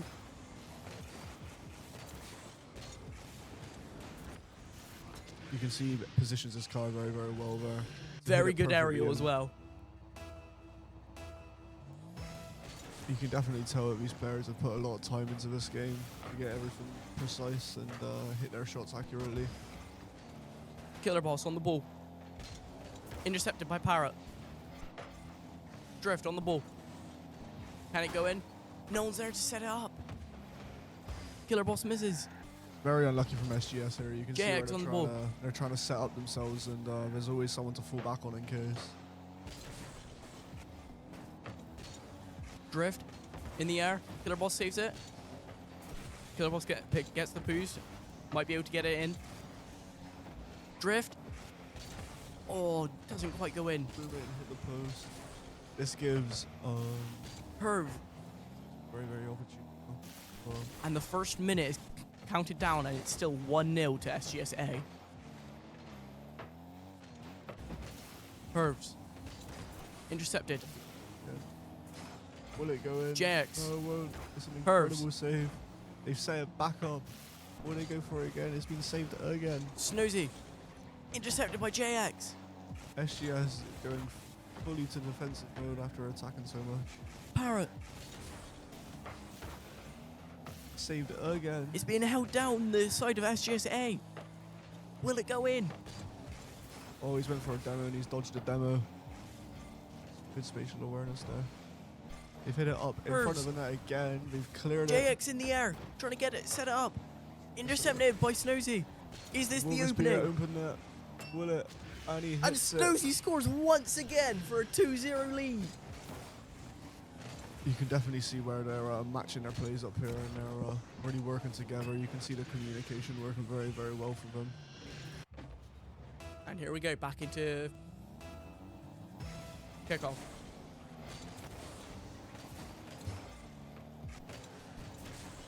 Jax on the ball. Snosy. Drift. On the Can drop he hit crossbar. the double tap? And He it's can, and in! it's in. It's Rebound! Nice goal from Drift. 3-0 lead. Nice, beautiful goal off the top into the crossbar. Bounces down into the goal. Given these last 2 games, what are your thoughts on the upcoming next matches? I'm very excited, but let's keep focused on the game at hand. Very, very, very intrigued to see the next few upcoming games. SGS Killer absolutely boss. dominating at the minute. Unable to get the ball. Pervs on the ball. JX. Parrot. No one's there to hit it. Can they get someone back on it? Drift on the ball. Snosy. Can he get it Will in he for a hit it? 4-0 lead? No, he's intercepted. Pervs after the ball. You Kicks it definitely up. see, Intercepted by Drift. they're rotating very, very well here. They just Constantly. can't get it in. Firstshot's defense is just too good, and there's another demo. Pervs. Intercepted by Drift. Pervs misses the ball. And does it go in? This is... Oh, Parrot is unable to hit it in. No one's there for the setup. And it's... Is this another... Is it going to go 4-0 here? Drift. Pervs. Snosy on the ball. In the air. Will he make it 4-0? Unable. He tries to hit the bum and play it really smooth, but he just misses the shot on target as he gets. Oh, that's heartbreaking. Pervs wasn't able to quite get it in. No one's there able to save it. Drift. In the air. Tries to pinch it off the floor. And he's Just out. just barely able to miss. JX. Perf. Shot straight on Oh, target. no one's able to. No one's in position. Killer boss. On the ball. 50 1 on minute the- remaining. It's looking like this is going to be another Can they first get shot. at least one. No, we cannot. This looks like it's going to be an SGS first shot A victory here. Yep. Again. Snosy. Gonna go Onto for the double rebound. tap. Oh, And it he misses. just And misses. Drift misses. Pervs. They've left the net open, but Intercepted. they've hit an incredible save. Snosy. Ball goes up. Can he put it near net for a And he setup? misses again. It's cleared. Both teams' defense is just too strong. Back on SGS's defense now. JX on the ball. Has to grab the boost. Snosy taking the ball straight past him. Intercepted by Hervs. Final 10 seconds. Will they be able to get one more goal here? And that is a first shot. SGS. They get another 4-0 goal. lead. Last 1 second. second left. 1 second remaining. Can they pull it back? I don't think so. Definitely not. Oh, he's just squeezed past him. There's nothing they can do. And it's in the air. Last second. Will they get one more? For a Oh, that's oh, unlucky. just barely. That's 2 matches now. Just went about to go into where the Oh, match it is was going always to a finish. 5-0 lead. That's twice where the match has gone to finish, and they've One- just almost scored, but it's hit the floor. and not- Snosy with 3 goals. That match was incredible to watch. I think SGS are using their attacks very, very wisely. I think so too. ChiCobras are kind of pushing upfield a lot, and I think it's leaving SGS a lot of open territory to be able to just Yeah. get the ball in behind them and just get the goals Snosy in. with 7 shots on the goal though. Yeah, that was an incredible Hitting performance. 3 of them in. I definitely think. I think ChiCobras might be able to pull it back. Yeah, they might be able to. But then again, if Firstshot win this next game, then this the first match of They might just be series getting is unlucky. over. But you gotta have some faith. But We certainly gonna- do. I'm gonna root for the home team, They- definitely. And ChiCobras may be making a sub here, they might be. and it doesn't look like so. This is definitely turning out to be a very interesting match. We will be able to swap to the You can see gameplay the very SGS is soon. just having a phenomenal attack right now. And we go straight into kickoff. And it's a really aggressive play by Cobras here. Into the goal. Snosy getting it getting across most of the pitch. Get it in. Getting him in from before the halfway line. That Snosy is wild. absolutely 15 seconds in. He is generally just pulling his Snosy team. straight onto the ball. He's just pulling his whole team through. Killer Boss with unable to make the Misses save, the and her save. scores. It's an unfortunate miss, 7 and it goes seconds in. after Snosy's goal. This could be it. This could be what they're looking for. Could be their breaking point where they just go, you know what, we're not having Snosy this. unable to get to the ball in time. Killer Boss straight onto the ball. Unable to get it in. Drift. JX. Snosy. In the air Gonna again. dribble it across the field. Can he pull it Unable- off? He cannot. He gets saved.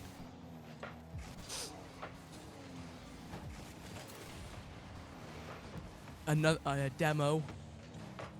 Ooh.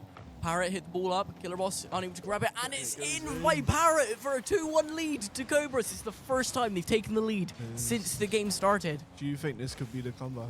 This could be the start of a comeback from Cobras here.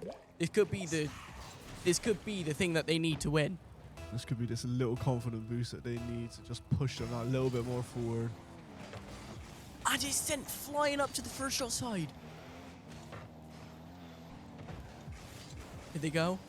Drift. In the air. Oh, he has a solid shot And on it's target. saved by This- JX once again. Proving a very good goalkeeper. Parrot. In by Herbs for a 3-1 lead. 3-1 lead now. In the first minute of the game, we have had 4 goals, 3 of which came from Cobras. He manages to squeeze the ball past Drift, past Killer Boss. I go straight in. Off Herbs. of the kickoff again. Snosy on the ball. Unable to grab it. Intercepted by In JX there. once again. Killer Boss hitting it into the wall. Parrot hitting it back. Can't get it past him. Here comes Killer Boss and Drift. You're gonna 50 Intercepted and it's by gonna pinch it across the Herbs. pitch. Snosy. Herbs. On the crossbar. Snosy. Parrot. Oh, taken by Drift. Hit back by Killer Boss. What's he doing? Parrot. Can Drift get the ball here? No. Is hit back by Snosy. Saved. Bounces off the wall. Will they take advantage of this opportunity? They will not as it gets saved again. Could Drift get the goal here? This Would they could be be able- what they need. Unable to get it He because hits no a one's there 50. with it. His team isn't there. Herbs. Always on the ball. Will they go in? Snosy It with the goal does. bit for a 3-2. Snosy scoring again. He's been an Snosy absolute, might be able to clutch up here and bring it back up to 3-0. He has been an absolute star At in this half-time match. of this match, we are at a 3-2 lead for ChiCobras. Can they pull it back?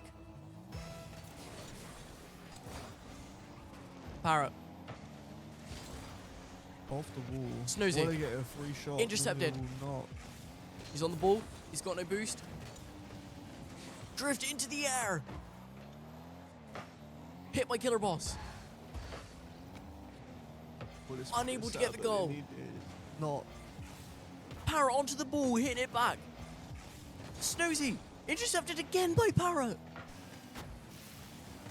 Here comes Snosy again. He's on that ball. He's unable to grab it in time.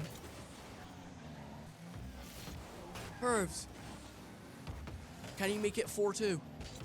There goes Parrot, and it goes the wrong way. Snozy. There's a demo. This will give an this gives an opening. He's gonna try and air dribble it all the way across, but he gets. He's unable to get the aerial off. Hit back up by Snozy. Another demo. This time onto Drift. Off the ball. Will one of them be able to set their teammates up here? We're nearly down to the last minute. JX. He will, but he's saved it again. Killer Boss on the ball. Is he able to make it a goal? Doesn't look like it. Drift coming in to intercept, and he misses. Curves is just on that ball. He's just too good. Parrot intercepting. Big pinch in it comes Drift across, not able to take advantage of the opening. Killer Boss puts it back up. Curves. He flicks it over him. Here comes Snozy. Flicking it up. Unable to grab it. His team is just not able to take advantage of the opening. Misses. 1 minute remaining, and it's still 3-2 to ChiCobras. SGS Firstshot get 2 goals here to finish it up. Will they be able to get the goal they need here? They need to get a goal here to put it into overtime. Here comes JX. And it's not in. Snozy saves it. He stops it. JX has got the ball, and he's just not able to. His teammates just aren't able to get it in. No one can get to it. Another demo. It's very demo heavy, this match. Very much is. Drift onto the ball. Hit by JX. Is that in? It doesn't look like it's straight into the corner. Killer Boss. Hitting it up. Only just to get hit back by Parrot. Will they be able to get that angle on it here? And that's in by Parrot for a 4-2 lead in the last 10 seconds. And that gives them the cushion to know that they've secured this victory. Looks like it's going to be a 2-1 lead.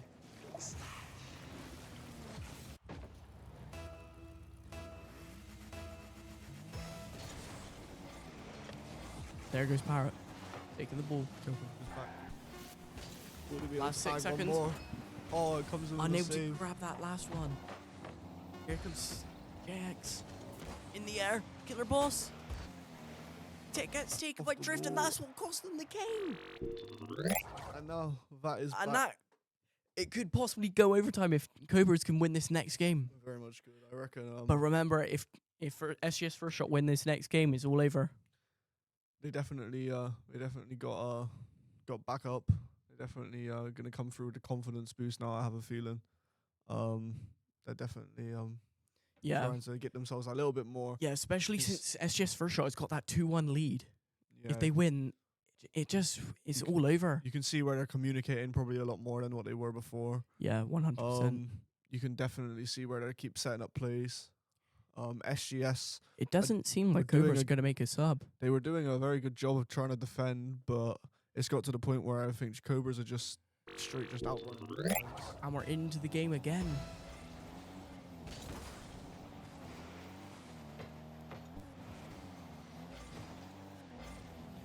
And we've got the ball onto Snozy. Hits up by JX. Sorry, Herves. Barrett almost into the goal, but onto the post bar. Snozy on the ball. Gonna hit it middle. Hits Will it. anyone be able to get to it? Killer Boss is unable to follow up. Snozy back onto the ball. Drift misses the ball. In the air from Herves. JX. Killer Boss takes advantage. No one's in the opening. Snoozy. Snoozy. Will anyone And be able it's to not see what they in. do? Clears it away from that. Drift is able to hit it back up. In goes Snoozy. Unable to get the goal. Drift.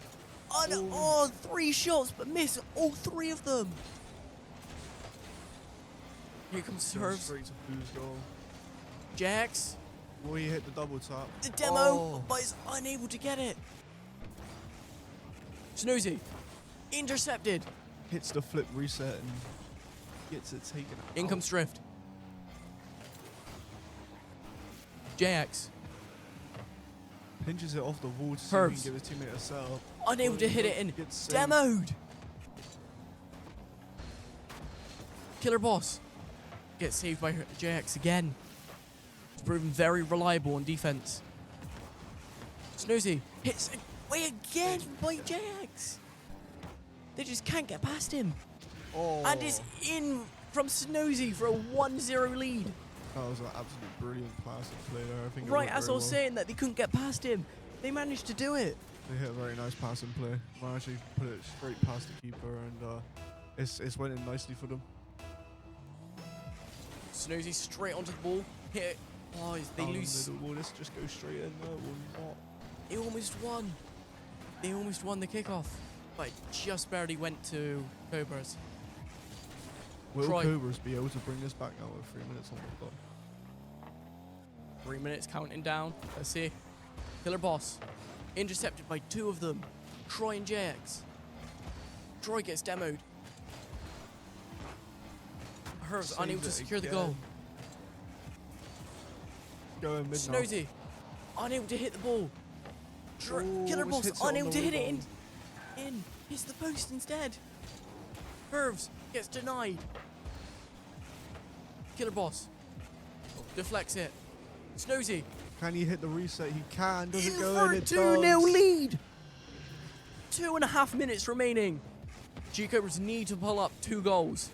Otherwise it's over. They got to put it into overtime. He hits the flip reset and allows the ball to get a little bit more elevation and just causes him to miss it. Snozy hits in. 2 demos straight off rip.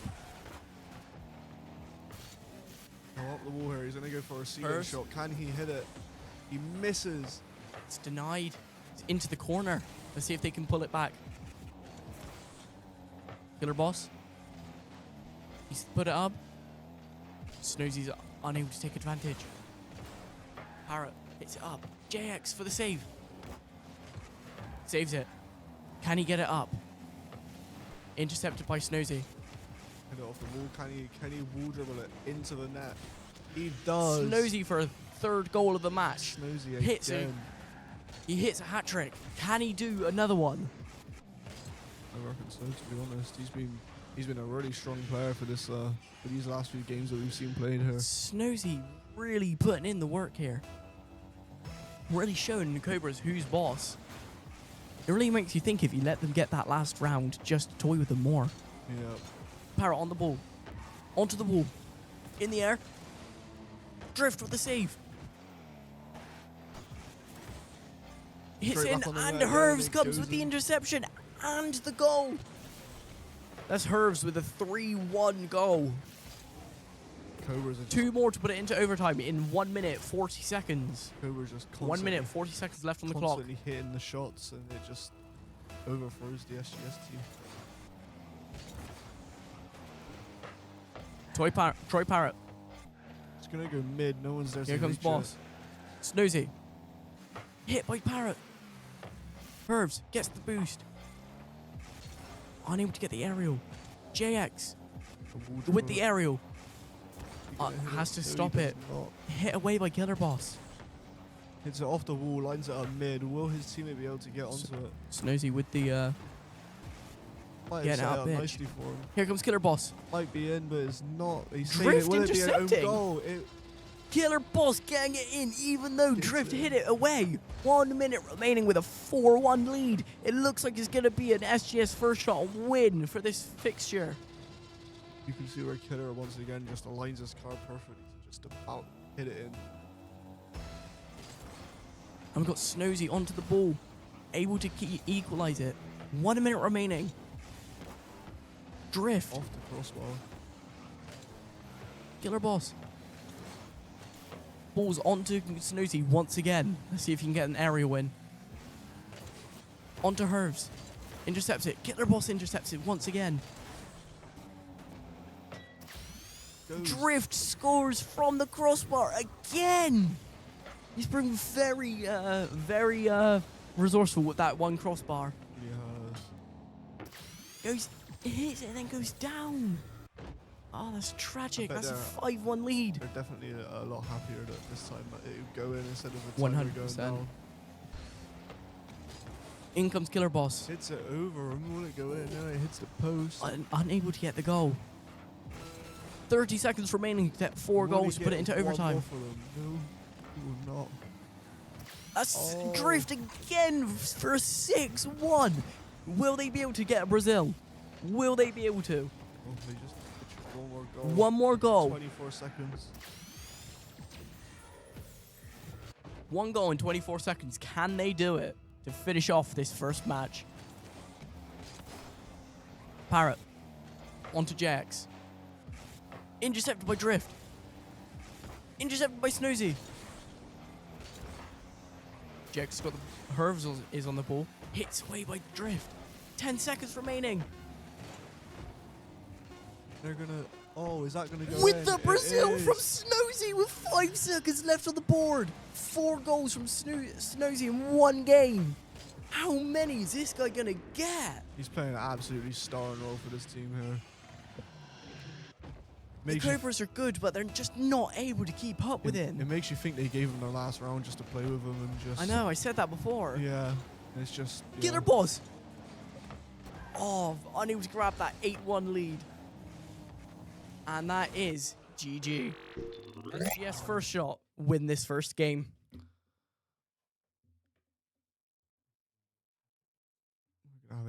Possible interview. We don't. With Drift. Possible interview with Drift. That is going to be interesting. He's definitely a starring player in that team. Yeah, he 4 shots on the goal, hit 2 of them in with an assist on a Snoozy. It seems like they he's really good on defense as well. He does. He generally. He's saving goals and then he's just good at assisting, and then he just makes use of that crossbar like does. so successfully. An all-around good player. Definitely has a lot of knowledge on the game. Yeah, very. Snoozy though, he was amazing, but Snoozy was very good. it just seems like the Cobras just couldn't keep up with him. Like genuinely, that last round he got 4 goals. Yeah. It just seems like they were just toying with them and giving him a free win. No, literally, and But either way, both teams performed really well. yeah, they did. Overall, yeah, I think they did do very, very well. And honestly, I think they definitely used their rotations very, very well. They also used demos to their advantage as well. You can see a lot of times where they're. Yeah, Snoozy especially took even Killer Boss. Drift hit a demo onto, I believe it was Herves, and then it was just left open, and Killer Boss took advantage and got a goal. Exactly, like they definitely got a lot of ball knowledge when it comes to this game, quite literally. And it looks like we don't we'd have an never interview with now Drift. by the looks of it.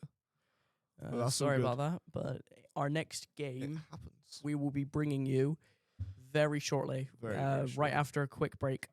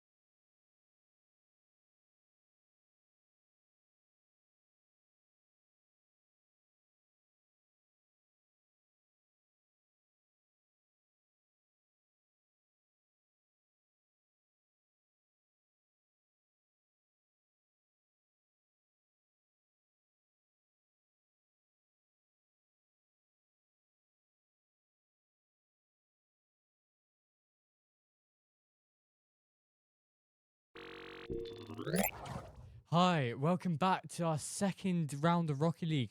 We've got SGS Team B v Cobras. So what do you think, Artemis, of this? I reckon that this might be a bit more of a challenge from Cobras here, considering they did lose that last round. So I reckon they might be pulling all the strings to stop the B team from winning. Yeah, because Cobras did unfortunately lose to SGS-A. Yeah. Would they take it back to SGS-B? I certainly think so. I reckon our A team might be slightly better than our B team, but I don't think they're going to be wanting to repeat that loss that they just went through. It's going to be a best of 5, and well, I wish both teams, both teams good luck. Both teams good luck. I want to see great performance from both teams here. What's your predictions on the? I'm going to say first game, overtime. I want to see a first game overtime. What I want to see is I want it to go to 2-2, and then I want it to personally go to Cobras after that loss. They played so well. So I hear we've got Symmetry, Q Noah, and Seb on SGSB versus Toy Parrot. Oh, it looks like they made a sub to Coops. And we're getting the first game into here. So we got Hurds on the ball. Q Noah bringing up the ball. Trying to air dribble down to the middle. Blacked off by Seb, but blocked by Parrots. Seb here. Unable to hit the ball. Going to the angle, gets the 100 booth in the corner. Q Noah hits it up. Symmetry hits it up. But now it's into the orange half. They're playing very defensively here. They have a shot, but blocked by Q Noah. Symmetry goes up. Symmetry trying to look for his teammates, trying to look for everyone, but it's 2-on-1 right here. Q Noah off the ceiling, trying to hit the ball, and it goes in by Noah. Q Noah getting the 1-0 lead. That's going to be tragic for Cobras, but there's still 4 minutes left, so they could easily pull it back, maybe even with a 3-1 lead. Yeah, Q Noah here with the first goal of the match. Would Cobras get another goal? He's going straight for the boost as well. With a fake kick leaving Seb alone Parrot on trying to shootout. find like opening. Parrot just missed the ball there, but Q Noah again off the ceiling, down by the ground pinch. Over one, but just barely hits the crossbar. And Seb with the rebound there. Seb able to come in with the clutch 15 seconds after the last goal. Yeah. Not looking good for Cobras. Cobras needs to step up the game, but I think Cobras can bring it back here. They have got this. We've seen them play last time, and they're pretty good. So I want to see some Cobra. I'd say they're better than pretty good. Yeah. I'd say they're one of the best teams I've ever seen. We got DTV or Coops. Sorry, Coops Symmetry just hit it back to the hard. Demos Coops. Coops with the block here. Q Noah trying to get the rebound off the block. Bump. Harv's getting it. Q Hurds up above. Over 2 and. Harv's it's that own goal I see from Q Noah. Harv's has got it. Who got the own goal? I think it was. It was Noah. Oh, that's tragic. Noah's trying to block it there, but accidentally hits into the goal. That's tragic. It's good for Cobras though. Parrot here hits the ball. Here comes Seb. Q Noah trying to look for Seb, bounces off the ball, passes to Seb. Seb takes the ball, and Symmetry gets the goal. Oh my god. We haven't seen much of Symmetry this game. He was on stream shoutcasting earlier. I was hoping we'd see more of him. He gets the goal here. I think it brings the scoreboard to 3-2 SGS. The fake kickoff here, where 2 people get the boost. Seb gets the middle. Q Noah brings up again, gets past 1, gets past 2, into Symmetry, and Symmetry and the link-up play from those 2 were brilliant, would you say, Artemis? Yeah, very much so.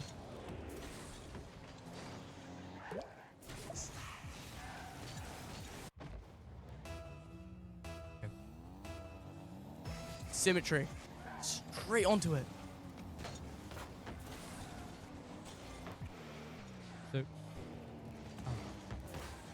Okay, Toy Parrot here.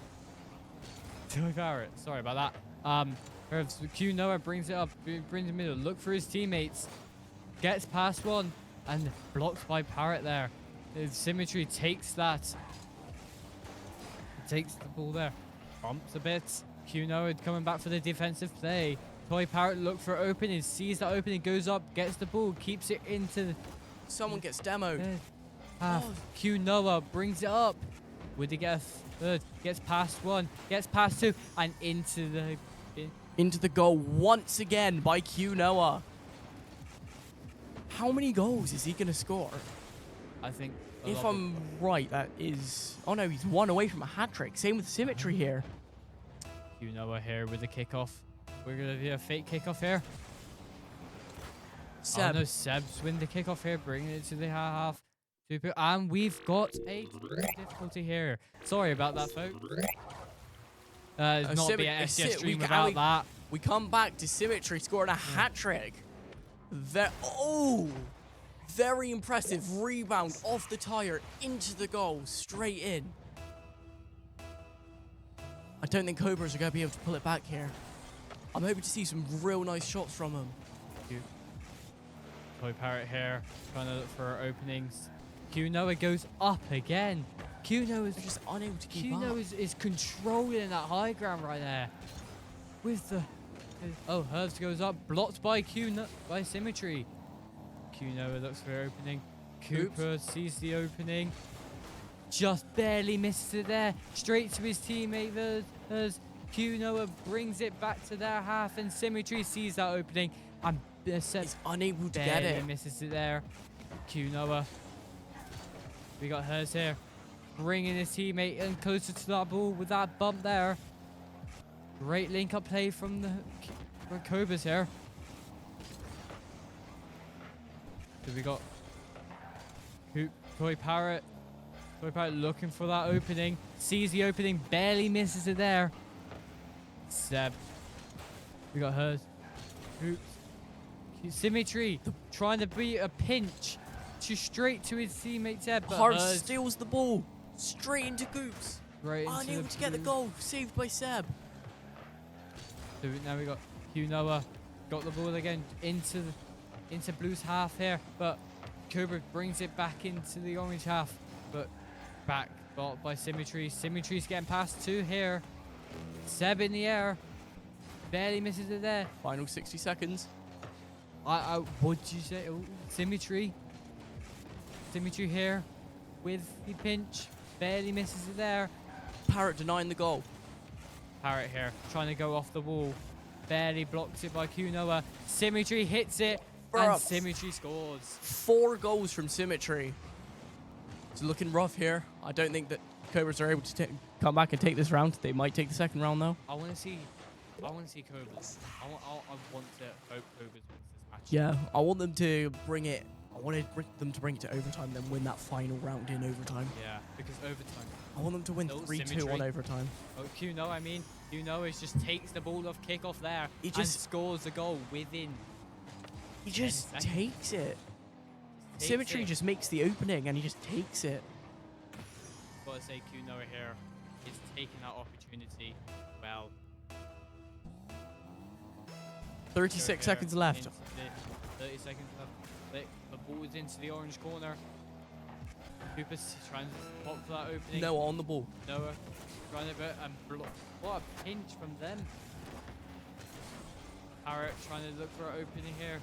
Saved by Parrot. Symmetry's taking that save and trying to get into a rebound. Saved by Parrot again. Parrot's going crazy with the saves right now.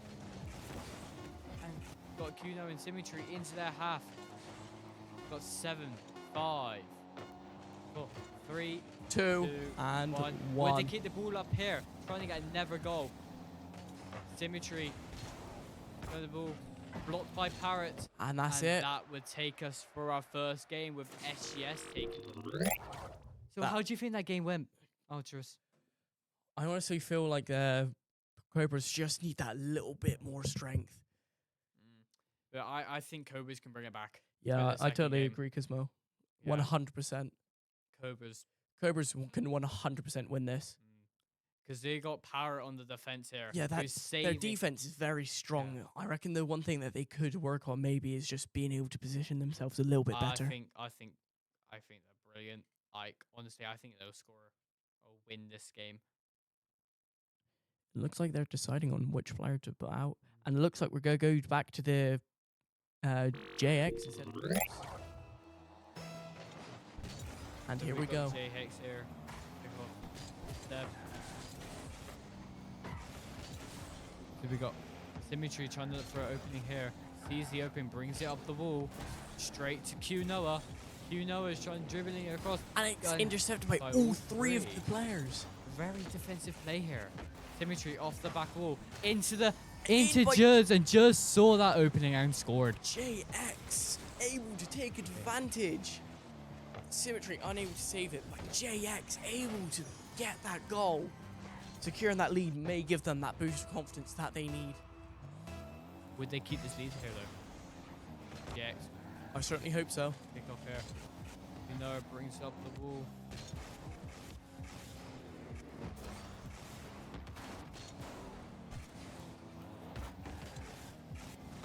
Okay. So Parrot's here, trying to off the ball, but blocked by Symmetry. No, on the ball.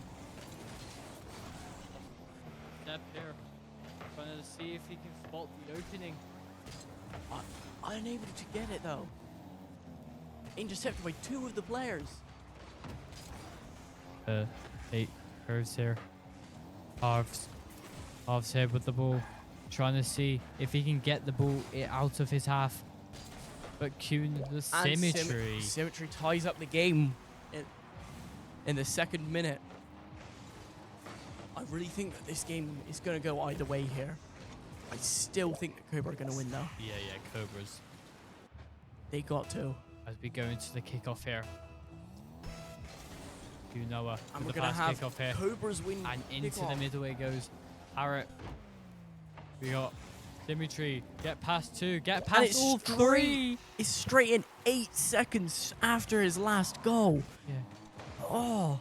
And that That brings is- the score 2-1 SGS. He just barely puts it below halves. Oh. Unlucky. Seb here with the kickoff. Seb Unable to barely win. misses it there into Orange's corner. Q Noah brings it up with the high ground play. Gets past one, but Saved by unlucky there. JX. But saved by JX. Seb here trying to get the ball off of here. Symmetry looking for the opening here, but blocked it. Unable to get it. We got JX v Symmetry. Symmetry with the demo. Demo onto halves. Oh. Parrot here, passing to his teammate. His teammate barely misses it, but everyone gets. JX gets it here. Symmetry in the goal here, playing very defensively. Q Noah pinches it off the mid wall. And up in the air, and Q Noah passes it over to Symmetry here. Symmetry brings it up. Tries the ground pinch. Bet and gets blocked by 2. Parrot here. JX. Then looking for the opening to see if they can take the ball from SGS here. They get the error goal. They get the equalizer. JX sees the opening, takes it, passes it down the middle into the crossbar. Unable to go. Unlucky there for Parrot JX. misses. Oh. Oh no. That would have been the equalizer to tie things out. Half time now. Symmetry 2-1. Q Noah sees the opening, takes it, And that's puts 3-1. it in. Oh. They're Looking pretty good at taking openings, aren't they? yeah, he's looking a really close game. Both teams here. Both teams with strong offense and strong defense, but it looks like that the Firstshot B team are just barely slithering past. The defensive plays here. Symmetry looking for opening here. Q Noah with the ball.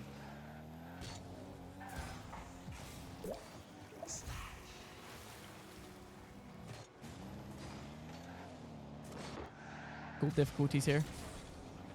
Find out. Symmetry. And in the meantime, Symmetry getting another goal for a 4-1 lead. With 2 minutes, 10 seconds remaining.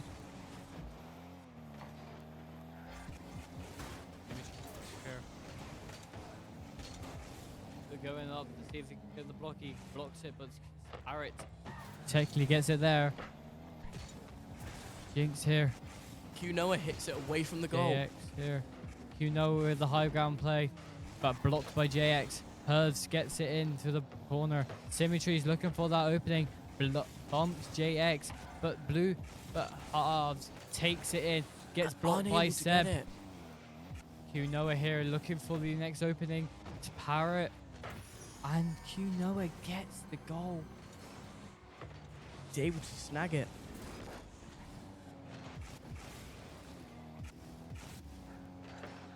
And it looks like Noah is just able to take it. It was an own goal. By the looks of it. Seb here with the kickoff. Barely misses it there. We got Harves on the ball midair. But denied by Noah. Seb here looking for that opening. Looking for the opening. Sees the opening. Takes it. Barely misses it. But Halves sees that next opening. Takes it across. Passes his teammate JX. Parrot's here as well. Parrot tries to cross it to his teammates. Herves gets the opening. Tries again. Pulls it down. Final 60 seconds with a 5-1 lead for B. It might not be able to pull it back. Halves and Noah battling us in the air. Seb brings it up again. Tries to get for the ground pitch, but blocked by Parrot. Halves trying to get the ball up to the half, but blocked by Symmetry. Symmetry is up in the air. Same with Noah. Seb Both here. unable to score. Seb We've trying to got pass Halves. back to them. Halves sees the opening, takes it, but Saved. blocked by Symmetry. Parrot is trying to see if they can get 30 seconds remaining. Get another goal in, because we want to see Cobras here putting those goals. Seb here. In comes Seb with the denial. And Parrot. again, 2 in a row. Hitting it up from Noah. Noah's here trying to get the sixth goal. Symmetry. Symmetry was unable to get that. That would have been a good goal. Noah up in the air again. Down to 1 that's- second, and that's SGSB 2-0. takes the hit win for this game. That's 2. That's just B. So what do you think about this game? I honestly feel like Cobras might not be able to take it back again. Personally, I want them to, but it just looks like they might be losing again. I'm still betting on my overtime. I want to see this overtime, because that last goal wins is so much stress on the players here. Yeah. And I want to see how they react within that, because everyone likes overtime. It's nice and like adrenaline pushing through. Yeah. As in, you've got last goal wins, and any slip up can cause you the game. Yeah. And we're going into Game 3. looks like we're loading into the game 3 lobby now. As we can see, as we load into the game here, Parrot. Looks like we're going to be running the same comp for Cobras here, not making a sub.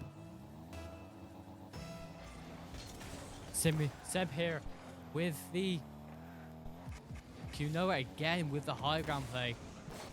We have Noah. Parrot even taking the ball off of him. JX. JX with the and blocked by Noah. Parrot unable to follow up. Dimitri here trying to find. I think Seb's looking for what Noah's doing. Noah gets into the corner. Dimitri following up. Noah back on the ball. Intercepted by Harves again. And we get a demo. JX trying to look for the opening for the gives to Harves Harves. unable- Harves unable to get that. Seb playing very defensively, waiting for the next shot from JX. JX is looking up, but cannot counter Noah in the air because he has no boost. Symmetry in the air. Symmetry in the air. Pass it all the way across the mid, gets past Hits the bar. to Seb. Seb hits the bar as Says the well. bell. Would Noah finish this off for them? Or will he hit the bar? Noah with the play. Unable to And grab then it onto play the and crossbar. Just barely hits the crossbar. Dimitri here, passing it through the middle to his teammate Q Noah. Herves here. JX playing very defensively, waiting for the shot from Q Noah. Both of them barely misses it there. Herves takes the ball, brings it up to orange half. Seb here trying to get the ball back into the blue half. And Parrot gets it back. Q Noah with the high ground here. Approaching Approaching 1 minute 30 left. JX looking for a pass here. Seb possibly with a goal here. Seb. Denied by JX. You know it here. JX. Noah, we're back to Noah. Seb. Symmetry on the Symmetry. ball with Pass Noah to as well. Noah brings it up. Harv's Hars unable to trying bring intercept. it down, but blocked by JX here. JX with the ball back to Power by Parrot. Parrot with the demo. Noah. Halves with the ball here. Tries to get it through. Barely gets it past. Parrot here. Halves. JX trying to get past Noah and Symmetry here, but barely misses it there. Symmetry with trying to get the ball is in the orange half here, and JX gets the first goal of this game. Half time with 1-0 for Cobras. This game has been very defensive for both teams. Yeah, and both. JX managed to sliver through It there seems and both- gets the first goal. Yeah, seems both teams are being very, very defensive here, as you pointed out. With the kickoff here. Half time with 1-0 to Cobras. Let's see if they if they bring can it keep home. the win. Bring it to them. Noah Symmetry. Noah tries to go Noah up, down. bounces off the ball, bounces off the spot. Denied by Harvs. Seb here. Parrots with the ball, trying to get it past to his teammate, but blocked by Noah there. Noah with the goal. 20 seconds later. Noah's like, I don't want to lose. So he's like bringing out all his skills and getting that goal to bring the equalizer. Back to kickoff. Let's see who wins the kickoff to get the advantage here. It looks like there's And a it's going to go stalemate. to SGS for kickoff. Parrot here, Just barely. trying to find where Noah is looking. JX trying to see if he can spot that opening, but Seb's there. So Noah in the air. Pass down the middle, but JX gets it. JX as well is playing very defensively here. Into Halves. Into Parrot. Parrot barely misses it there. Symmetry here. Trying to get the goal here, but blocked by Parrot. Parrot is trying to get Symmetry back on the ball. into Symmetry. Seb's looking for the opening, sees the opening, takes it, but Unable. blocked by JX. here. JX gets demoed straight after. Halves Oh, here, no. looking for the defensive play, trying to get it, trying to bring it to attack. If Noah brings it up the wall. Symmetry gets demoed as well. Noah into Symmetry. Symmetry Scored by takes that demo and finds the opening and scores. Scored by Symmetry, making it a 2-1 lead going into the final minute. Will they be able to pull it back, or will it be a 3-0 lead? You see with the kickoff, Symmetry here, looking for where his teammates are. Sees Kuno on the side, and unlucky from SGS there, losing the kickoff into the orange half, and Parrot takes the goal to make it the equalizer with a minute left remaining. Look, it was an own goal from Symmetry. Oh no. Oh no. 1 minute remaining. This game is really Kickoff intense. here. Seb playing very defensively on the goal line. Herv's trying to get the ball. Finds the opening, pass the ball into the middle. Well, Seb's there to get it. Noah trying to get the goal here. Symmetry brings it up, but Jay-Z brings it back. Herv's trying to get the opening, sees the opening, tries to get it across his goal. They get it. 30 seconds remaining. Oh, Halves get past one, but it's blocked by Symmetry. Noah brings it up. Try to see if he can pass Parrot, but Parrot's there to block it. Been very close game, hasn't it? Oh, and it's going by Symmetry. Symmetry. Symmetry scores the third goal with 14 seconds left. Would you see? I still Cobras. believe that Cobra can pull this back. All they have to do is just win this kickoff, and then they should be able to get a goal. Yeah. And we might see my overtime. Hopefully, Gizmo. Parrot here wins the kickoff into Orange's corner. Jay-Z brings it up, but blocked by Q-Noah. Oh, demoed here. Jay-Z's looking for this event to play. 1 second left on the clock. Would they keep it up? But Q-Noah They're unable to, Q-Noah- and that's it. Firstshot win this series. Yeah. Oh no. Firstshot takes the win on Cobras here. Good luck on to Cobra's next game, I believe, against Swindon. Swindon, yeah, Swindon College. Yeah, let's hope that they can pull through. We will be bringing you the Swindon versus ChiCobras game right next. It'll be And we'll after be a on. short break. Goodbye.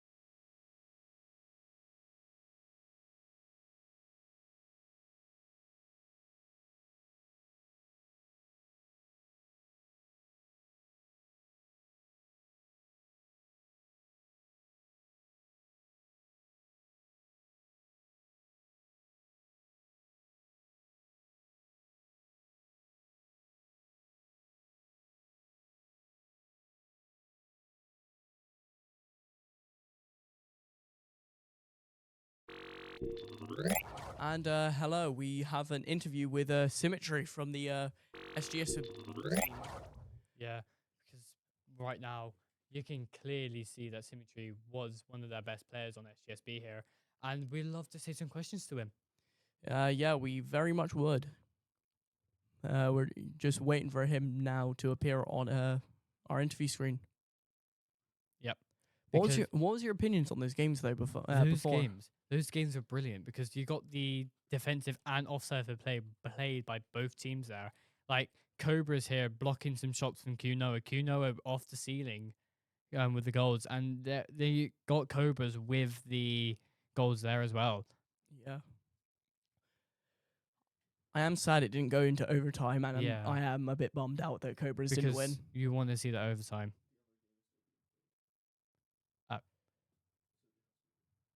So right now we've got the other game playing, but we can't really speculate that coming on in the lobby.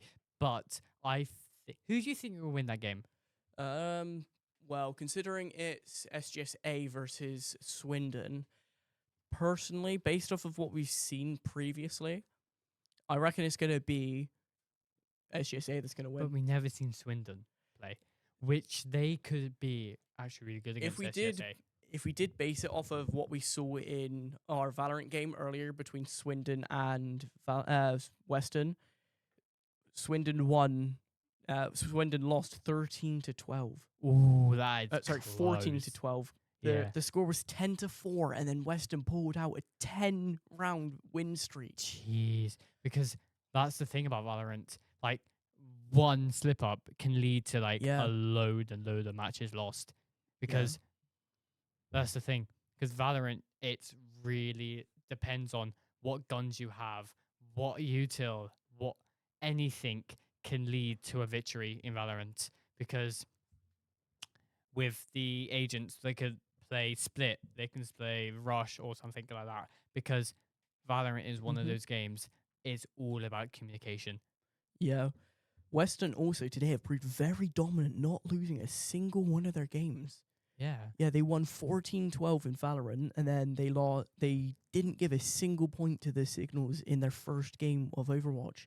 And then our Firstshot team for Overwatch today, they had a heartbreaking defeat against the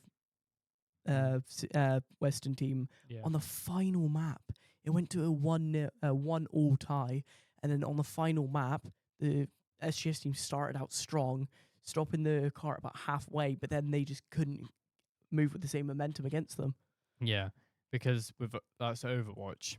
Because Overwatch is a game with communication, and with the right communication can lead to the victory. Yeah, for sure. Because that first game though of Overwatch, it really set the stage for what Weston was capable of, because they really just rolled through us. They took that first map and it was just like bam, and they just took it. Especially with their Signals game, Signals just could not score a single point. On their first game, they lost 2-0 on the control, and they just couldn't get that point back.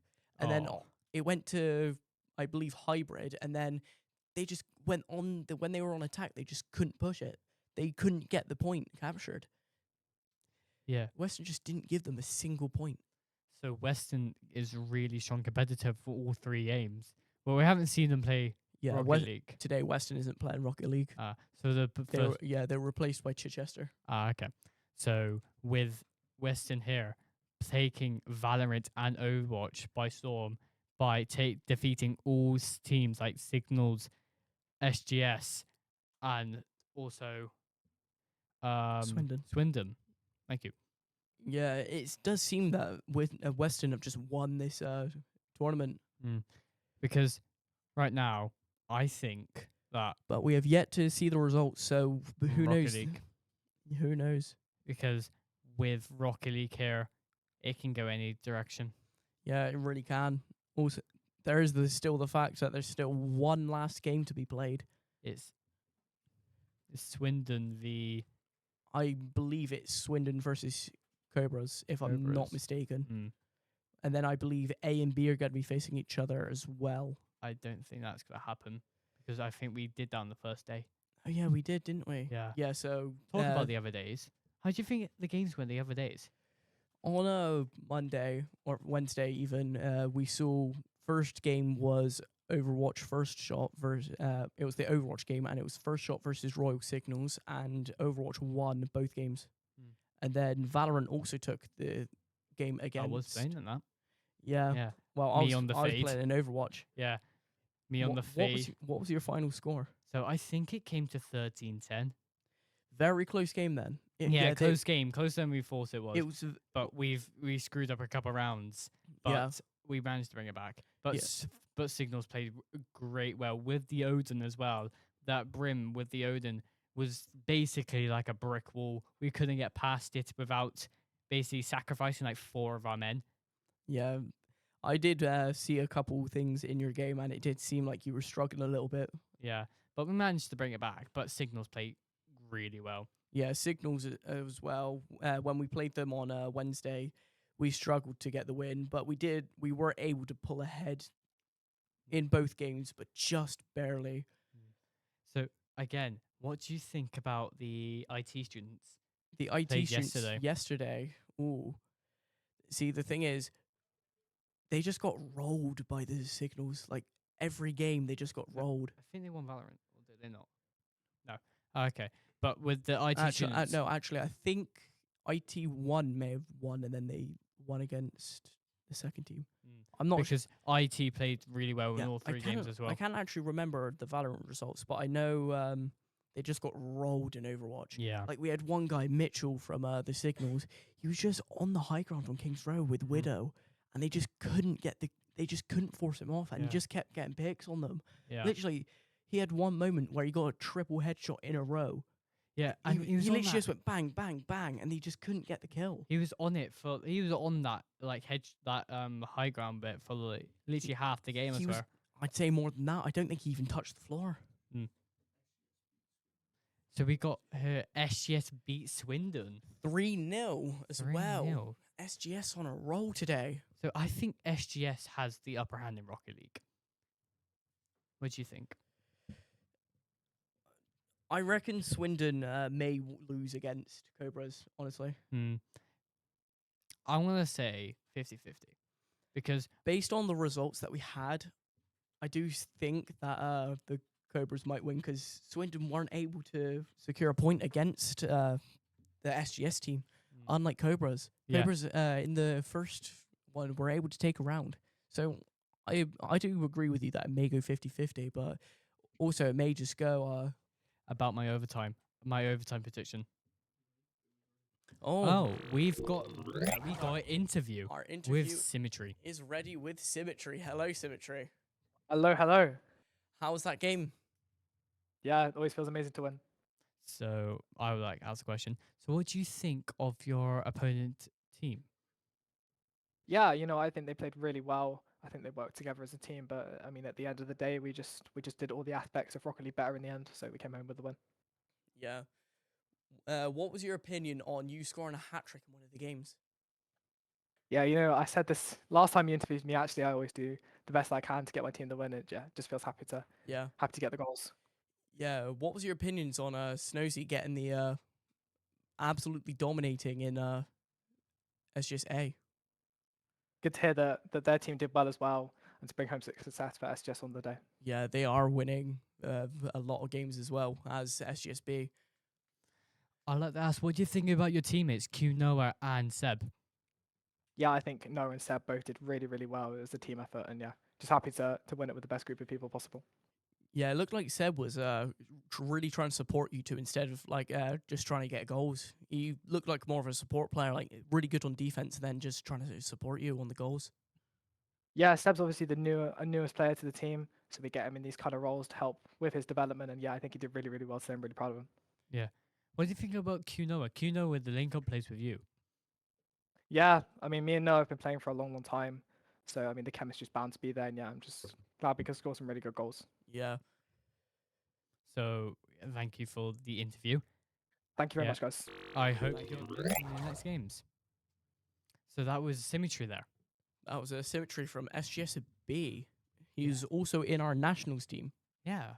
Yeah, our nationals team, I believe it consists of Q Noah, Seb, Drift, and Killer Boss. Killer Boss might be on it, and Symmetry, Q Noah, Drift. Seb, Drift, and someone else who could possibly be Killer Boss, but I'm not think too Killer sure. Boss is on the national team as well. Yeah. So,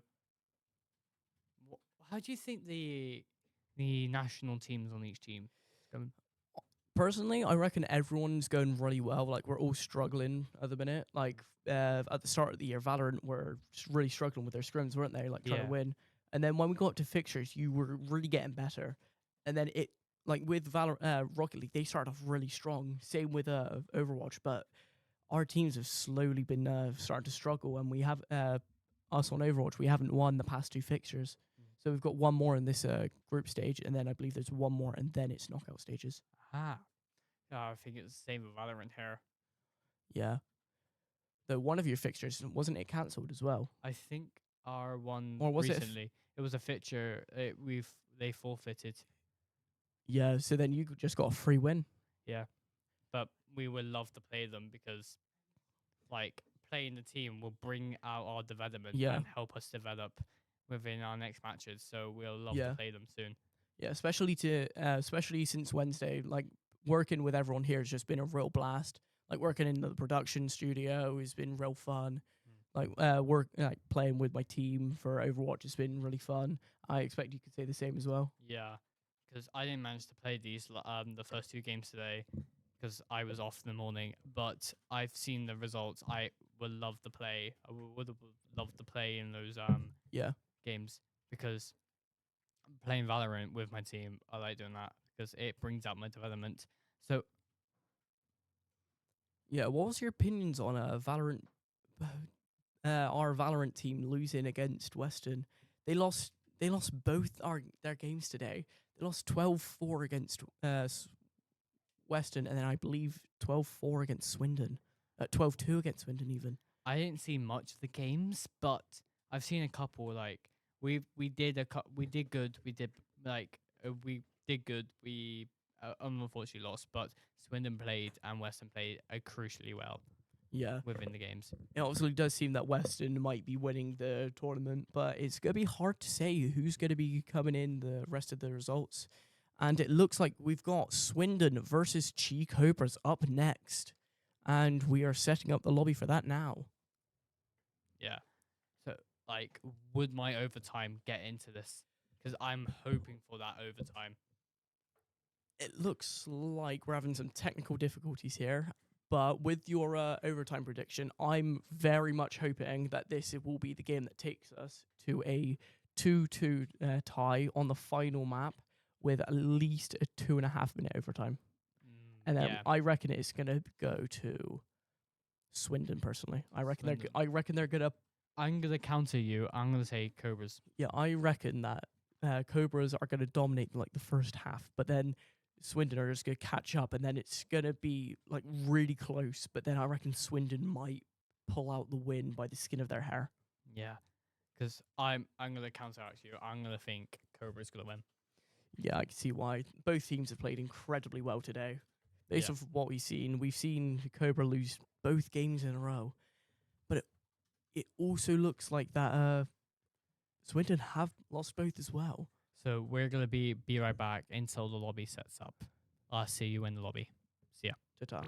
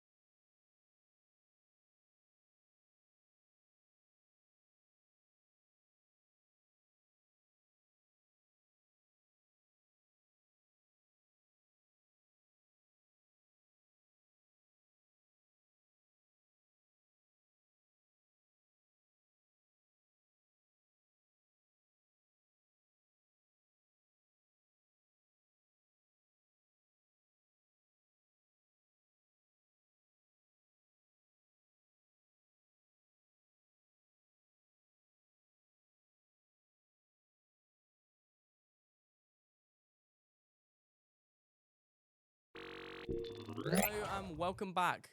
We are bringing you straight into the game of NSE Swindon versus ChiCobras. Halves here with the ball, trying to finish the opening, but then blocks out by Wally's. Walters here, trying to go off the high ground play, barely misses it there. But Halves here, JX trying to get off the double tap there. Halves finds Parrot. Parrot tries to get the goal in. We've got Wally on the ball. Harves just barely misses the goal. Then we have Walters. Then we have Mac going in for the ball. Doing the aerial. Can he get it in? Nah, he gets deflected. And Wally gets the clutch. Wally gets that tap in from his teammate there. He's watching where he goes. He sees the opening. He takes it and he puts it into the left. And it's an own goal as well, again. I think it's just a missave. No, pretty sure it was an own goal from JX on accident. Yeah. Wally here with the kickoff, wins the kickoff, and then goes back to booth to let his teammate help him out. Mac help him out. Mac here trying to look for where the ball's gonna land. Halves up in the air, trying to hit the ball again. In the air, past an opponent, surprisingly. Yeah, then Halves here with the block. Halves here with trying to do the shot and barely misses it there. Wally watching the ball, trying to get in position. Hits it into Walters and gets intercepted by Harves. Parrot here takes the ball. In comes JX to separate him. Mac here looking where the ball is. Hits it onto... Oh, Halves hits into the corner. Here comes Wally. Intercepted by Harves. He misses. And the ball's in the air with Harves. They're not able to get it though. And a demo comes through. Halves here with the ball. Hits it into the wall. They're trying to rebound it. And his teammate takes it. Would he score with it? No, he's blocked by Walters. Walters here gets intercepted. Halves barely misses it there. JX is watching the goal, and Walters just barely hits the crossbar there. He takes the second shot, blocked by... It's missed. Oh my god, that is unfortunate. Wally with the ball again.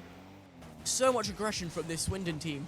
And it goes in from Walters. Takes that opportunity and scores. Like you said.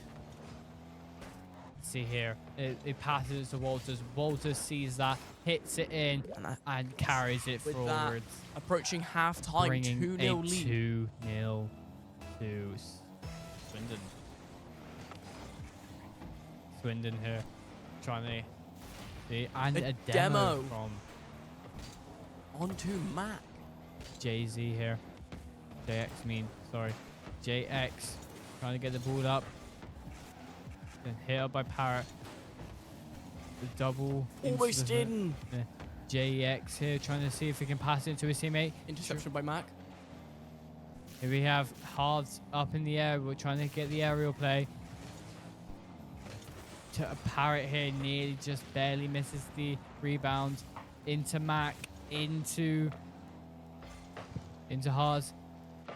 Here we go. Here comes Walters in the very defensive play. A battle in the air. Walters hits it up forwards. Wally gets demoed. Over JX here. Walters. We got a double. Mac in the air. Walters unable to secure the goal.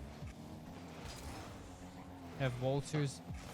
JX and Parrot trying to bring it in. Double taps it on the ground.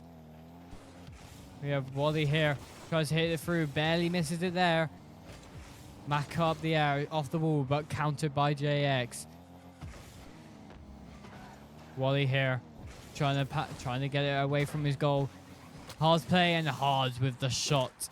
1 minute 20 remaining on the clock. And Harves gets a goal for a 2-1. 48km/h goal. That's 46. I know you can't see it. Yeah. Hards here with the kickoff. Would he win it? Oh, and the stalemate from but Hards takes JX. Gets it in 4 seconds into the game. That's the quickest one we've seen all day. Yeah. Oh but my JX god. here sees the opportunity, takes it, and butts it in beautifully. Harvs causes the ball to slow down with the tie on the... We have Mac tap Parrot to see what he does in the kickoff. Follow JX. Wally takes it up the wall, gets the 100 boost, and hits it. Tries to dribble it to his teammate Mac there, but Parrot's there to stop it. JX brings up the wall into the but barely has any boost to carry on with the play. Mac here trying to get it up across with 1 minute left remaining. With a 2-2 stalemate, would we get to overtime? Post. Parrot here. Then we have our Mac. Mac trying to see if we can find an opening. JX and Wally having a little moment on the field. Walters in the air, passes it to Parrot on accident. Straight over to Mac and he misses. Oh, and nearly in the goal, but it. Wallace is there. Wally trying to get to see off the wall into Haas. Haas hits it up. Past Wally, past Mac Gemmons to retrieve it here. And Jay-Z's blocked Mac's aerial attack there. JX, Parrot. Parrot sees the opening, he takes it. Barely misses it and there. we enter the last 10 seconds. It looks like overtime is a very strong possibility here. My prediction may be right about overtime, but it's so close to the goal. Is anyone going to take it? Oh, it's blocked by Wally there. Walters hits the crossbar. JX. It's in overtime. Mac. We see it overtime. Always is back into overtime. So next goal wins. That stress on the players must be high on these players right now. For sure.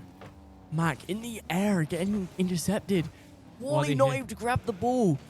Going straight on to JX. JX here, trying to see Parrot's passed it into the middle, into Wally. Wally gets past one. But JX here bounces off the wall, trying to find his teammate into Parrot. Parrot brings it up into the goal. But JX here, Halves is trying to get the goal here. And Walters pushes it back. And Wally as well. Wally Both pushing it teams into the are wall. playing very defensively here. Mac in the air with a possible pass to Wally. Intercepted. And it's in. Walters in. That first game goes to Swindon. With here, Walters sees that opening and takes the shot. Congratulations to Swindon for winning their first match. And with that, our first match goes to overtime. How do you feel? Oh, brilliant. I wanted that overtime play to see how the players react. And it only lasted like a minute, but it was brilliant. It was really intense. Both teams played pretty well in that overtime, very defensively, and managed to play off each other. Like both teams had so many shots on the goal, but they were just barely able to pull ahead. They were just able to pull ahead in that overtime. Cobras must be thinking about how they could win the game here. 1-0 to Swindon. Let's see if ChiCobras can win this next game. With Parrot with here. a demo onto Parrot immediately. Mac into the play. Barely just hits the crossbar. Mac trying to get the rebound here. No teammates available to hit it back. Into Walters. Unable to get in. Onto Wally. Saved. We have Mac here trying to pass to his teammate. Wally tries to take the opportunity here. Oh, Walters with the opportunity, but I'm pinched with Mac. They pass it into the middle with a demo. Another demo, but barely hits the crossbar. And Walters with that tapping goal. Very strong play by Mac.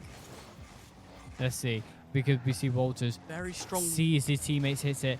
Yeah, very strong play by Mac, setting it up, and then allowing Walters to just squeeze past the two of them into the goal. Get that for 1-0 lead. Here we have Walters. Walters changing this down to find Jay-Z.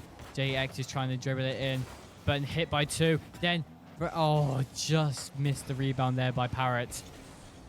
Halves here, trying to get it. Trying to see, but blocked by JZ. JX. Wally here trying to do a battle here, trying to see where the ball lands. Walters playing very defensively here with Mac.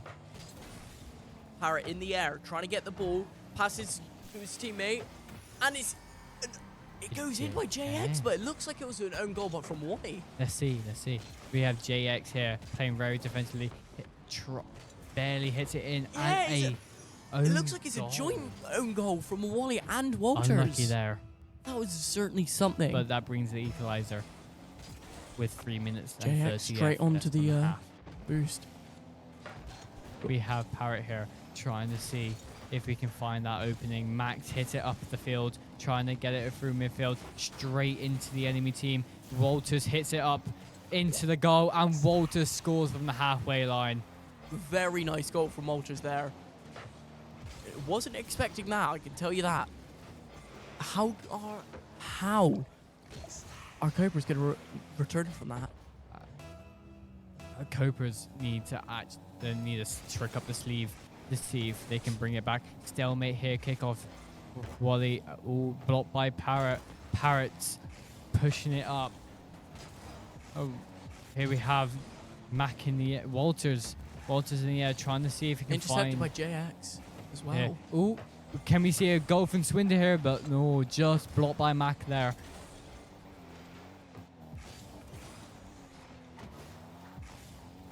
So we have Hars here playing. No, JX. Back onto Hars Hars. in the air. Passes it in. Hits it across into the corner. Parrot goes up to the ball, trying to see if he can pass to a teammate. Sees his teammate, but barely misses there. JX is trying to do the same thing. But Mac's there just to stop them. Oh, and Hars takes the opening and puts it in. Harves with the equalizer here. Half time could go either way. Let's see who will be the next goal. We have Parrot, JX, Mac. Going into kickoff here. Looks like we're going to have a Cobra win this kickoff here. Wally hitting it into the air for Walters. Intercepted by Parrot. Just go straight back to Wally, who misses it, unfortunately. So we have Wally here, trying to see if he can find open, but barely handing the boost to do anything. But we have Parrot here. Parrot here looking for the defensive play, but Jay's and Mac here, see if he can play off the defensive play. And Walter sees it open, but barely misses it there. Mac here. Trying to get on the ball, and it goes in from Harves again for a 3-2 I think lead. that was from halfway. Let's see. I don't think that Hits was. It was from halfway. It was? Halfway Oh, no. into the bottom right corner. Ooh, that was nasty.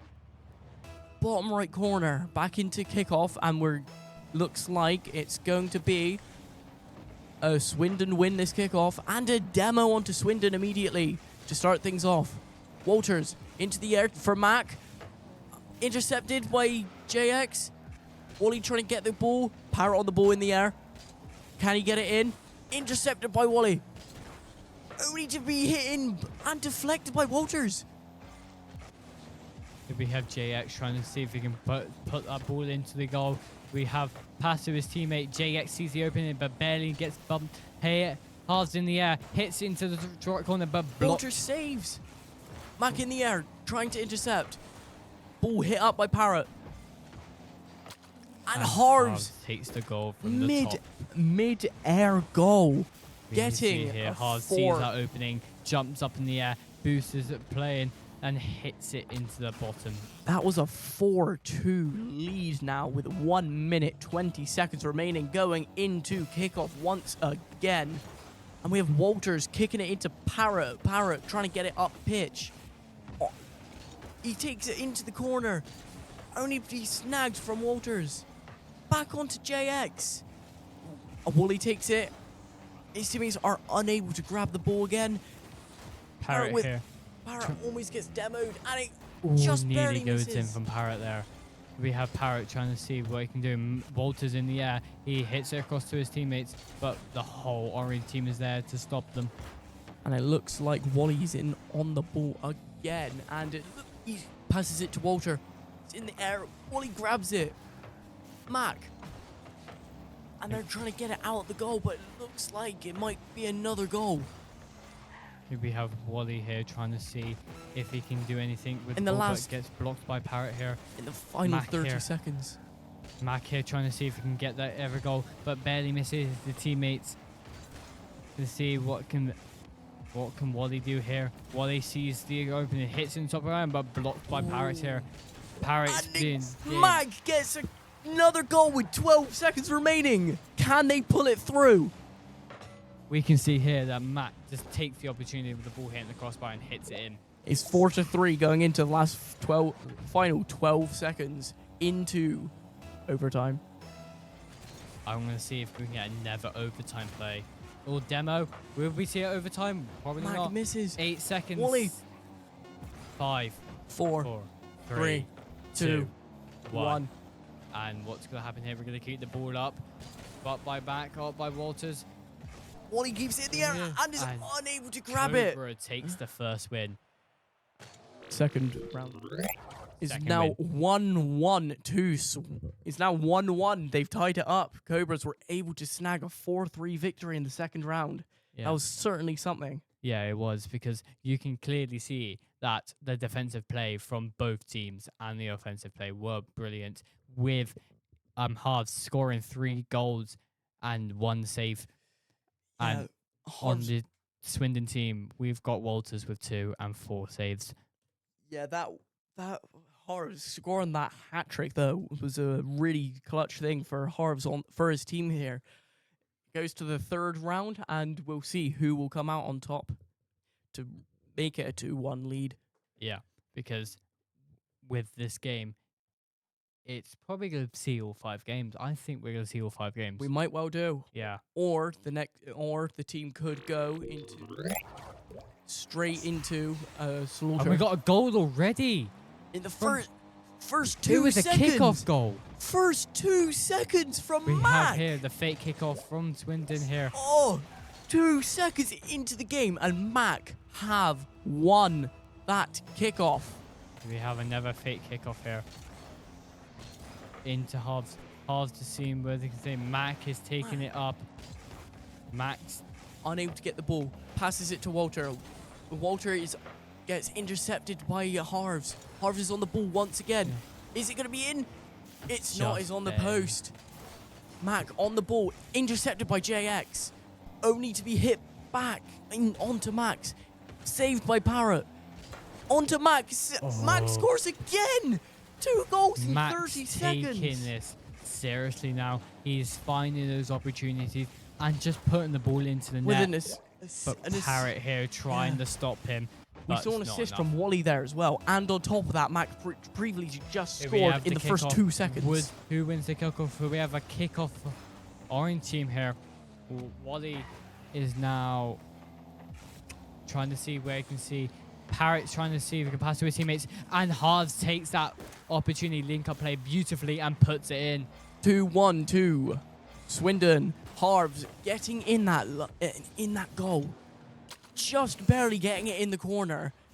This is what they need to turn it around for Cobras this match. 3 goals in the first minute is wild. Yeah, we have Wally here. Harves trying to see Harves on the ball, trying to see where his teammates are. Bumps Walters out the way for Parrot to see where he can do. It's into blue Harves here. Parrot, Parrot team what his teammates are doing. They're off the backboard. Mac on the ball. He's in the air. Tries to get it into... And Walters hits it up. Mac on the ball. Trying to get it in, but Harves is just too fast. We've got Harves still on the ball, on the wall. Trying to get it in. Can he sneak past Matt? No, he cannot. Wally in the air. Can he get it to Mac? Mac just barely misses. Hits it over into the corner. Back to... Walter hits it. Into Parrot. They miss. Harves gets it into the mid. In the air. Does he get it in? It's on the crossbar. Oh no. Parrot on the ball. We have... And it's saved again. What is going on? I seriously do not know. Parrot here. Oh, Harves hits it in, but blocked by Mac. What are you trying to see? Whether off the backboard, into the middle. We see Mac here trying to go up the pass to his teammate. Halves hits it upfield. Stays back to get the 100 boost. Sees the opportunity and takes it. But Walter's coming in from the air. Back onto Harves. He's lost Moose's boost. He's trying to grab more. And he's unable to get the ball here. Wally trying to catch up, but it's Mac that's probably going to get the ball. And he hits it up away from the goal. He's going to be hit away by Wally, only to be intercepted by Parrot. This is really intense, isn't it, Gizmo? Yeah, it is. With Walt, like, both teams are playing very defensively to see if they can get an equalizer. Wally into the corner. Walter's hitting it back into the corner after Wally got it out. Walter's onto Wally, but Wally can't quite catch it. JX onto the wall, mid-air, doing an aerial. Can he get a goal? No, he cannot. It's onto Walters in the corner. He's now in the air, trying to keep it up for his team, but misses. Mac gets it up onto Wally. Wally's unable to catch it, and it's in by Mac once again for a 3-1 lead.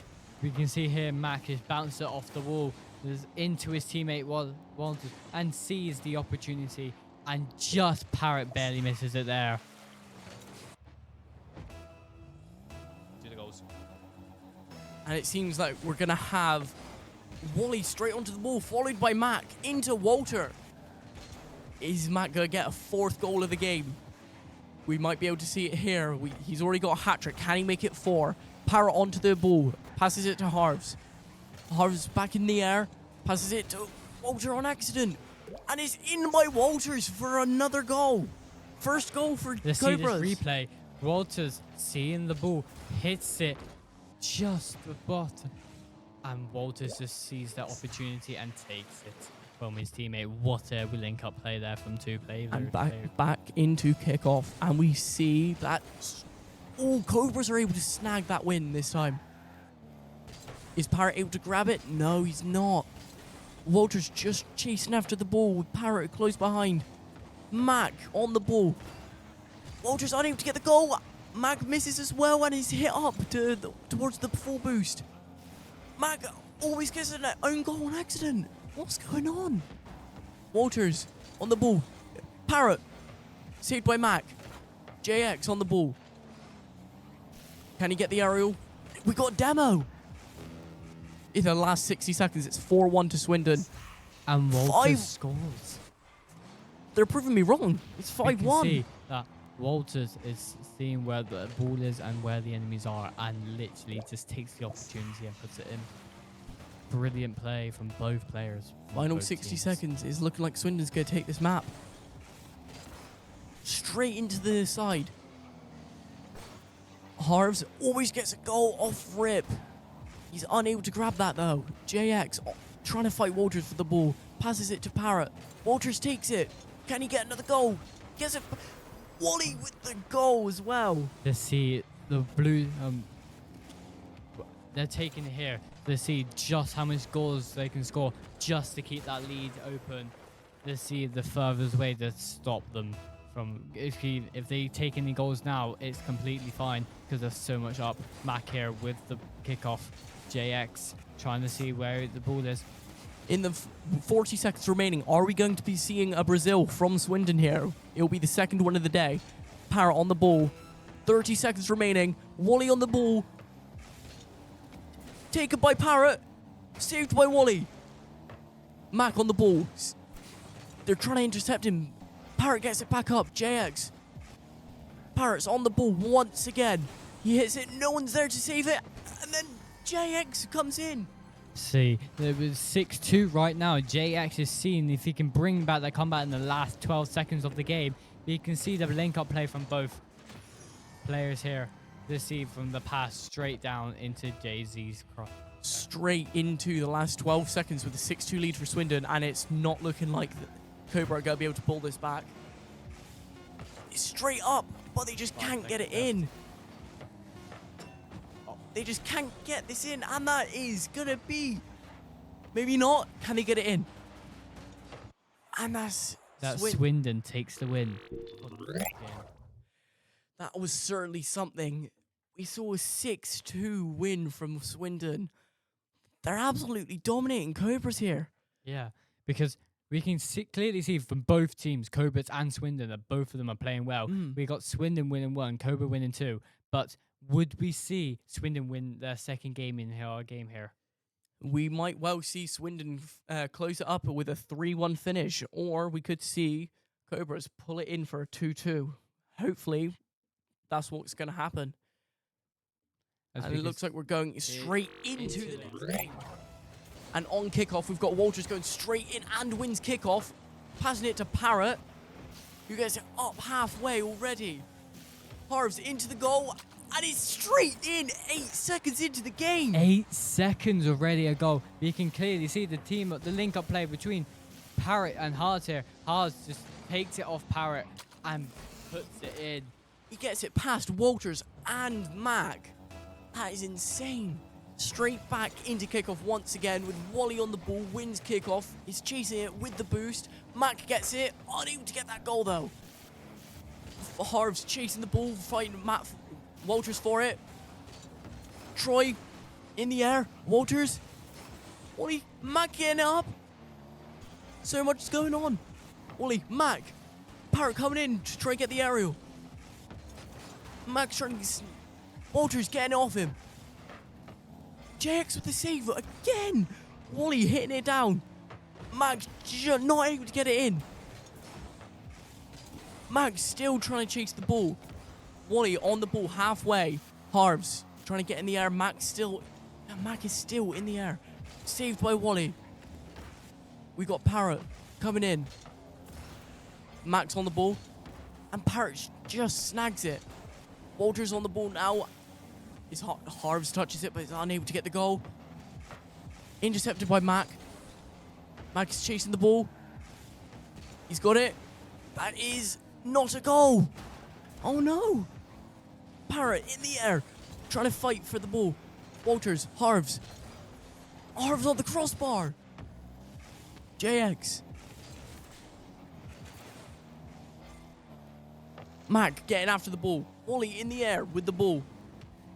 Passes it to Walters. Walters is unable to secure it. Harves takes the ball. JX getting the boost. Wally taking the ball. Mac on the ball. Crossbar. Oh no. On the post. Parrot trying to stopping the Wally from getting the ball there. Harves also stopping the ball being in play. Mac taking the ball as well.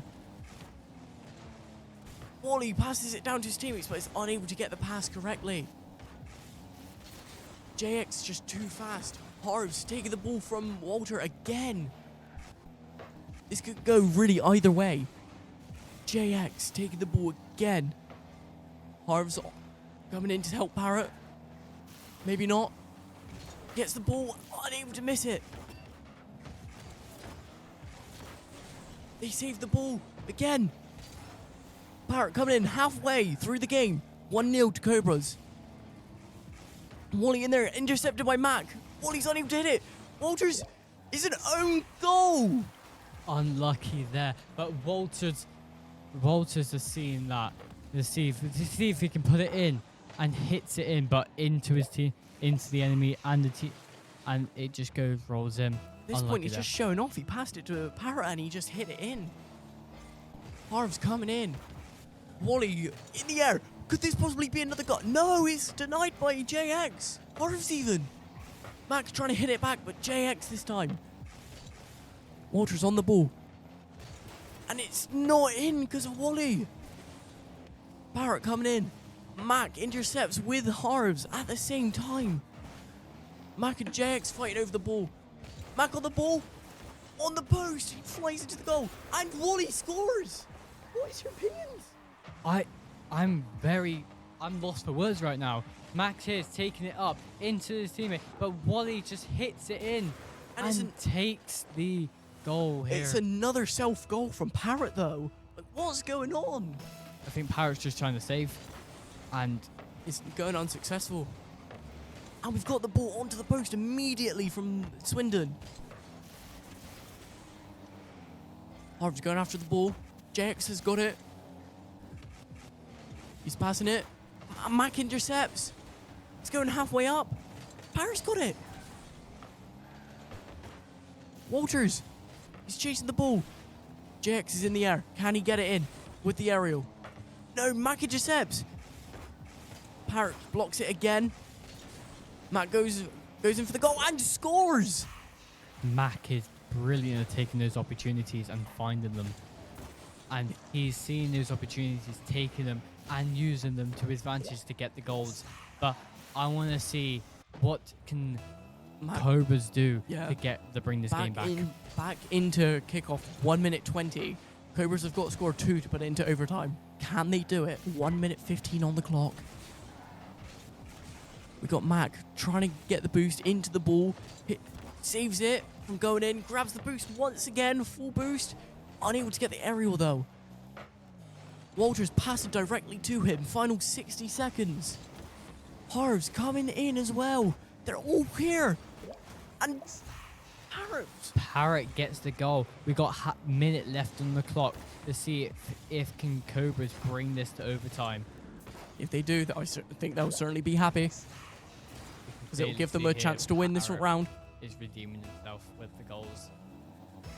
And Parrot goes straight in for the ball and he wins kickoff. JX on the ball, interfered by Harvs.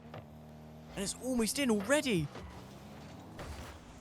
Walters with the save. Kicking it into the corner. Parrot on the ball as well. Fighting over it. Harvs on the ball instead now. Mac on the ball. Demoed. Oh no. Walters was demoed. Parrot on the ball. Oh, he's onto the post. Oh, onto the post again. It's not going in. 20 seconds remaining. Are they able to get a goal? Harvs just barely misses. JX with the ball. Harvs misses as well. 10 seconds. Wally on the ball.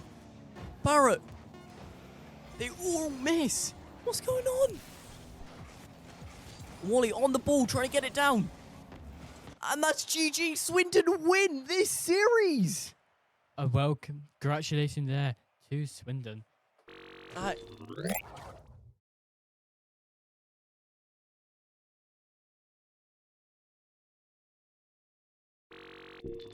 Sorry, we had some technical difficulties there, but it does seem like Swindon are going to be winning today. Or, well, this game. This game. I want to see if any game, like, I think we've got one more game going on, don't we? No, that was the last one. Oh.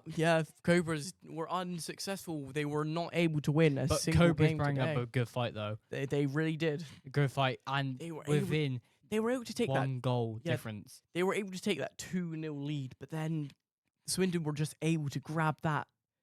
They took a 1-0 lead, and then Swindon were just able to get those 3 goals. Yeah, but Cobras were fighting hard all the way through the fight. We didn't see any slip-ups. But literally, it was saves after goals after saves after goal. It was a brilliant matchup between these two colleges. It really was. And with that, we would like to say... Oh, yeah. Never mind. Sorry, we've got possibly one more thing. Okay, so what do you think about the games today? Like, because we had Rocket League, Valorant, and Overwatch, 3 major titles in 3 major competitions. Because we got, and again, different genres as well. We got Overwatch, a team-based game, a Valorant team-based a first-person shooter. They are all team-based games. Yeah, we got shooters and also sports games. Sport games. Like, what other genres would you like to see if we do any of hosting these in the future? I'd personally like to see tactical shooters a lot more, or MOBAs. Like MOBAs would be a big one. Like League of Legends. League of Legends, Dota 2 is it also a good one? Yeah, League of Legends especially would be really fun. Because I could see battle royales though. Battle royales, I just don't think we could because there just wouldn't be enough people for it. Yeah, but we could do some like 2v2s or 1v1s in those. We do also have the standings for today. And on Overwatch, it looks like Weston wins with a and the camera's gone. And the camera. Okay, so the camera that's been on all day has just now decided to turn off. Turn off. We can see that Weston took the Overwatch, but what do you think about the other teams? Honestly, on Overwatch, Overwatch, it does seem like I did see that I think Signals came last on Overwatch. But I think that we've got it's it back up. Okay, so in first for Overwatch, we have Weston, followed by SGS Firstshot, and in third, we have Royal Signals. In Valorant, we have Weston College with a 3-0. Then we got Swindon with a 2 wins, 1 loss. SGS with 1 win, 2 loss. And Royal Signals with a 3-lose streak. But they played really well. And in on Overwatch, we have Firstshot B with a 3-0 lead. 3 wins, 0 losses. On second, we have Firstshot A going 2-1. In third, we have Swindon 1-2. And in fourth, we have the ChiCobras going 0-3. I would like to see more about, if we had more time and more games, we would have seen maybe a lot of difference of these leaderboards. But as we don't have much time, these are the things we've got, which are brilliant matches up, because we had so much fun with all these games playing on, and we had a whole tournament today, which was great, because we can clearly see that all teams have fought their best and managed to bring it up. And with that, it's time to say our thank yous. Yeah. So we like to say thank you to all the colleges coming across, and one big special thank you to one person who managed to make this tournament all happen throughout the 3 days, and that is from the production team. We'd like to say thanks, Gil. Thank you, Gil. Have an amazing time off, and thank you for the opportunity. Yeah, thank you for the opportunity of these three massive days with the tournaments. Thank you for getting all the colleges in and helping with the production team. And we'll be seeing you in 1 year's time. Thank you, Gil. Have a great time off. We'll see you soon. And there's one more thank you, Martin, who's been looking after all the people in the theatre. Thank you, Martin. Thank you, Martin, for setting up all the lobbies and also everyone. And we also like to say thank you, everyone in the viewing area, for keeping this tournament going and happy. And that will be the end of our stream. Goodbye, everyone. SGS Goodbye. signing off.